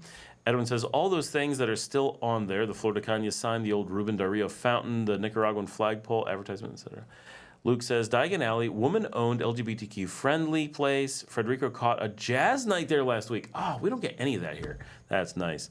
Luke says, want to do a monthly Matagalpa meetup at Brooklyn Cafe. I'm there daily before and after my Spanish lessons. I do love Brooklyn Cafe. That place is really good. I discovered that with Camille a couple of years ago. Yeah, we need to start doing a monthly meetup here at, everyone knows what I'm about to say, at Dr. Coffee. Although I am tempted to do a meetup at Twins, because they are fans of the show, and it's air-conditioned. And it's close. It's really close to Dr. Coffee. You can walk in between them pretty easily, all right there at the Sutiava, the Iglesia Sutiava. So it's a perfect little area to bop back and forth and kind of make a hub of Leon meetup. That'd actually be a really good idea. I've got to get past the next couple weeks of just things being super busy, but I think we can start doing that pretty soon and maybe alternate between coffee shop and restaurant or something. And we can coordinate all that on Nicoloro. Edwin says, yeah, so doing a shopping run around Managua when that happens will be very wild. Yeah. I mean, mostly for us, we do our shopping runs on the southeast. So we hit the Jean-Paul Genis and just zip out east and get away from all that. So even though it's in the way, we come in on the old road in the south and you pretty much bypass it.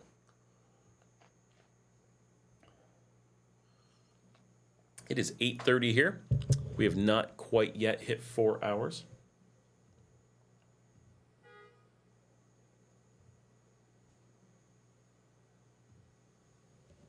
Hold on, there's a honk outside. I have to look into this.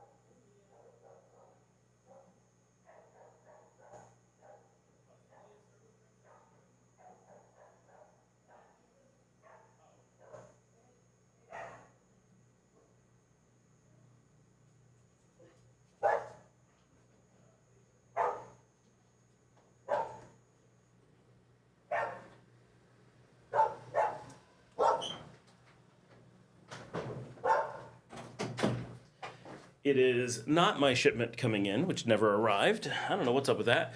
But it is my wife arriving with the damaged car. At least it drives okay, it looks like. Tom says, information and news with the terrible media incentives that exist. Yeah, there's... I don't know. I don't have an answer to that. Al Jazeera. That's why you need Nicoloro, so people can share information directly. Luke says, Delfinca Cafe Lab for Managua meetups. I have not been there. I really like limoncello. Edwin says, you as a driver, every Managua myself needs to have a lot of patience, man. I don't find Nicaragua that bad for driving. It's really so small. I'm used to such big cities that take so much effort to get around that getting around Managua really, it's okay.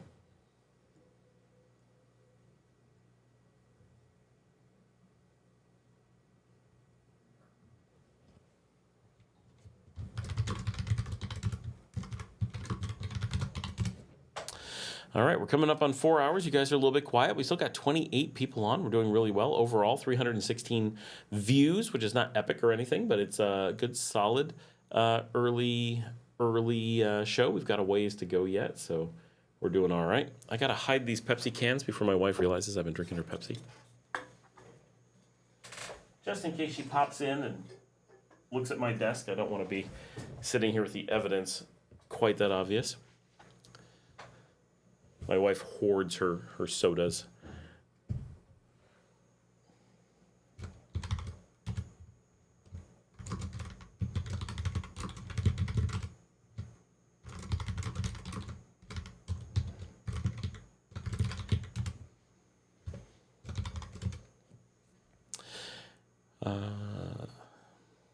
No one has said what they're doing this weekend. You guys are boring. Janet says, I'm working on trying to figure out how to apostille my Social Security statement. Ooh. Ugh. Yeah, that's fun.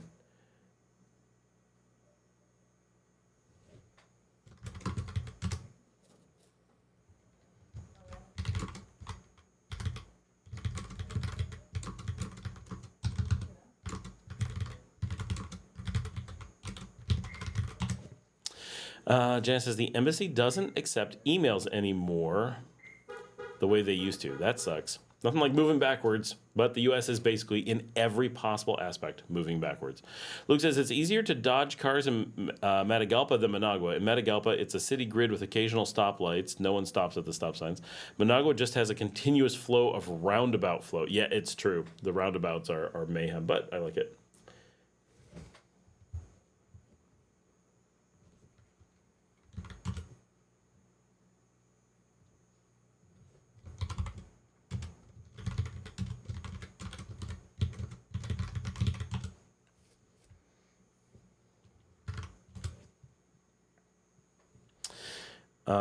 Luke says U.S. State Department. Janet says, Luke, they only accept USPS and UPS. Luke says, I posted a YouTube video on this topic. Janet says, we have FedEx and DHL. Oh, no UPS. That's very shady.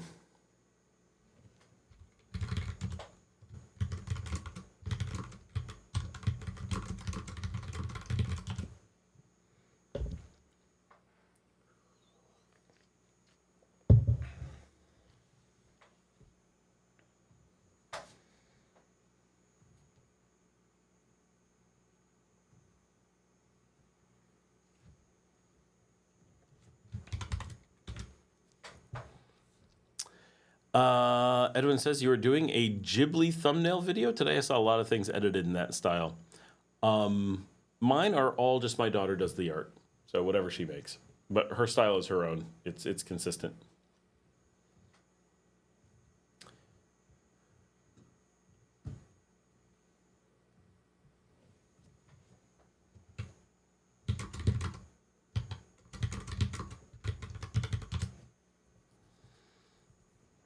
You have SSA send document to State Department and forward to a U.S. address to forward to you. Send the doc to State Anna says, PixelFed gives me an error. Email no está disponible. I've tried at least 5 times. Email no está disponible. Okay, let me go look.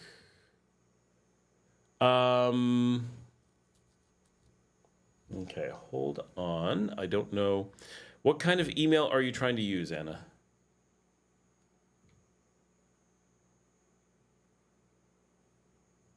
I have not tried to sign up super recently, so maybe it does something weird that I don't know about.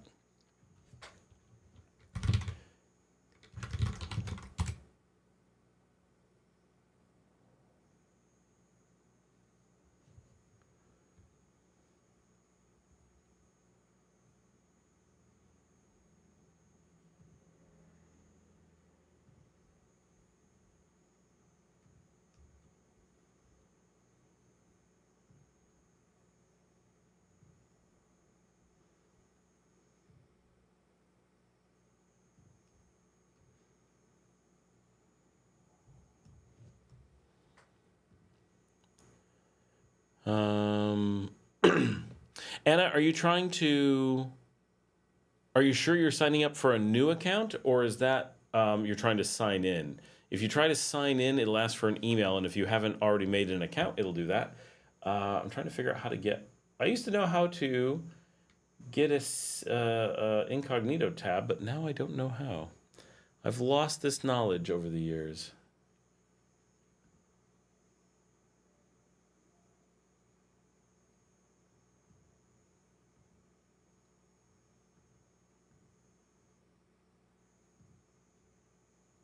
New incognito window. Why are they so stupid? They've made browsers so much harder than they need to be.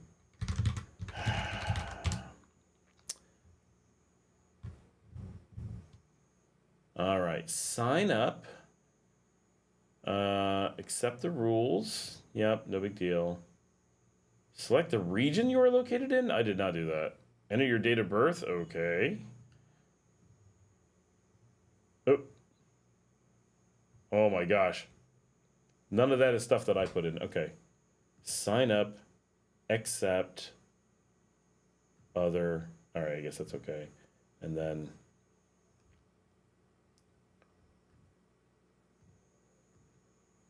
confirm birth date. All right, username, email, password twice.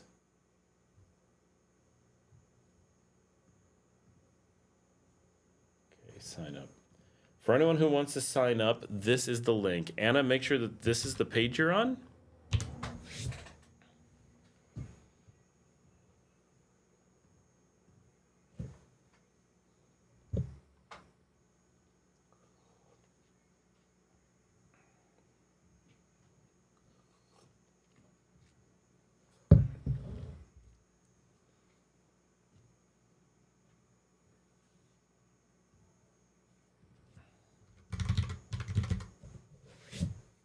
Luke says, weekend plans. Kyle C. is picking me up in the AM for a flight out of Managua to Florida, border run for meds. Flying back to Managua from Miami on Sunday. That's going to be a quick turnaround in the U.S. Edwin says, I hope I could go to Seven Sur area or Israel Luites market area if I can, or an opportunity for me arises so I can take pictures and film videos, I think by Easter week. I don't know. But I'll have to try it before it's very, very near completion. Yeah, definitely. But get on Nicoloro. Make a Nicoloro, and that's the perfect place to post those. You can post 4 pictures at a time on there, but you could do like little descriptions. Here's this section, here's 4 pictures, and so forth. I think that would work really well.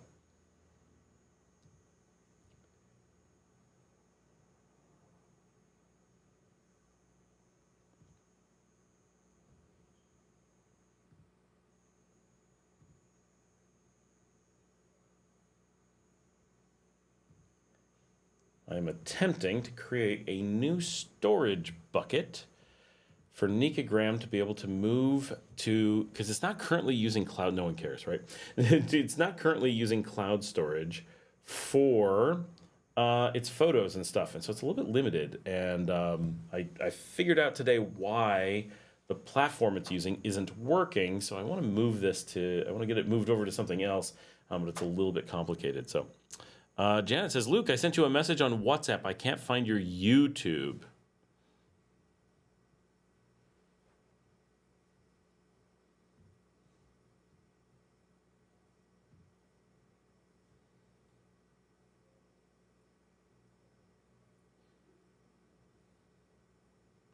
He just posted to the Matagalpa group. I don't know if that's what he meant to do.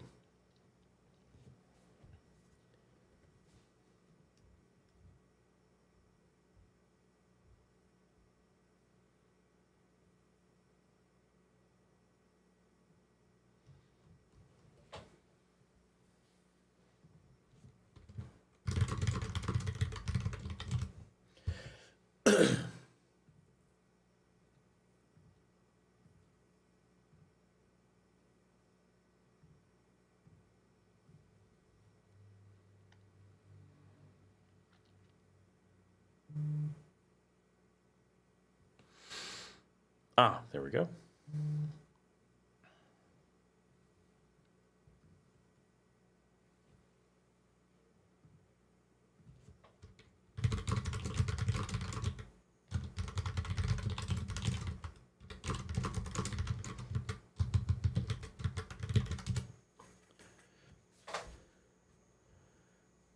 Anna, did you have any luck getting the pixel fed with that link that I just shared?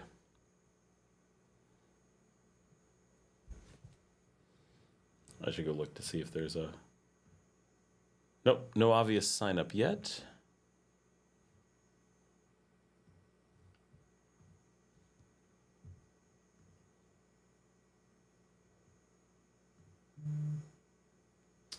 No new Nicoloros.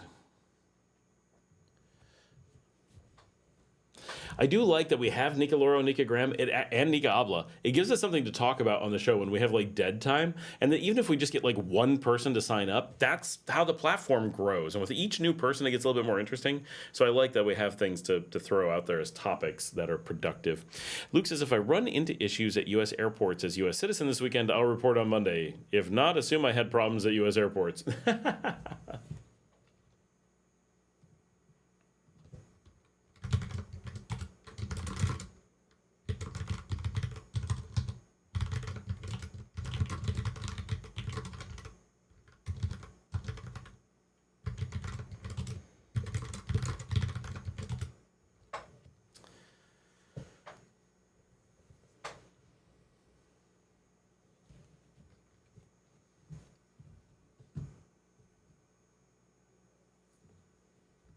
I feel like we're being very quiet. But of course, I'm the only one you can hear. So I feel like I'm being very quiet. So I apologize.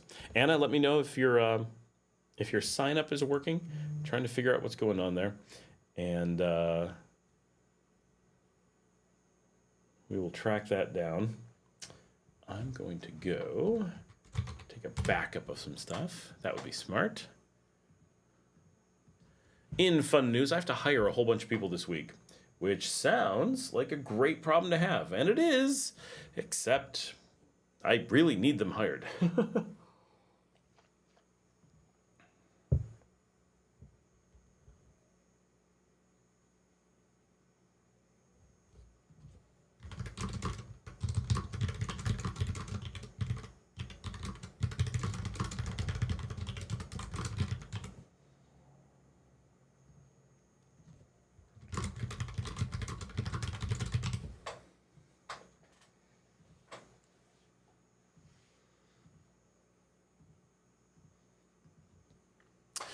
Kiki is here. Been trying to set up an account on Nicogram. Site says max of 15 characters, but gives me error that I need a minimum of 20. I've tried both ways and it won't accept.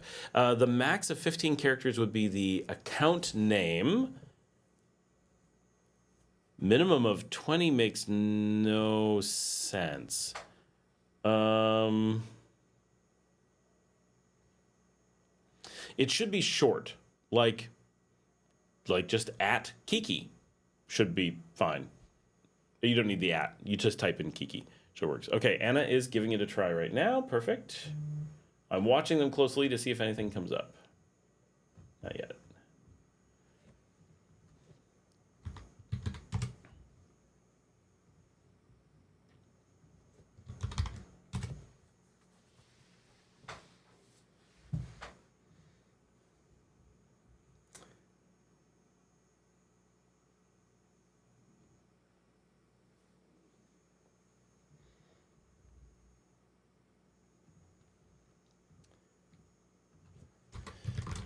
So yeah, I've got to hire at least 3 people this week. It's very stressful, but good. If we get them hired and they're good, then it's going to be wonderful. But and finally, my company is moving to 24/7 support, which is going to be just awesome. Like that's such a big deal, but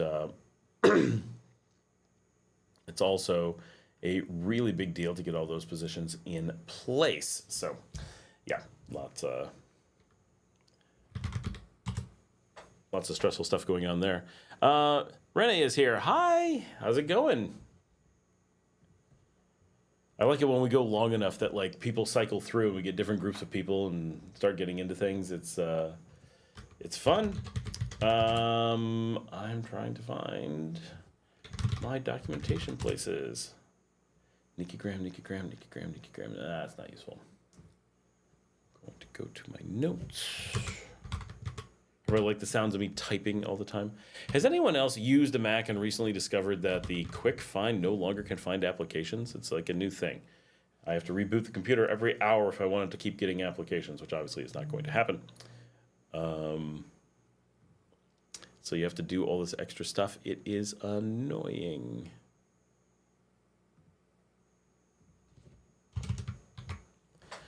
All right, there we go. Now I can try things.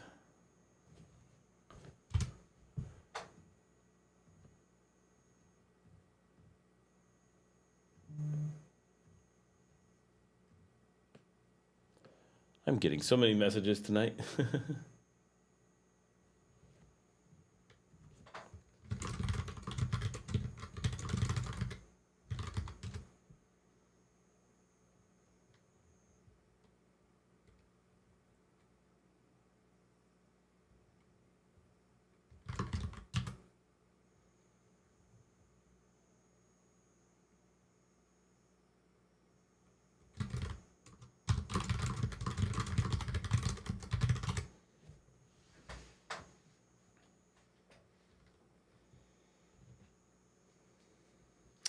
So, how to be a local Tanque de Tiburones to link Nicas with investors. How to be a local Shark Tank to link Nicas with investors. I mean, it's doable.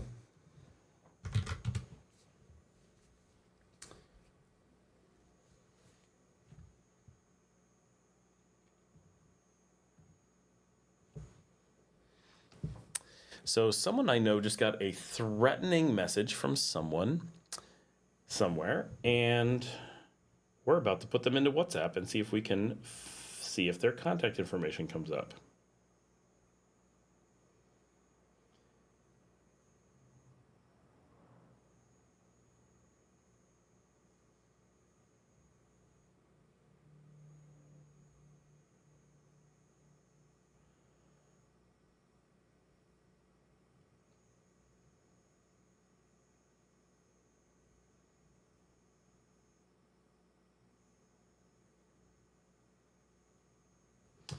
All right.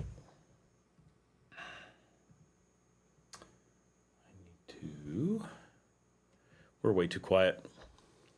Brent says, I think I mentioned in the WhatsApp group that the border control agent at the airport really didn't like my digital boarding pass. He said he needed to show both my name and flight number. Yeah, I saw that mentioned somewhere.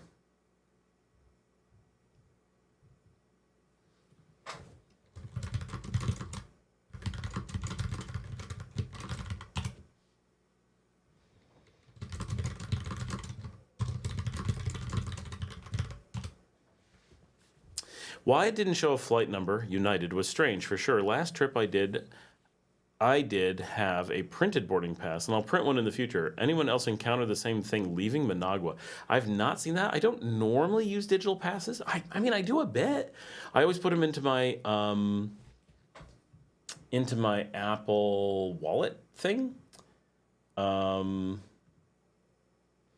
No, Anna, nothing has come through as having an application yet. I don't know if something's happened, but is there anyone that can try signing up on Nicagram? I know we've been asking people to do it, but please go to nicagram.com because Anna's having this problem, and I want to make sure that something didn't break. That's a sign up to make a Nicagram account. Anna, if it gave you success otherwise, make sure you check like spam folders and stuff, that it's not hiding somewhere. Could go anywhere. Plenty of U.S. folks thinks that they want to run a business here. Wouldn't take much to teach them to invest in the locals. Yeah, so we've been talking about doing that, Luke, and having some kind of investment vehicles. There's a bunch of complications to that, both on the Nicaragua side, like how to accept that money in a good way and to oversee it, but also on the foreign side to make sure that it isn't caught by or actually causing problems with money laundering or money laundering controls, right? Not that people are trying to money launder, but we have to make sure that it doesn't show up that way. And so that creates a lot of complications that have to be followed carefully, right? So that's difficult to some degree. I mean, it's very doable, of course, obviously, but it's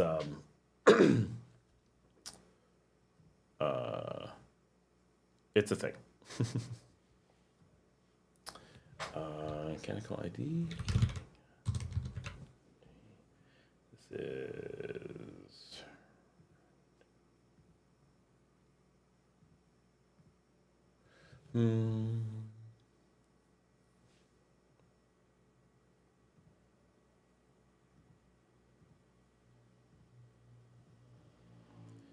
okay. I don't know what's going on.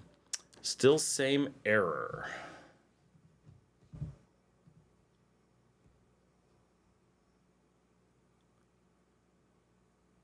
Oh, is it sending you the email? You're not receiving the email to confirm it, and then you're trying to move forward when you can't find it? Make sure you check your email and go through the spam settings or something. I don't know that there's any way to know what's happening with the email.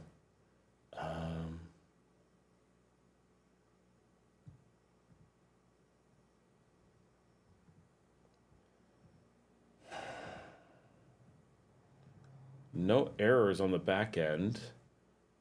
Not related to email anyway.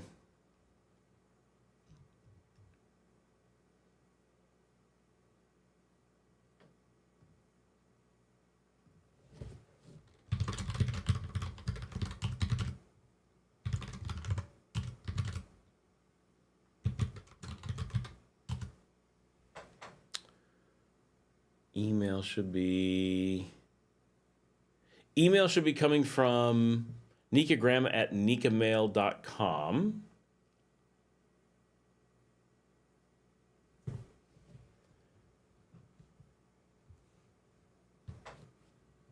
Anyone else received emails from Nicagram tonight? Anybody know if it's working?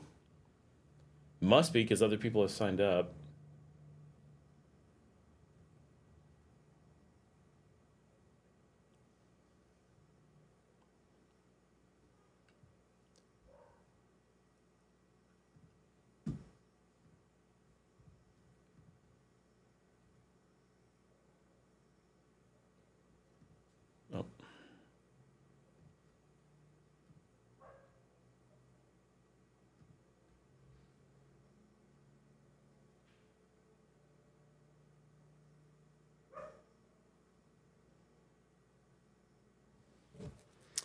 I keep looking at Nicagram tonight.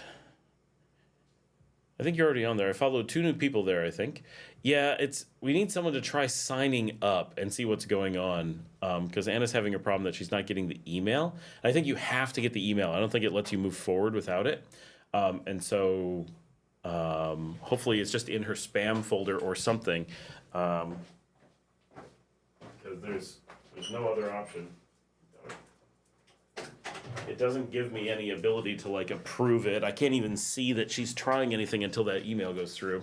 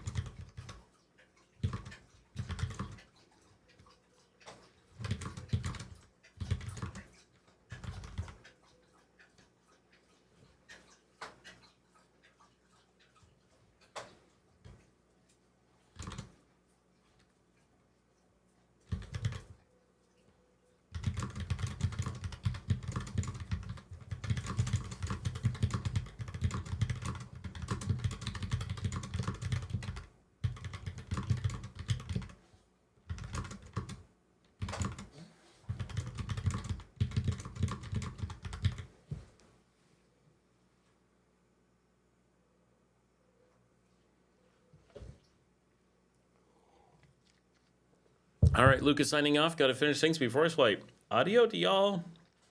Have a good night, Luke.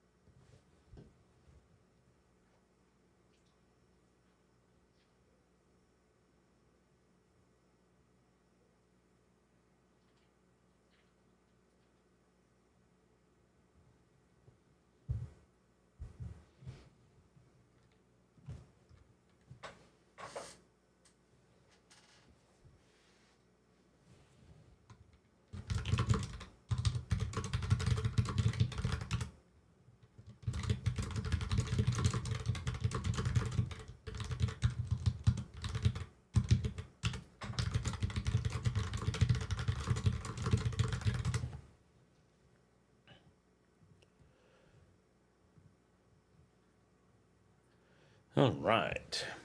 Anybody have any luck trying a Nicogram, please? Can someone please try to sign up? Oh, what can I try? Let's see. All right. New incognito window. All right. Nicogram.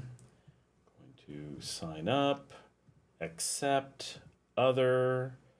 Make up a fake day. And it says, can I provide you my information to sign me up and we'll see if you get the same error? If not, then I can use the bound and just change my password. I entered the following. Okay.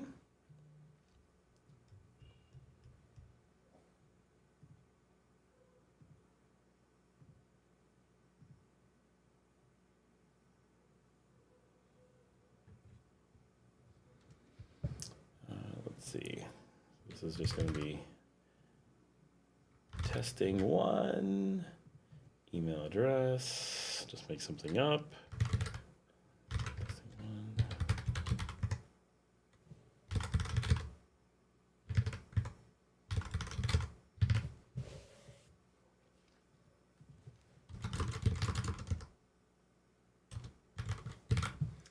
one. Accept, proceed. The reason must contain at least 20 characters. Okay, so who was trying to sign up? Kiki. It is the reason.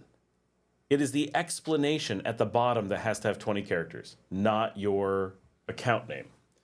So type more into that explanation at the bottom. I want to test this account now. And it has a little count, so you know how many it has to have. There you go, no problem. So we got past Kiki's problem, all solved there.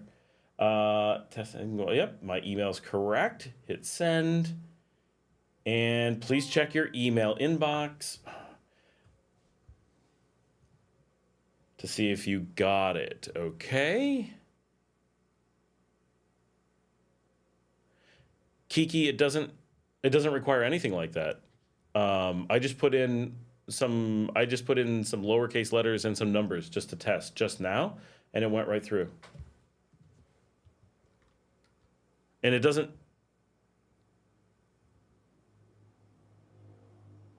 Don't try any characters. You don't want characters and passwords. That's not a thing. Just use a short password of, I just used, I think, 10 characters. No problem. Is it actually show the error you're getting? Because I have not seen any. Brent, did you just try it and no confirmation email came to you? Is that what the problem is? I'm checking the email right now. Signing into my email. Confirm your email. I just got the email. Oh, you've been redirected is due to the following reason. Email confirmation has already been used. May have expired. Cannot confirm. Logged into a different account. Oh, that's fun. That's okay. Just got to take it over to the other Other browser, no problem. Email confirmed. It worked. And it says username, password. That's way too short, but okay. Okay. Anna, it's your email we need.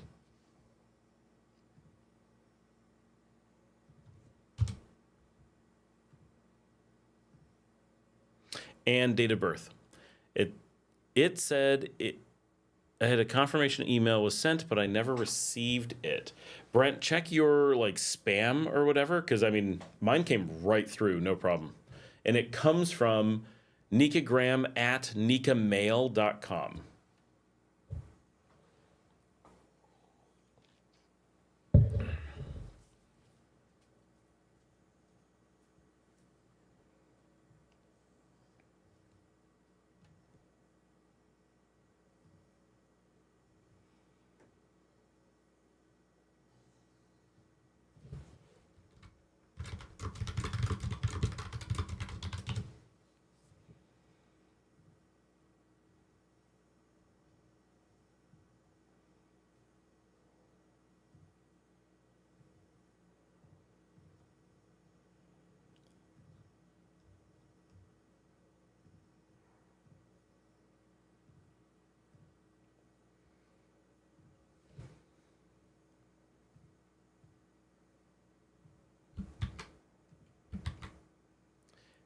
Anna, well, I guess Anna, I can put in a fake email address for you.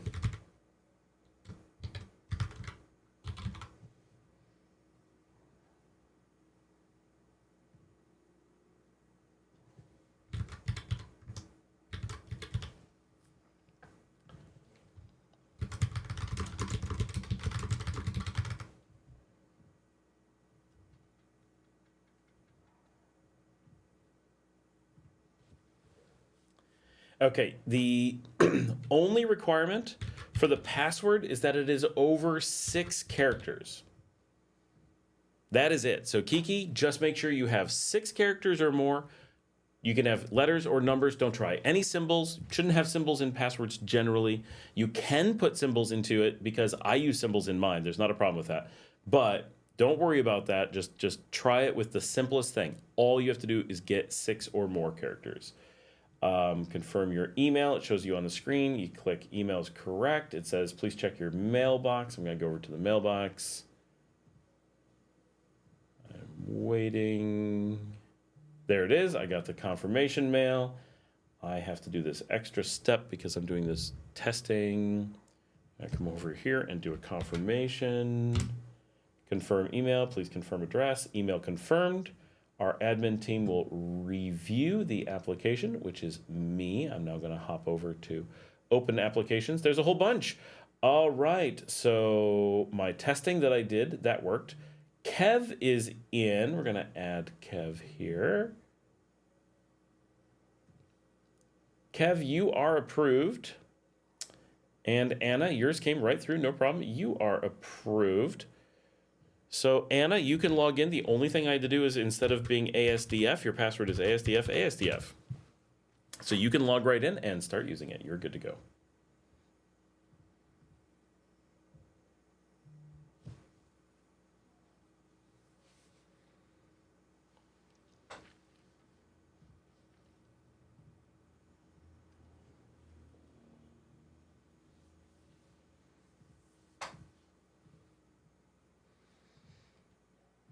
And Anna, you'll need to change your email once you're in. Okay. Come here. Come here. Everything's okay. Come here. Come here. Come here. You're a good dog. Yes, everything's okay. Come here. Come here. Yeah. That's the doggy. Kiki says, yes, success. Received email verification. Just waiting for confirmation. Okay, hold on.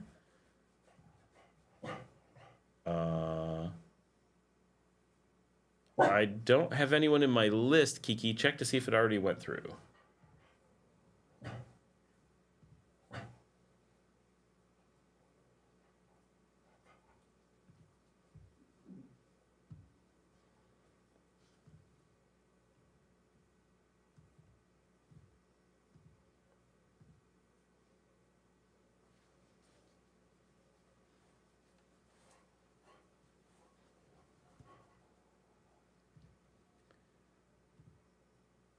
Kiki, did you click the confirm button in the email?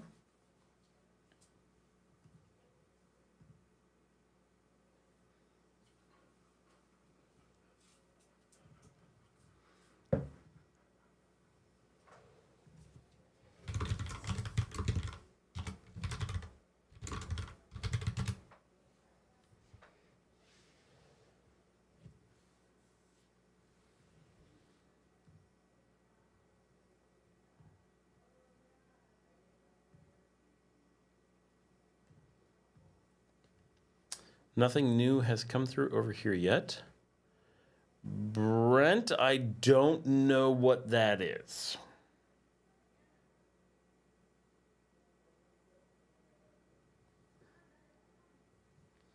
Marcela is not jumping on the show tonight. She's been working. She is heading home to go to bed. Oh, that's the error code or whatever. Wait, you actually got an error code?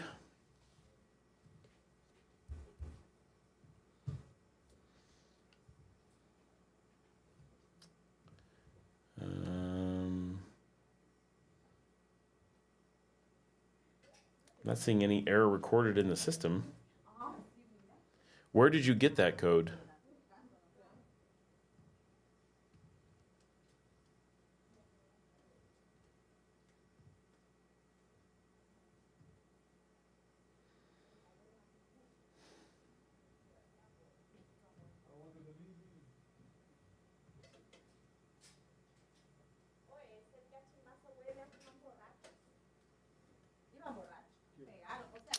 The error details have been copied. Please share this with the administrators to help fix this issue. Can you, Brent, maybe screenshot that or something and send it to me in WhatsApp? I don't know where that would come from. Those are not errors that are useful to a PixelFed admin. Not sure what it might be.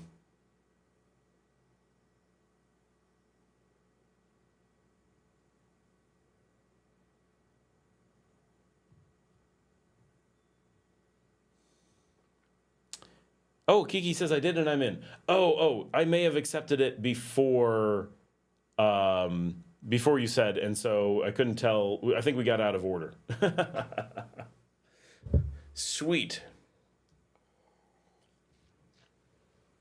Anna, were you able to log in?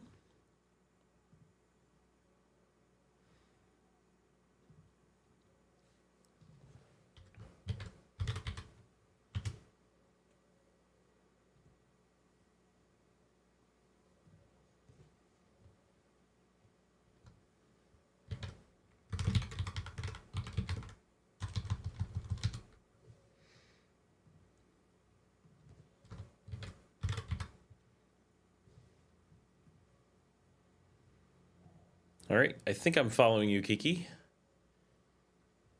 And let's see, did I follow Tim in Veronica?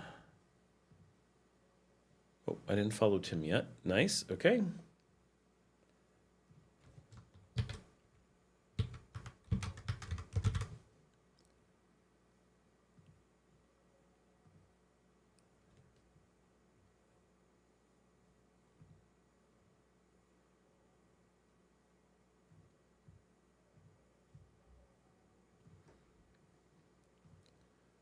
All right, we are making progress.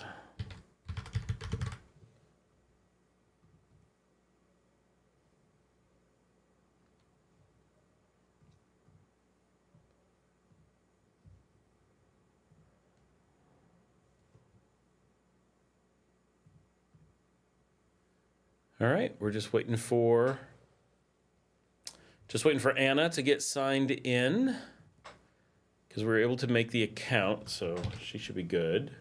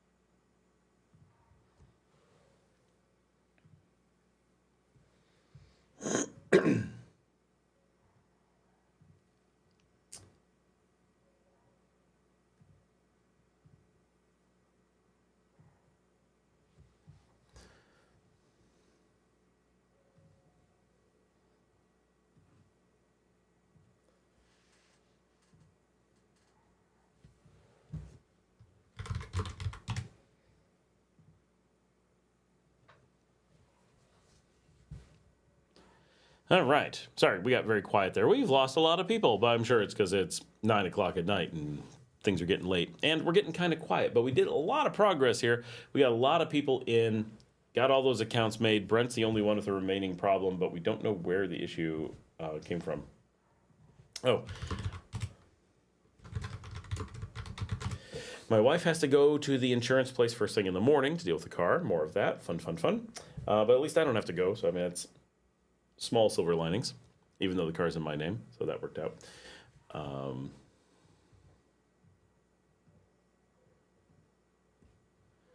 right. You guys are very quiet this time of night. We were really doing this to fill some time, to keep you guys busy.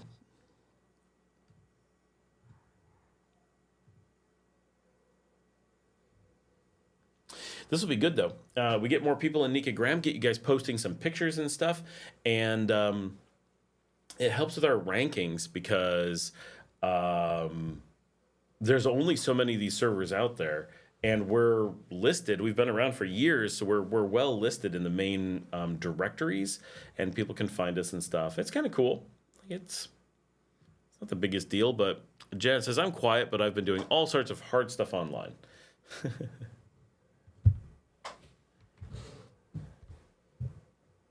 I am attempting.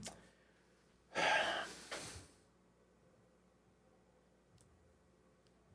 does this work? I need to make a user. Oh, I see. Create user. Right.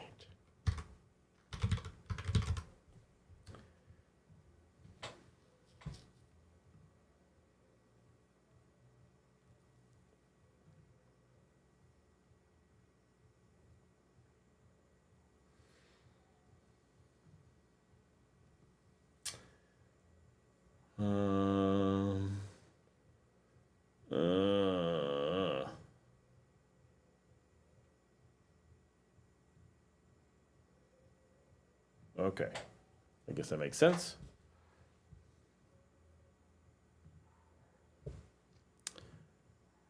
Now,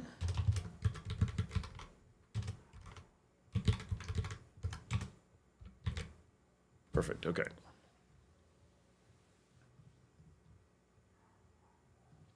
Anna says, it worked. I ended up using my husband's email. Oh, meaning you were able to go in and change it, I assume? I will double check. Oh, no, you created a new one. We got your other one created. You have an account. But I've got you approved. You are in now.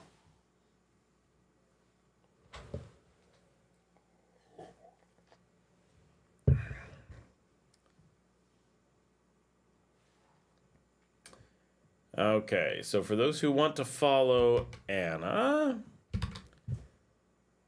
that's her account. And for Kiki, it is that account. And in case we forgot him earlier, Tim has one, and it is this account. Now, importantly, these are Nicaragua, not Nicoloro. So if you're on Nicaragua, you can follow these accounts. And you can follow them from each other, but then you have to put at nicaragua.com or at nicoloro.com if you're referencing the one you are not on. I know, that starts to get complicated. So let's see. I'm going to go follow Graham. So I'm going to go to Jones A08. There we go. And I will delete the other one. All right, Anna, I am following you now as well. And I'll get rid of the old account.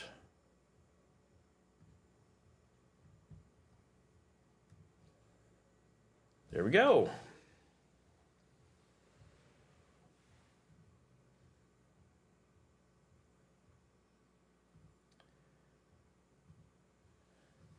We've been rather successful tonight. Good growth. Thank you, everybody. That definitely helps. Little bit. Now we just got to get people posting pictures in there.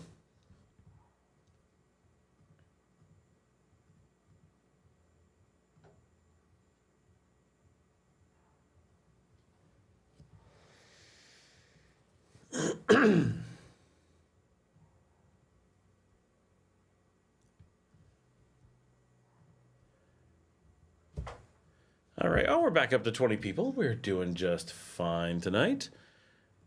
Got a lot of people chatting with me in a lot of different places.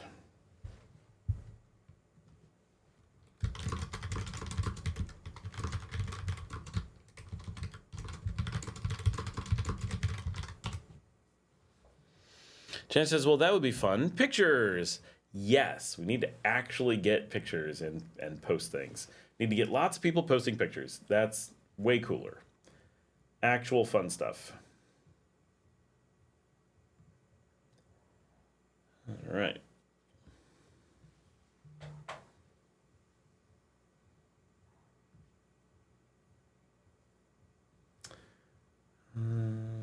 Buckets. There we go.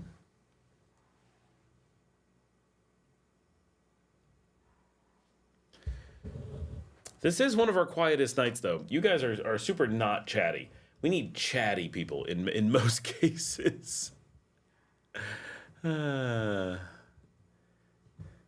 hard for me to come up with things to talk about hour after hour after hour all on my own. That's why we end up talking about signing up for these things. But good success tonight. Very, very good success tonight. I'm very happy that we have so many new people and new things going on. Makes it much more interesting.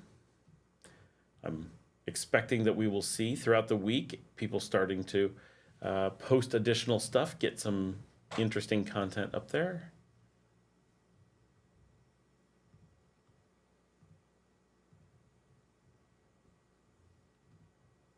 Jan says, when I'm done with the apostille thing, it will be better. Yeah, that is no fun.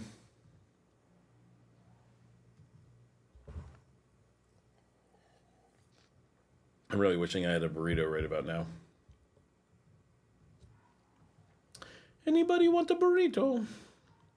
Brent says, the link I posted above has the copy diagnostics detail field. Brent, you can't post links. Links don't come up in the thread. That's why we didn't see it.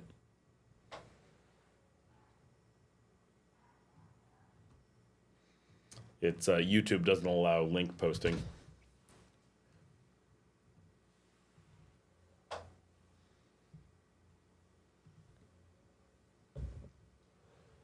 Is it a Nicogram link?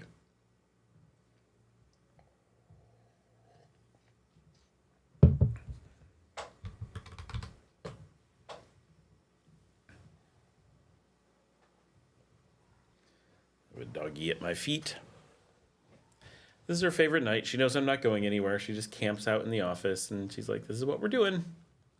We're hanging out, just me and my daddy. Just me and my daddy. That's what she says. He's such a good dog. You're such a good dog.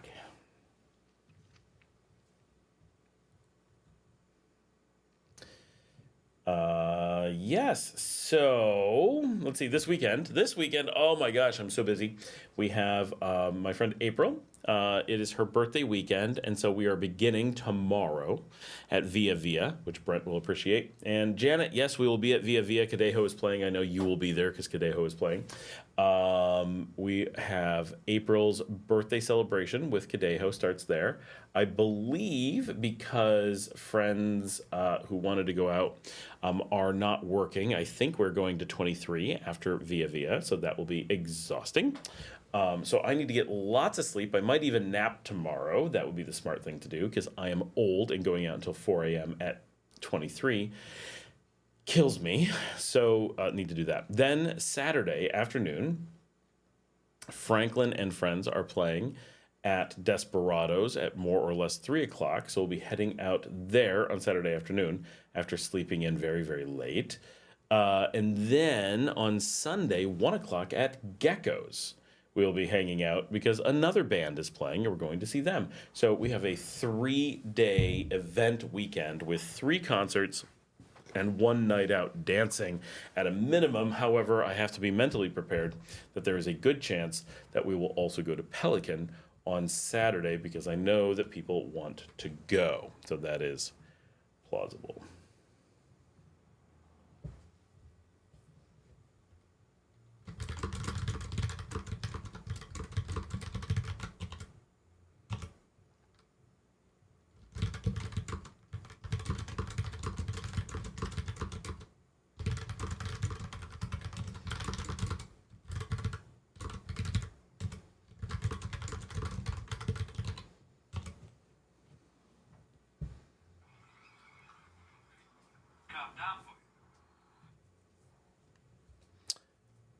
Janice says, I'll be working all day Saturday and Sunday, so no other bands. Oh, I'm sorry.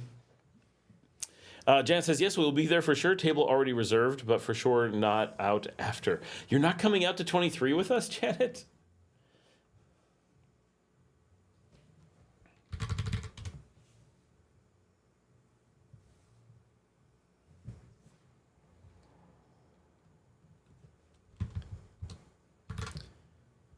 A friend of mine just finished her final shift as an intern and is out celebrating at a party tonight, as she is now officially a full doctor. So that is going on in the background.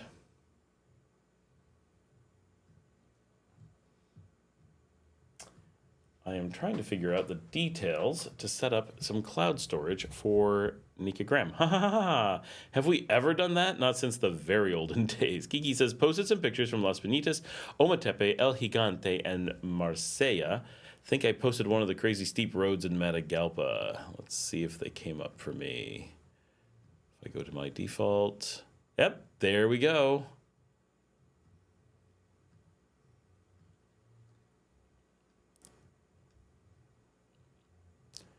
They're way easier to see on the phone the first time. That looks like Las Penitas, most likely. There's some horses. That's probably Ometepe. There's Ometepe. Nice.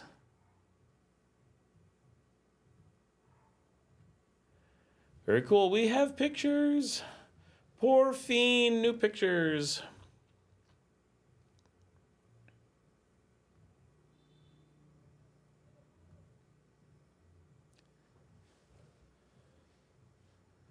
All right. Oh, there we go.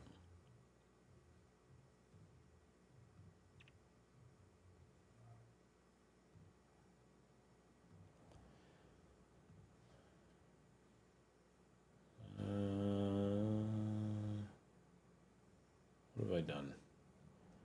What have I broken? Nothing. There we go.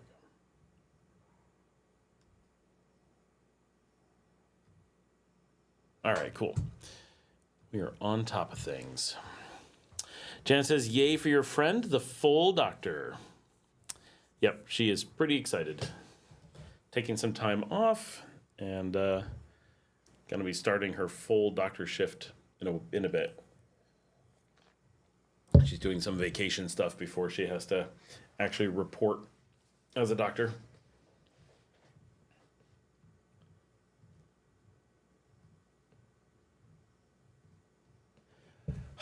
This is that time of the night where it's like, I kind of wish I had had dinner because I've not eaten. It's 9:30 at night. I'm not starving, but food does sound awfully nice. And I know my kids have burritos, and that sounds nice.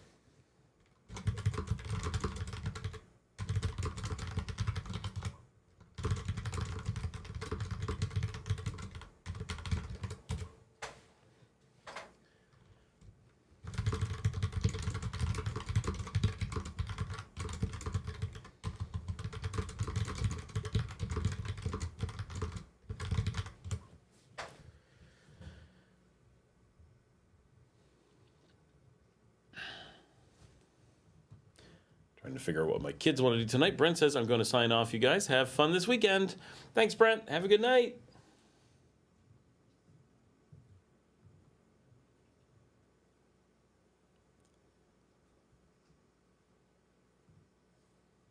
So yeah, last weekend was pretty busy in Managua, so I skipped all the things here. This weekend, we're just crazy busy here. I don't even know what's going on to this next week. I just need to hire people. That is really where I need to be. Just got to get people hired, and then I'll be all right. That should be the last major thing. For some reason, my phone keeps reconnecting to OBS. Drives me nuts. You tell it not to do that, and it just comes back. And it uses so much battery when it does that.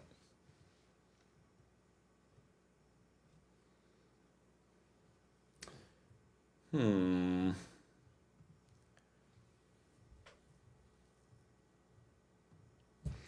got to figure out these settings. I wouldn't do this on the live show, but no one's talking, so I kind of have to keep things moving in the background, or there's just not enough going on. So I blame y'all. I really do.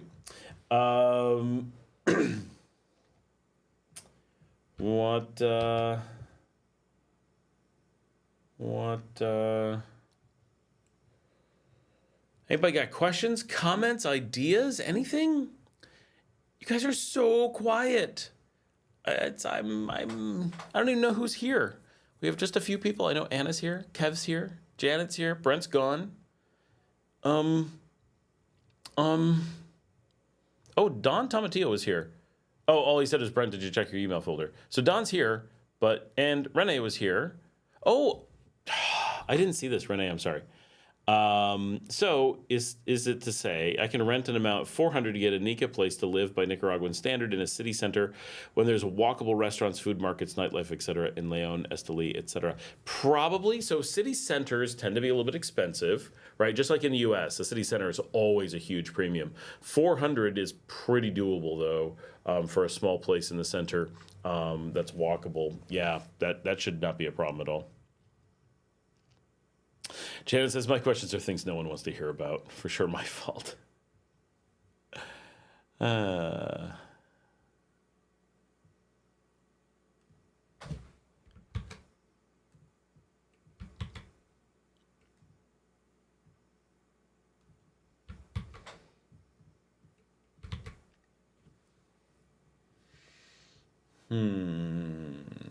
I have to find...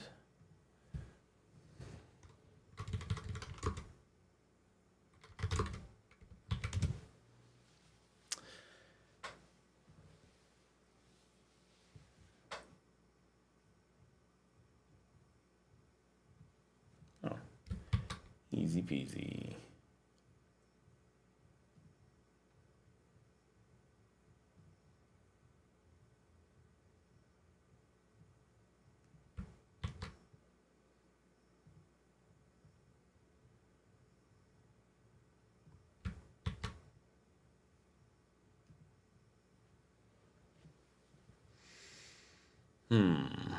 I posted 2 pictures from our last trip to Tequantepe. Milton is here. Hey, Scott. Happy Thursday. Hey, Milton. How's it going? All right. I'm going to go check out these pictures. Of course, all y'all can be following along on Nikagram as well. If you don't have an account, get out there and make one. All right. We got pictures. In Catarina and riding the bus in Febrero 2025. Very nice. Oh, Kev has new pictures up. Oh, there's the steep road in Matagalpa. I think I've walked that road. I think I filmed on that road. I do love Matagalpa.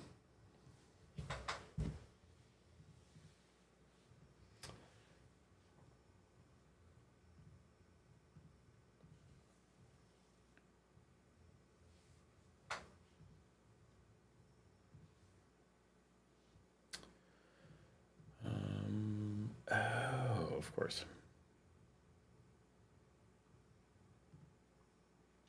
Because I'm an idiot.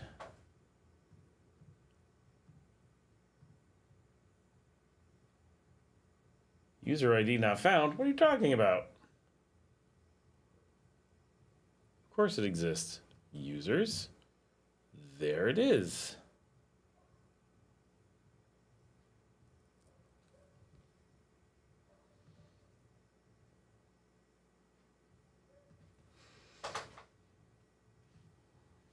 Kiki says, any idea when the new highway is going to be completed? Lots completed, but yet so much more to do. I assume you mean the Pacific Coast Highway, because there's new highways everywhere. The one in the much bigger one at Puerto Cabeza is supposed to be completed in just a month or two. They're at the final rotunda, but the Pacific Coast Highway is supposed to be a decade. Right now, it's already been going for a year, so like 9 more years. But it's a really long project. They're not even scratching the surface of the real stuff yet. So maybe it's going to be done faster. Like they get things done here really fast, so like it could happen. But in general, It's a very, very long, slow process because they're going through wildlife preserves and completely changing the face of the country and a lot of things. So it really isn't the kind of thing to be following up on, right? Like, no one's going to notice progress until it's been like a couple of years. And then we're like, hey, what's going on with that? Oh, we saw it made it up to this point or something. It's so far away. Anna says it is nearly midnight there in Virginia. So adios. Have a good night, Anna. Thanks for signing up and getting pictures up. We're looking forward to more pictures and communications on there. That's going to make things even more interesting. Milton says, are there any plans to have like Greyhound quality bus service to Leon from Managua available for passengers coming off a flight at Managua? No. I don't foresee that ever happening. It's not a terrible idea to have a bus that goes from there to Leon, but you have to remember that a couple things. One is that Leon is not a tourist center, and they don't do that for the other tourist centers. So if they were going to do that, they would do it for Granada a decade before they did it for Leon. The number of people that go from there to Leon is so small, and so many of us have our own cars, we have our own drivers, we want to do things in Managua first. So the number of people coming off a flight that want to get on a bus and go directly to Leon, I think, is pretty small, honestly. And that would cut into the business that they have for the taxis there and the existing buses that are so nice. So it's only, I want to say 200 cord, 300 cord. To go from the airport to the Terminal Interlocales. And so you're just spending a few dollars. And then it's about $2, $2.50 to take the very nice new Chinese buses from Interlocale to Leon. And it's so fast and easy. I don't think that there's any market at all for having a big bus directly from the airport instead of having the one that's accumulating everything in the city. There's talk of there potentially being a train in the future. That will be a bit different because it'll have stops along the way. But there are very few places in the country that have like a Greyhound type thing, and I don't think a Greyhound worth of people comes into Managua to go to Leon per day.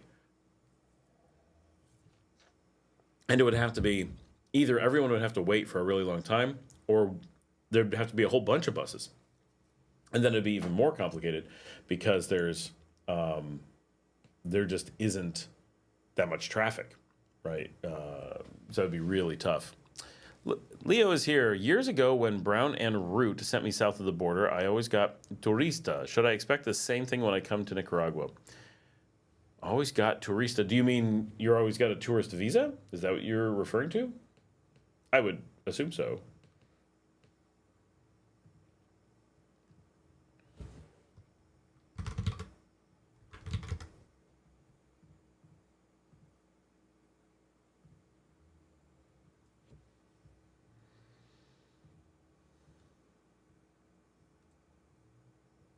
Oh.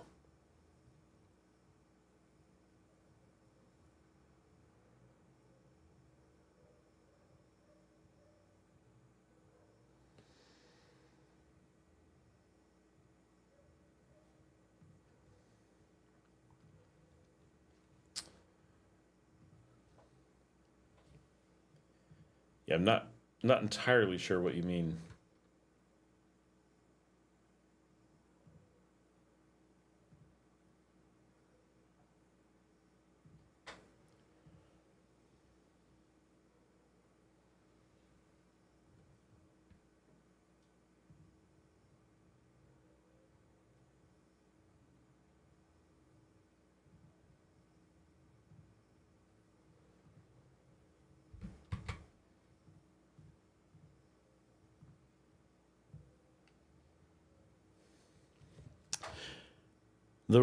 Oh, no, I've never heard that. No, this isn't Mexico. Like that, all of that, like Montezuma's curse stuff, that's purely Mexico. It's because of the water treatment there. Nowhere else in the Western Hemisphere has that problem, to the best of my knowledge. I don't know that I've ever gotten any kind of stomach ailment in all the years that I've been here. Like barely anyone ever does. Like, hey, I mean, everybody gets sick sometimes, but it's like really not a major thing. But definitely not like Montezuma's curse. It's not like you come here, drink the water, eat the food, and suddenly you're like, oh no, my stomach. It's no.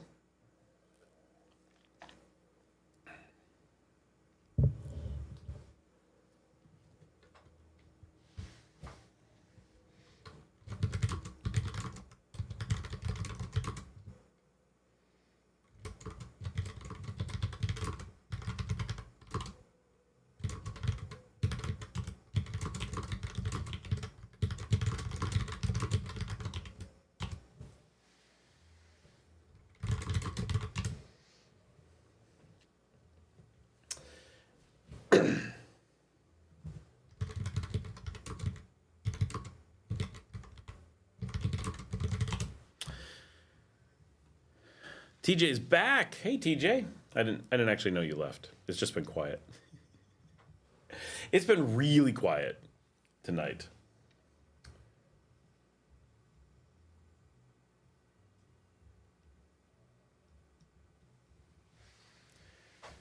We're having a good night. A lot of good stuff going on, but it's just been very quiet. And it's funny, we started off with all these people joining Nicoloro, and then by the end of the night, everyone's joining Nika Graham. They're like, Nika Graham's cooler, that's what we want to do. I'm like, all right. Well, that's pretty cool. I am trying to figure out how to add a user. I'm trying to get set up so that Nika Graham, like Nicoloro, which are already doing that. Oh, TJ says I was working on my Plex server. I know how it is. Objective net. Move on to new order.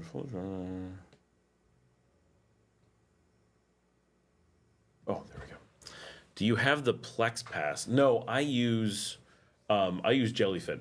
Remember, I tried Plex. I just didn't like it as much. I mean, it's good. I like Plex, and that's what inspired me to look for other things. But Jellyfin was just so good and didn't have the problems and limitations that I found with Plex. I just found it way nicer to actually use and practice. And so that's the only thing we've used for a while, and we've been very happy with it.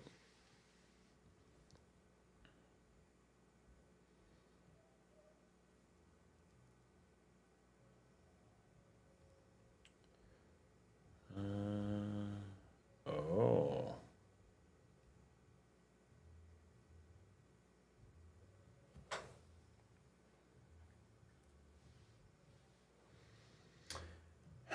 I'm having wasabi problems tonight.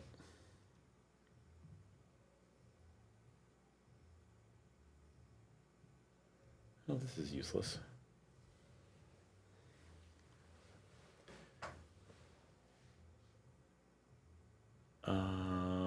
Ground service. Yeah, Milton, in the long run, I think a train is the only eventual thing. But really, the new buses, the new interlocales are so good that I think people are going to be really surprised when they check it out and they're like, oh, this is what it's like now? Yeah, that makes sense. Like, you don't need anything else. That really is a big leap forward. I'm pretty sure that I posted... Yeah, there we go.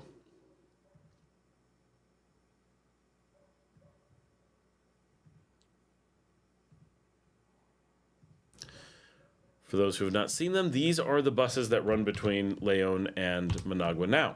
Kiki says, do you know of any English sites with current bus schedules? I don't know of anything with bus schedules. If only there were as easy to find and use as the Leon Las Penitas bus. I took the buses from Las Penitas to Matagalpa. It was mind-bending. Las Penitas to Matagalpa is hard because you're not going through the hub. Anything that goes along the fringes is very hard. Those chicken buses are crazy. But if you're going from like Leon to Managua, it's so ridiculously easy that they don't need a schedule. It's literally, they start at sun up, they stop at sundown, and as long as the sun is up, they run as fast as they can fill the buses, and you just go to the terminal and get on the bus. And that's it. That's all there is. And so it's pretty easy.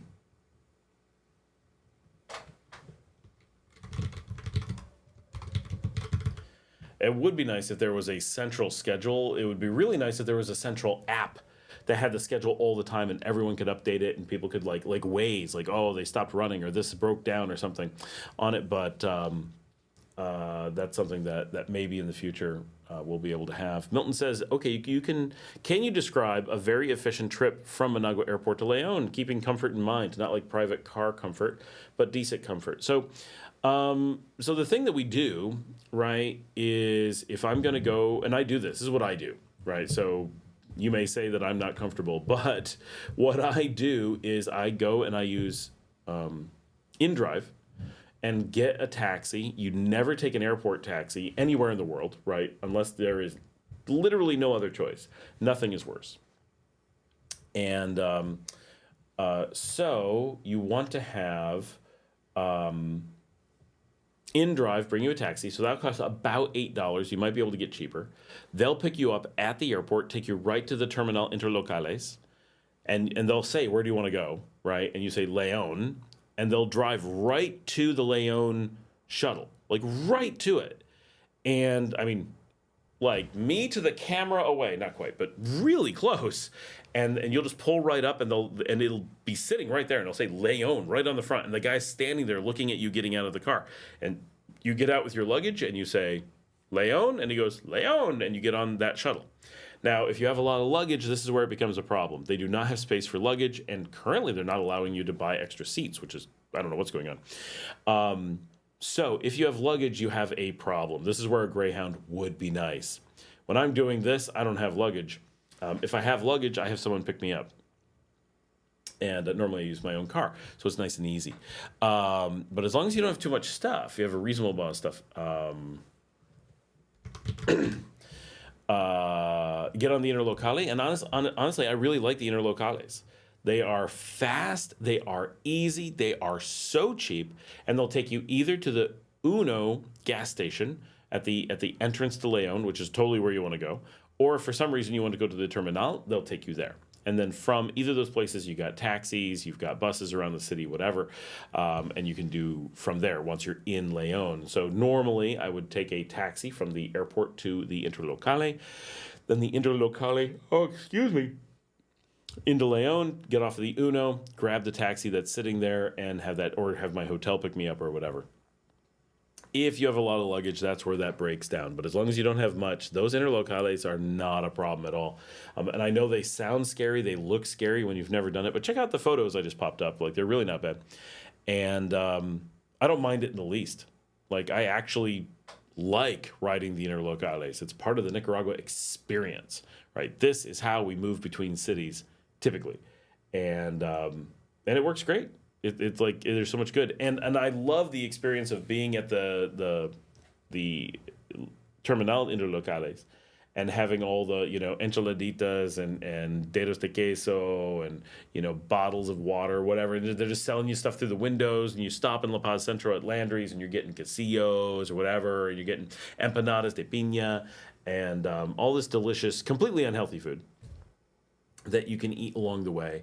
Desserts and snacks and real meals. Quesillos are a real meal, which is like cheese and a tortilla soaked in milk with onion, which sounds horrendous, and they're delicious. We will do a video on them sometime soon. Famous last words. And but the whole experience on the Interlocales is so... I think such a great introduction to Nicaragua. It is very easy with the information that I give on the show. It really is easy to do. I've shown us riding it before. I've shown so many pictures from it. And now with the new buses, it's even more approachable than before. Not that anything's changed, but it just feels so much brighter. It feels so much more open. It feels so much more obvious what to do. And everybody's really friendly, and they're super safe.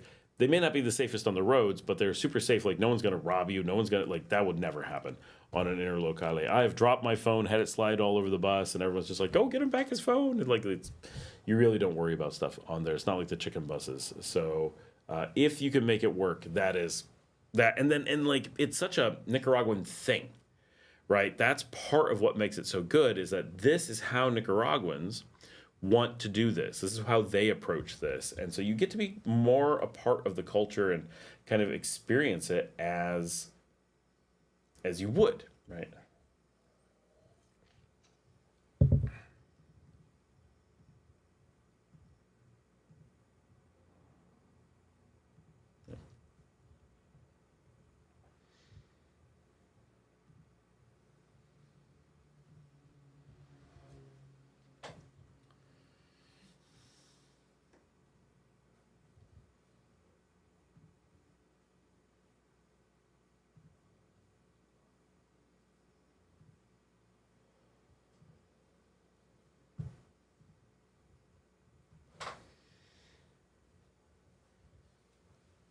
Now, other than that, most people use private cars to get between the cities. If you have a ton of luggage, because one of the things is you got to get picked up from the airport.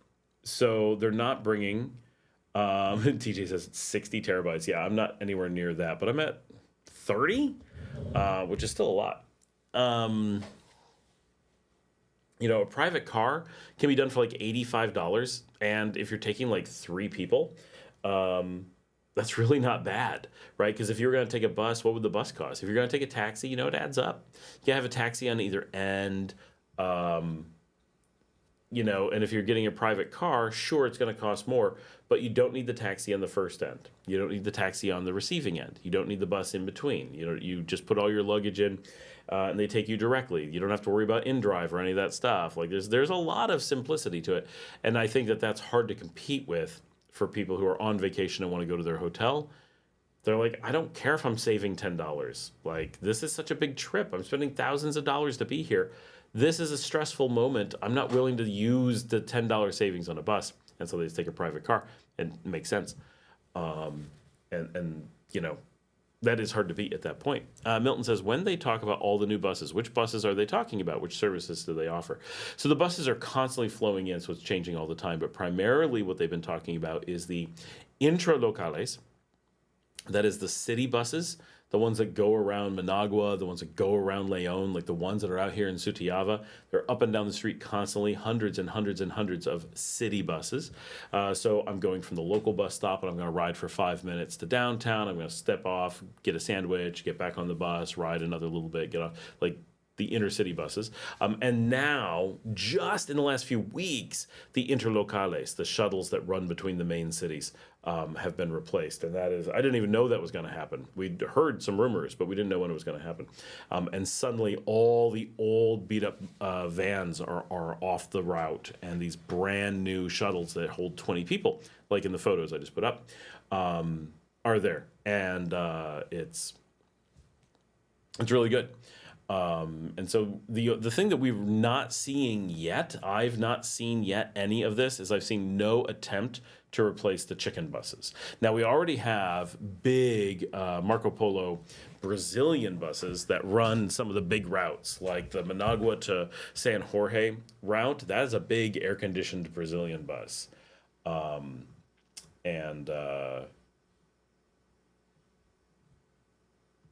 don't think they're going to replace any of those, right? Those are really nice and comfortable and efficient and new and nice like a Greyhound. Probably that's who makes the Greyhounds. But the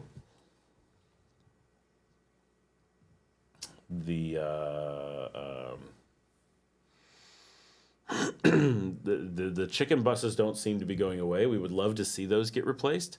They are kind of iconic, but they're not iconic here the way they are in Panama, or especially not in Guatemala. Mostly they're just old and run down, so it really would be nice if we could see those get replaced with something really nice and fancy, like the run that Kiki was describing going from Leon to Matagalpa. It would be really nice to see a big modern bus on that route. I think that would be great. But that does not seem to be a high priority item right now. And those are falling by the wayside a little bit. They're not going away, don't get me wrong. But they are not used like they used to be. The interlocales are so popular. People make more money. The country's getting richer. The chicken buses primarily service people who are either doing very short runs, and other things are impractical, or the incredibly poor, those who are struggling with the cost of an extra dollar. So riding the chicken bus might be $1.50, and riding the interlocale might be $2.50, which is a big difference if you're trying to cut things really close and you have a lot of free time. The chicken buses are going to save you money. But if you have the money and you're only riding the bus once in a while, then the interlocale for that extra dollar is going to shave 30 minutes off the trip or more, could be an hour, and it's certainly more comfortable, and you don't have to worry about someone pickpocketing you or whatever. And so that seems to be, as people have a lot more money here in Nicaragua, as more people are working, they're focused more and more on things like the interlocales, right? They're not looking at everybody's not buying luxury cars. They're not, they're not going crazy, but they're splurging on a more comfortable bus experience, right? But that's real. And it's so comfortable that it's the difference between if I had to take the chicken bus to Managua, I would be annoyed. The first time I'd be like, adventure, but after that I'd be like, no. But taking the interlocale, I'm like, this is a solution. I like the interlocales. The seats are comfy.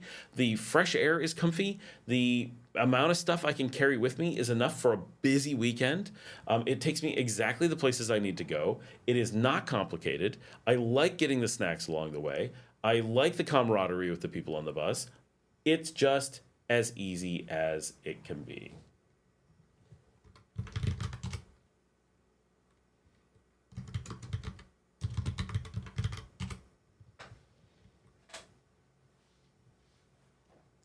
So I don't see the chicken buses growing. Of course, they need to be replaced at some point, and that will be a thing because a new bus will be more efficient.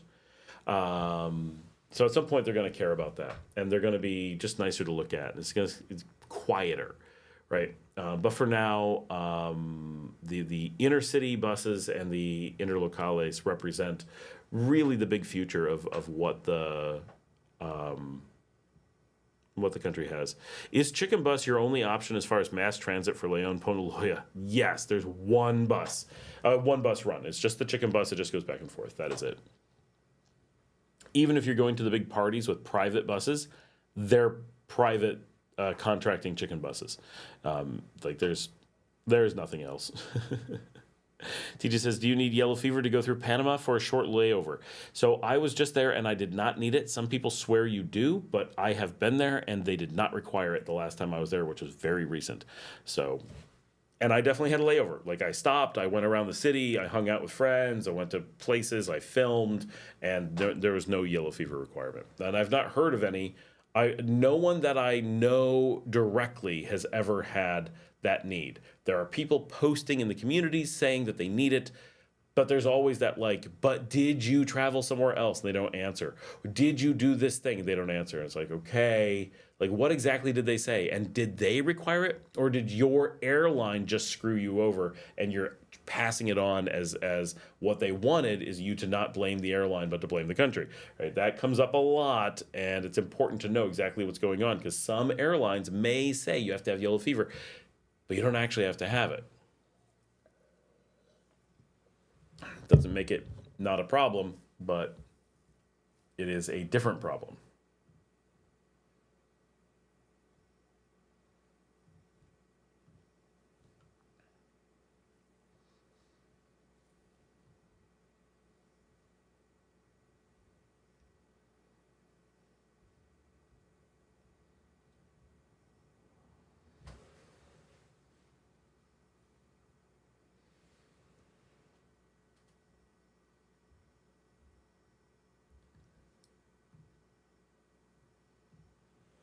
I was looking at going back to Aruba.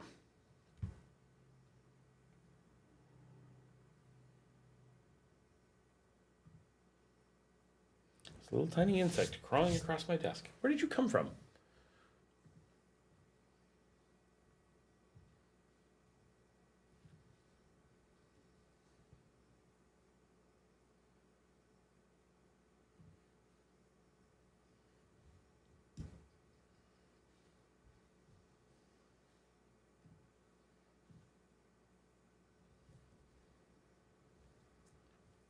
All right, fingers crossed. I may have just completely broken Nicoloro, or Nicogram, sorry, or I may have just completely made it awesome.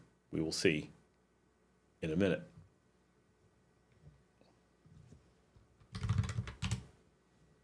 Well, it's still up. That is a good sign. Let's look at some diagnostics and see what's happening.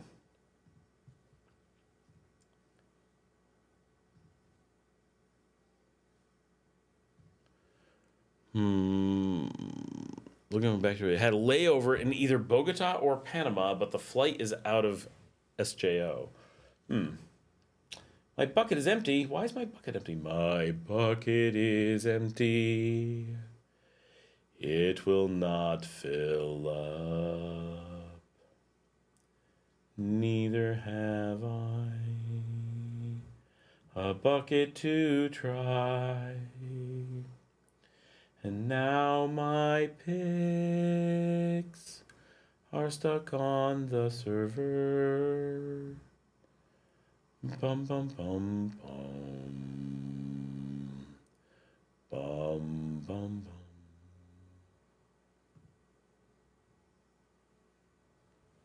Kiki says, I just took the boat from Potosí La Union both ways and was not asked for yellow fever. You should not be asked for yellow fever there. Neither of those countries are even remotely in yellow fever places. Panama has some zones that in the Darien that you are officially in a yellow fever zone, but that's a little bit complicated. So TJ's thought about going to Brazil. If you touch Brazil, you need yellow fever. It's like yellow fever capital. I was in Bolivia, and I have to have yellow fever because of that. It is what it is. But that's... and I'm thinking about going to Brazil. It's on my list for maybe sometime this year. That would be pretty cool.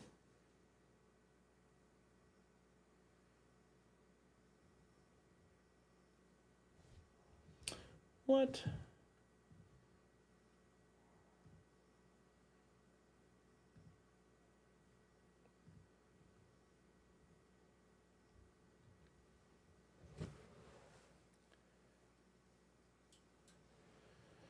Yeah, if you pass through Brazil, you definitely have to have yellow fever. There's no ifs, ands, or buts there.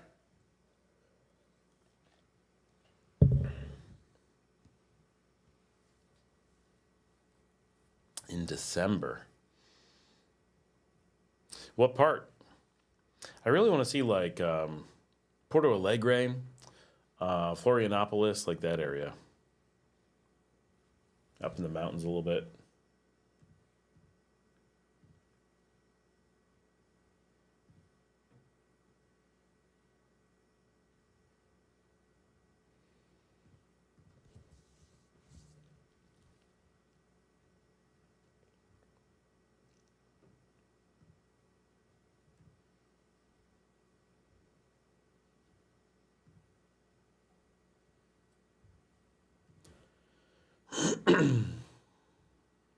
I haven't made up my mind yet. My family was talking about the next family trip. Ah, cool. Yep. I may have to go to Costa Rica relatively soon, but I don't know what relatively is yet. And I always got to go some places like Belize.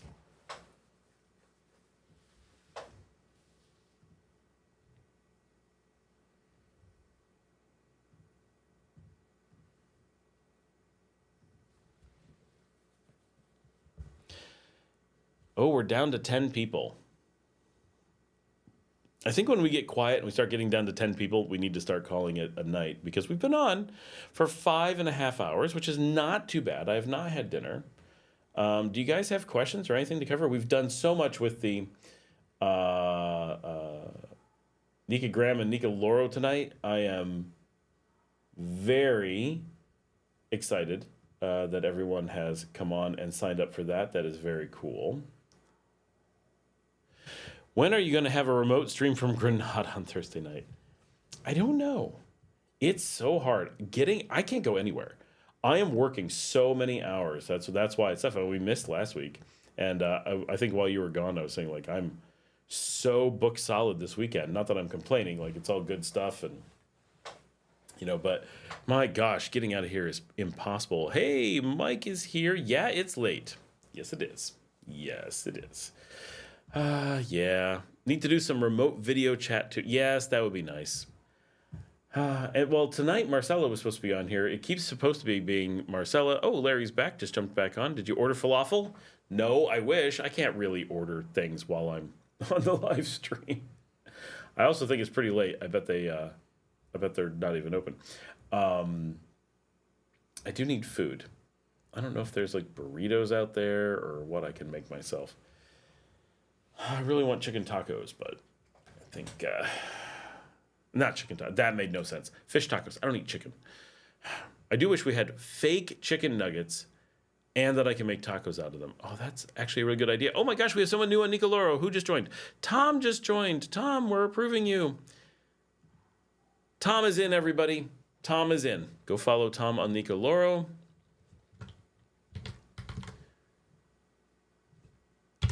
And if I can find him, always a challenge. If you have a short name and it mimics names from other places, it can be very hard to actually find you. There he is, at Tom. Follow. Boom. All right. So if you check my account and go to following, you got a long list of people. Tom, Dale, Luke, James, La Marcelita, Rod, DD 70, Self Hugs, Aggie. It goes on and on and on. There's a lot of people in there. So get in, sign up, and follow some people.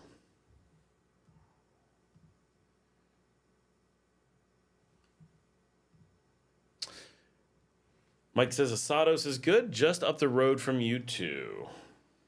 Yeah, but I'm vegetarian. There's very little to eat at the Asados, unfortunately. It's fun and all, but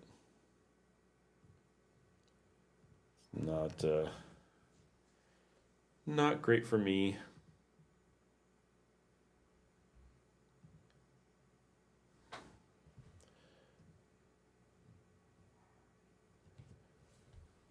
We're back up to 13 people. I mean, we do have people on. But it is 10 o'clock. I'm trying to convince my kids to watch Roswell. If you guys are wondering what I'm watching, these days I'm watching the original 1999 series Roswell. It's one of my all-time favorite shows. It's one of my wife's all-time favorite shows. Watching it with my kids. My eldest, my 16-year-old, is kind of thinks it's a dud, but she's willing to sit through it. But my 13-year-old loves it, and we've been very excited to be watching it together. So that's been very nice.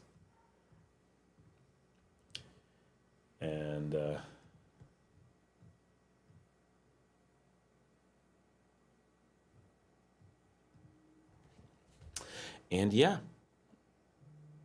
Oh, now we're up to 14. I can never tell. Are we like gaining people or what's going on? I don't know.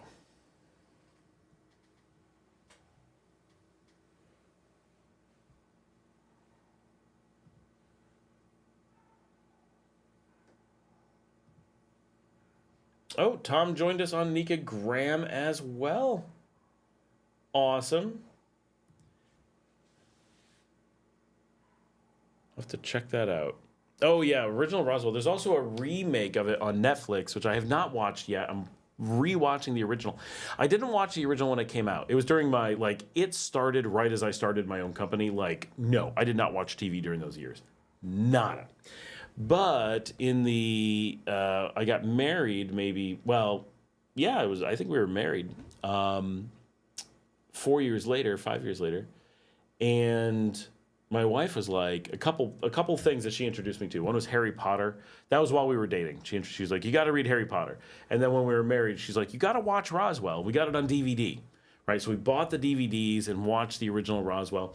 And she's like, it's a good show, you'll like it. And I ended up staying up all night long binging it. Now, I was only 27 when we got married, so I was still young. So binging this 3-season show, which did not have the longest seasons, reasonable seasons, was not terrible, but it was back when people didn't binge. I just went crazy. I just binged through this Roswell on DVD. And she came out in the morning because we worked different shifts, and she was like, are you seriously still awake watching Roswell? I'm like, what? It's really good. She's like, I told you. And so it's always been one of our shows, but not one that I've really rewatched. We have a series of shows, series, as you will, that we watch regularly. My wife and I have, and I'm sure most couples do, right? Shows that are like our comfort shows. Shows that we can and do go back to over and over again over the years. And when we meet new people, we're often like close friends. We'll be like, oh, you got to watch this show. And we'll watch it with them. And I watch them with my kids. And Frasier is a big one for us. Not very many American shows. Frasier kind of stands out as like the show in the U.S. How I Met Your Mother and Frasier. Have not watched How I Met Your Mother in a really long time. But Frasier every so often. And then British shows. Are You Being Served? She and I would watch over and over and over again, including Grace and Favor, the series that came after it. Vicar of Dibley, Father Ted,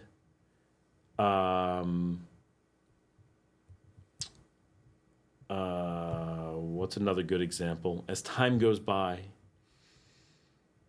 Faulty Towers, some really, really amazing British shows that I can just watch over and over and over again, and nothing brings me more comfort. Are You Being Served has to be the ultimate. Oh, and Coupling, of course, Coupling.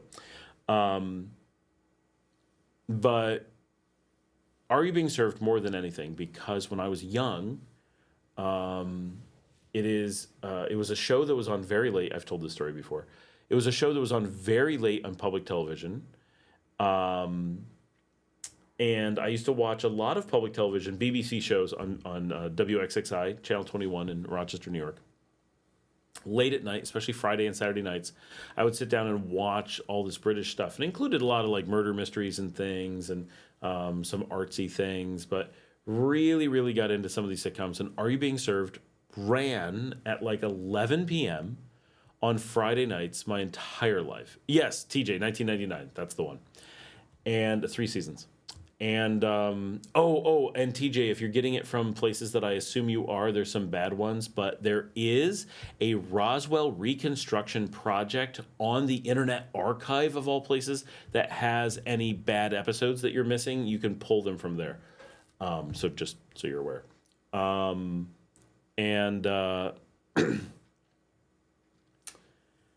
So for my entire childhood, Are You Being Served was this thing that played late at night on Fridays. And maybe it bounced to Saturdays, but that was kind of it. And always 11 o'clock at night. So my father generally went to bed by then. He was not a night owl. My mom was a night owl, but she would often go to bed with my dad. But sometimes, especially when I was like 12 to 15, she would sneak popcorn or peanut butter with chocolate chips or something unhealthy. And she would come and she would watch British TV with me, specifically Are You Being Served? And it was our show when I was a kid. I also, with my father more than my mother, listened to Prairie Home Companion on the radio, which was in the, oh, look who's coming through that door. I think we met somewhere before. Hello, love. Oh, hello, love. That has been in my head since I was 6 years old. But my mom and I, this is like our special show. And my dad watched it once in a while, but he wasn't really into it. It was not his thing.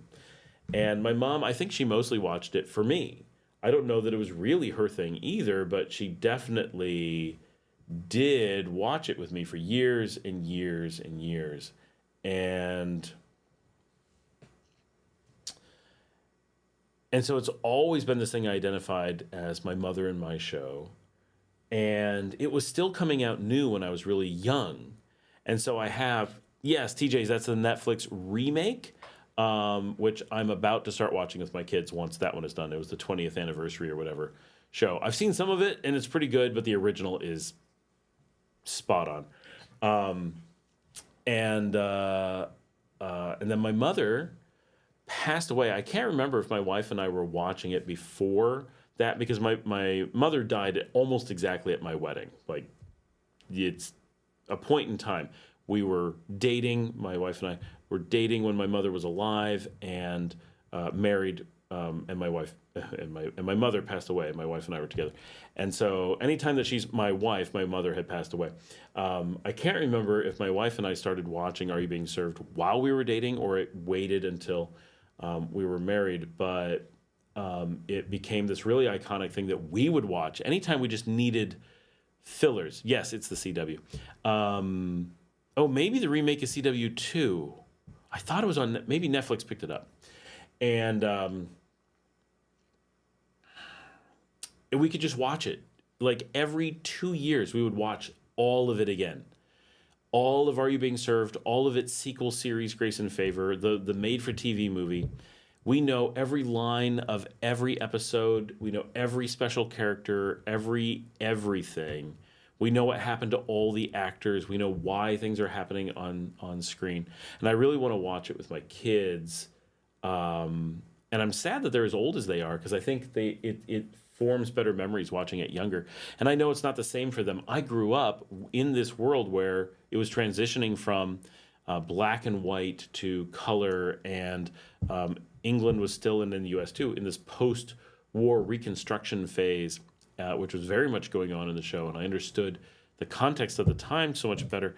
But it's all very, very interesting, I think.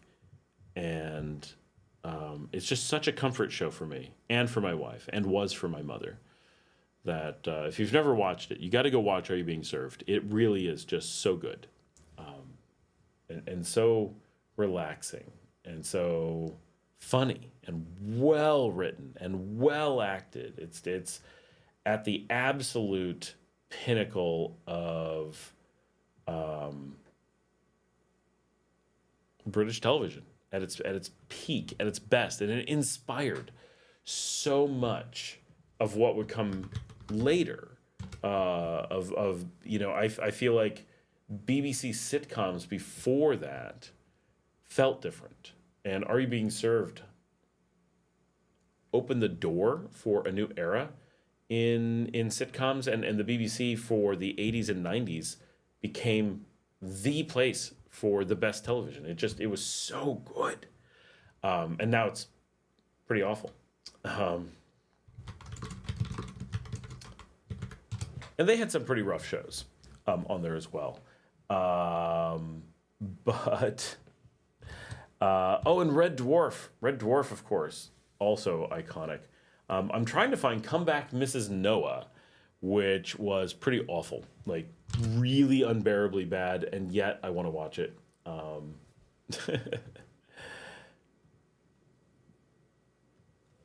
But all right, I think we're over 5.5 hours. We're mostly talking about TV series. Probably good time to call it. I'm going to make sure that no one is waiting for any any permissions on any of the platforms. No one is waiting to sign in on Nicoloro. No one is waiting to sign in on Nicagram. I think we will say it is a night. Let's see. Interesting. I wonder. I'm going to try something. All right, guys. Let's call it a night. Thank you so much for joining me. As always, all the things, right? Have a good night. Thanks for being on the live stream. TJ, enjoy watching that show. I'm going to go get some food. I'm going to get a little bit of rest. Hopefully watch some Roswell. Hang out with my kids. Try to get this upgrade to Nicagram. Thank you so much to everyone who joined Nicoloro and Nicagram tonight. Be sure to post statuses, post photos, get it into it, follow each other, and do all that stuff, and make it meaningful, and let's make it a way to meet up when people are here. Let's make it a way to stay up to date with each other. Let's make it a fun, engaging system that complements, of course, the show, but complements the WhatsApp expat group. But it's so much more. It's like the ultimate WhatsApp group. It's less than the ongoing live conversation, but it's this like expat lives merged kind of platform just like if we were all on Twitter, right? Except we're able to follow and find each other all on this one thing, and we don't have to put up with Twitter and all its weird stuff. So thanks for everything, guys. Have a good night. Remember the GoFundMe for Marcela. We did raise some more money this week, and she is now, I wish she could have been on the show tonight. I know she's very tired and she worked a lot today. She is now, her head is shaved. She is now wearing wigs. You'll see her in a turban quite often in the photo. So she's been wearing turbans before she had wigs, but they're a lot easier to wear the turbans. So a lot of times she just puts a turban on. She's got white, black, and pink right now, but she's got a couple wigs. She's going to be, her whole family's coming here to see her tomorrow. She's now at the midpoint, roughly, of her chemo. In about 8 days, she'll be on chemo number 6, which is her halfway point. And then they'll be able to do the test to see how it's working. So hopefully we'll have her on here with good news soon. But this is a really rough time, right? She's a very good-looking girl, and has always been very proud of her gorgeous, really thick hair, and that's something that she had to give up, and a lot of things like that, right? It's very difficult for her. So this is kind of an emotional time, but it seems like things are going well. She seems to be improving in a lot of ways. She had some really major problems a few weeks ago that her veins in her arm blew out because they were giving her a painkiller, and the painkiller she was allergic to, and it was really, really nasty. Yes, TJ, I think mostly you do end up finding DVD copies. It's not the best. I need to track down the actual original DVDs and make good HEVC copies or X264s, because I can't believe of a show that's so good and has some really big, that's where Katherine Heigl comes from. I realize My Father the Hero, obviously, but she did nothing for a while and then was this massive star, and this is the show that relaunched her, other than when she was 13 and did My Father the Hero, and some other people as well, but really her. So all right, guys, have a good night. I will see all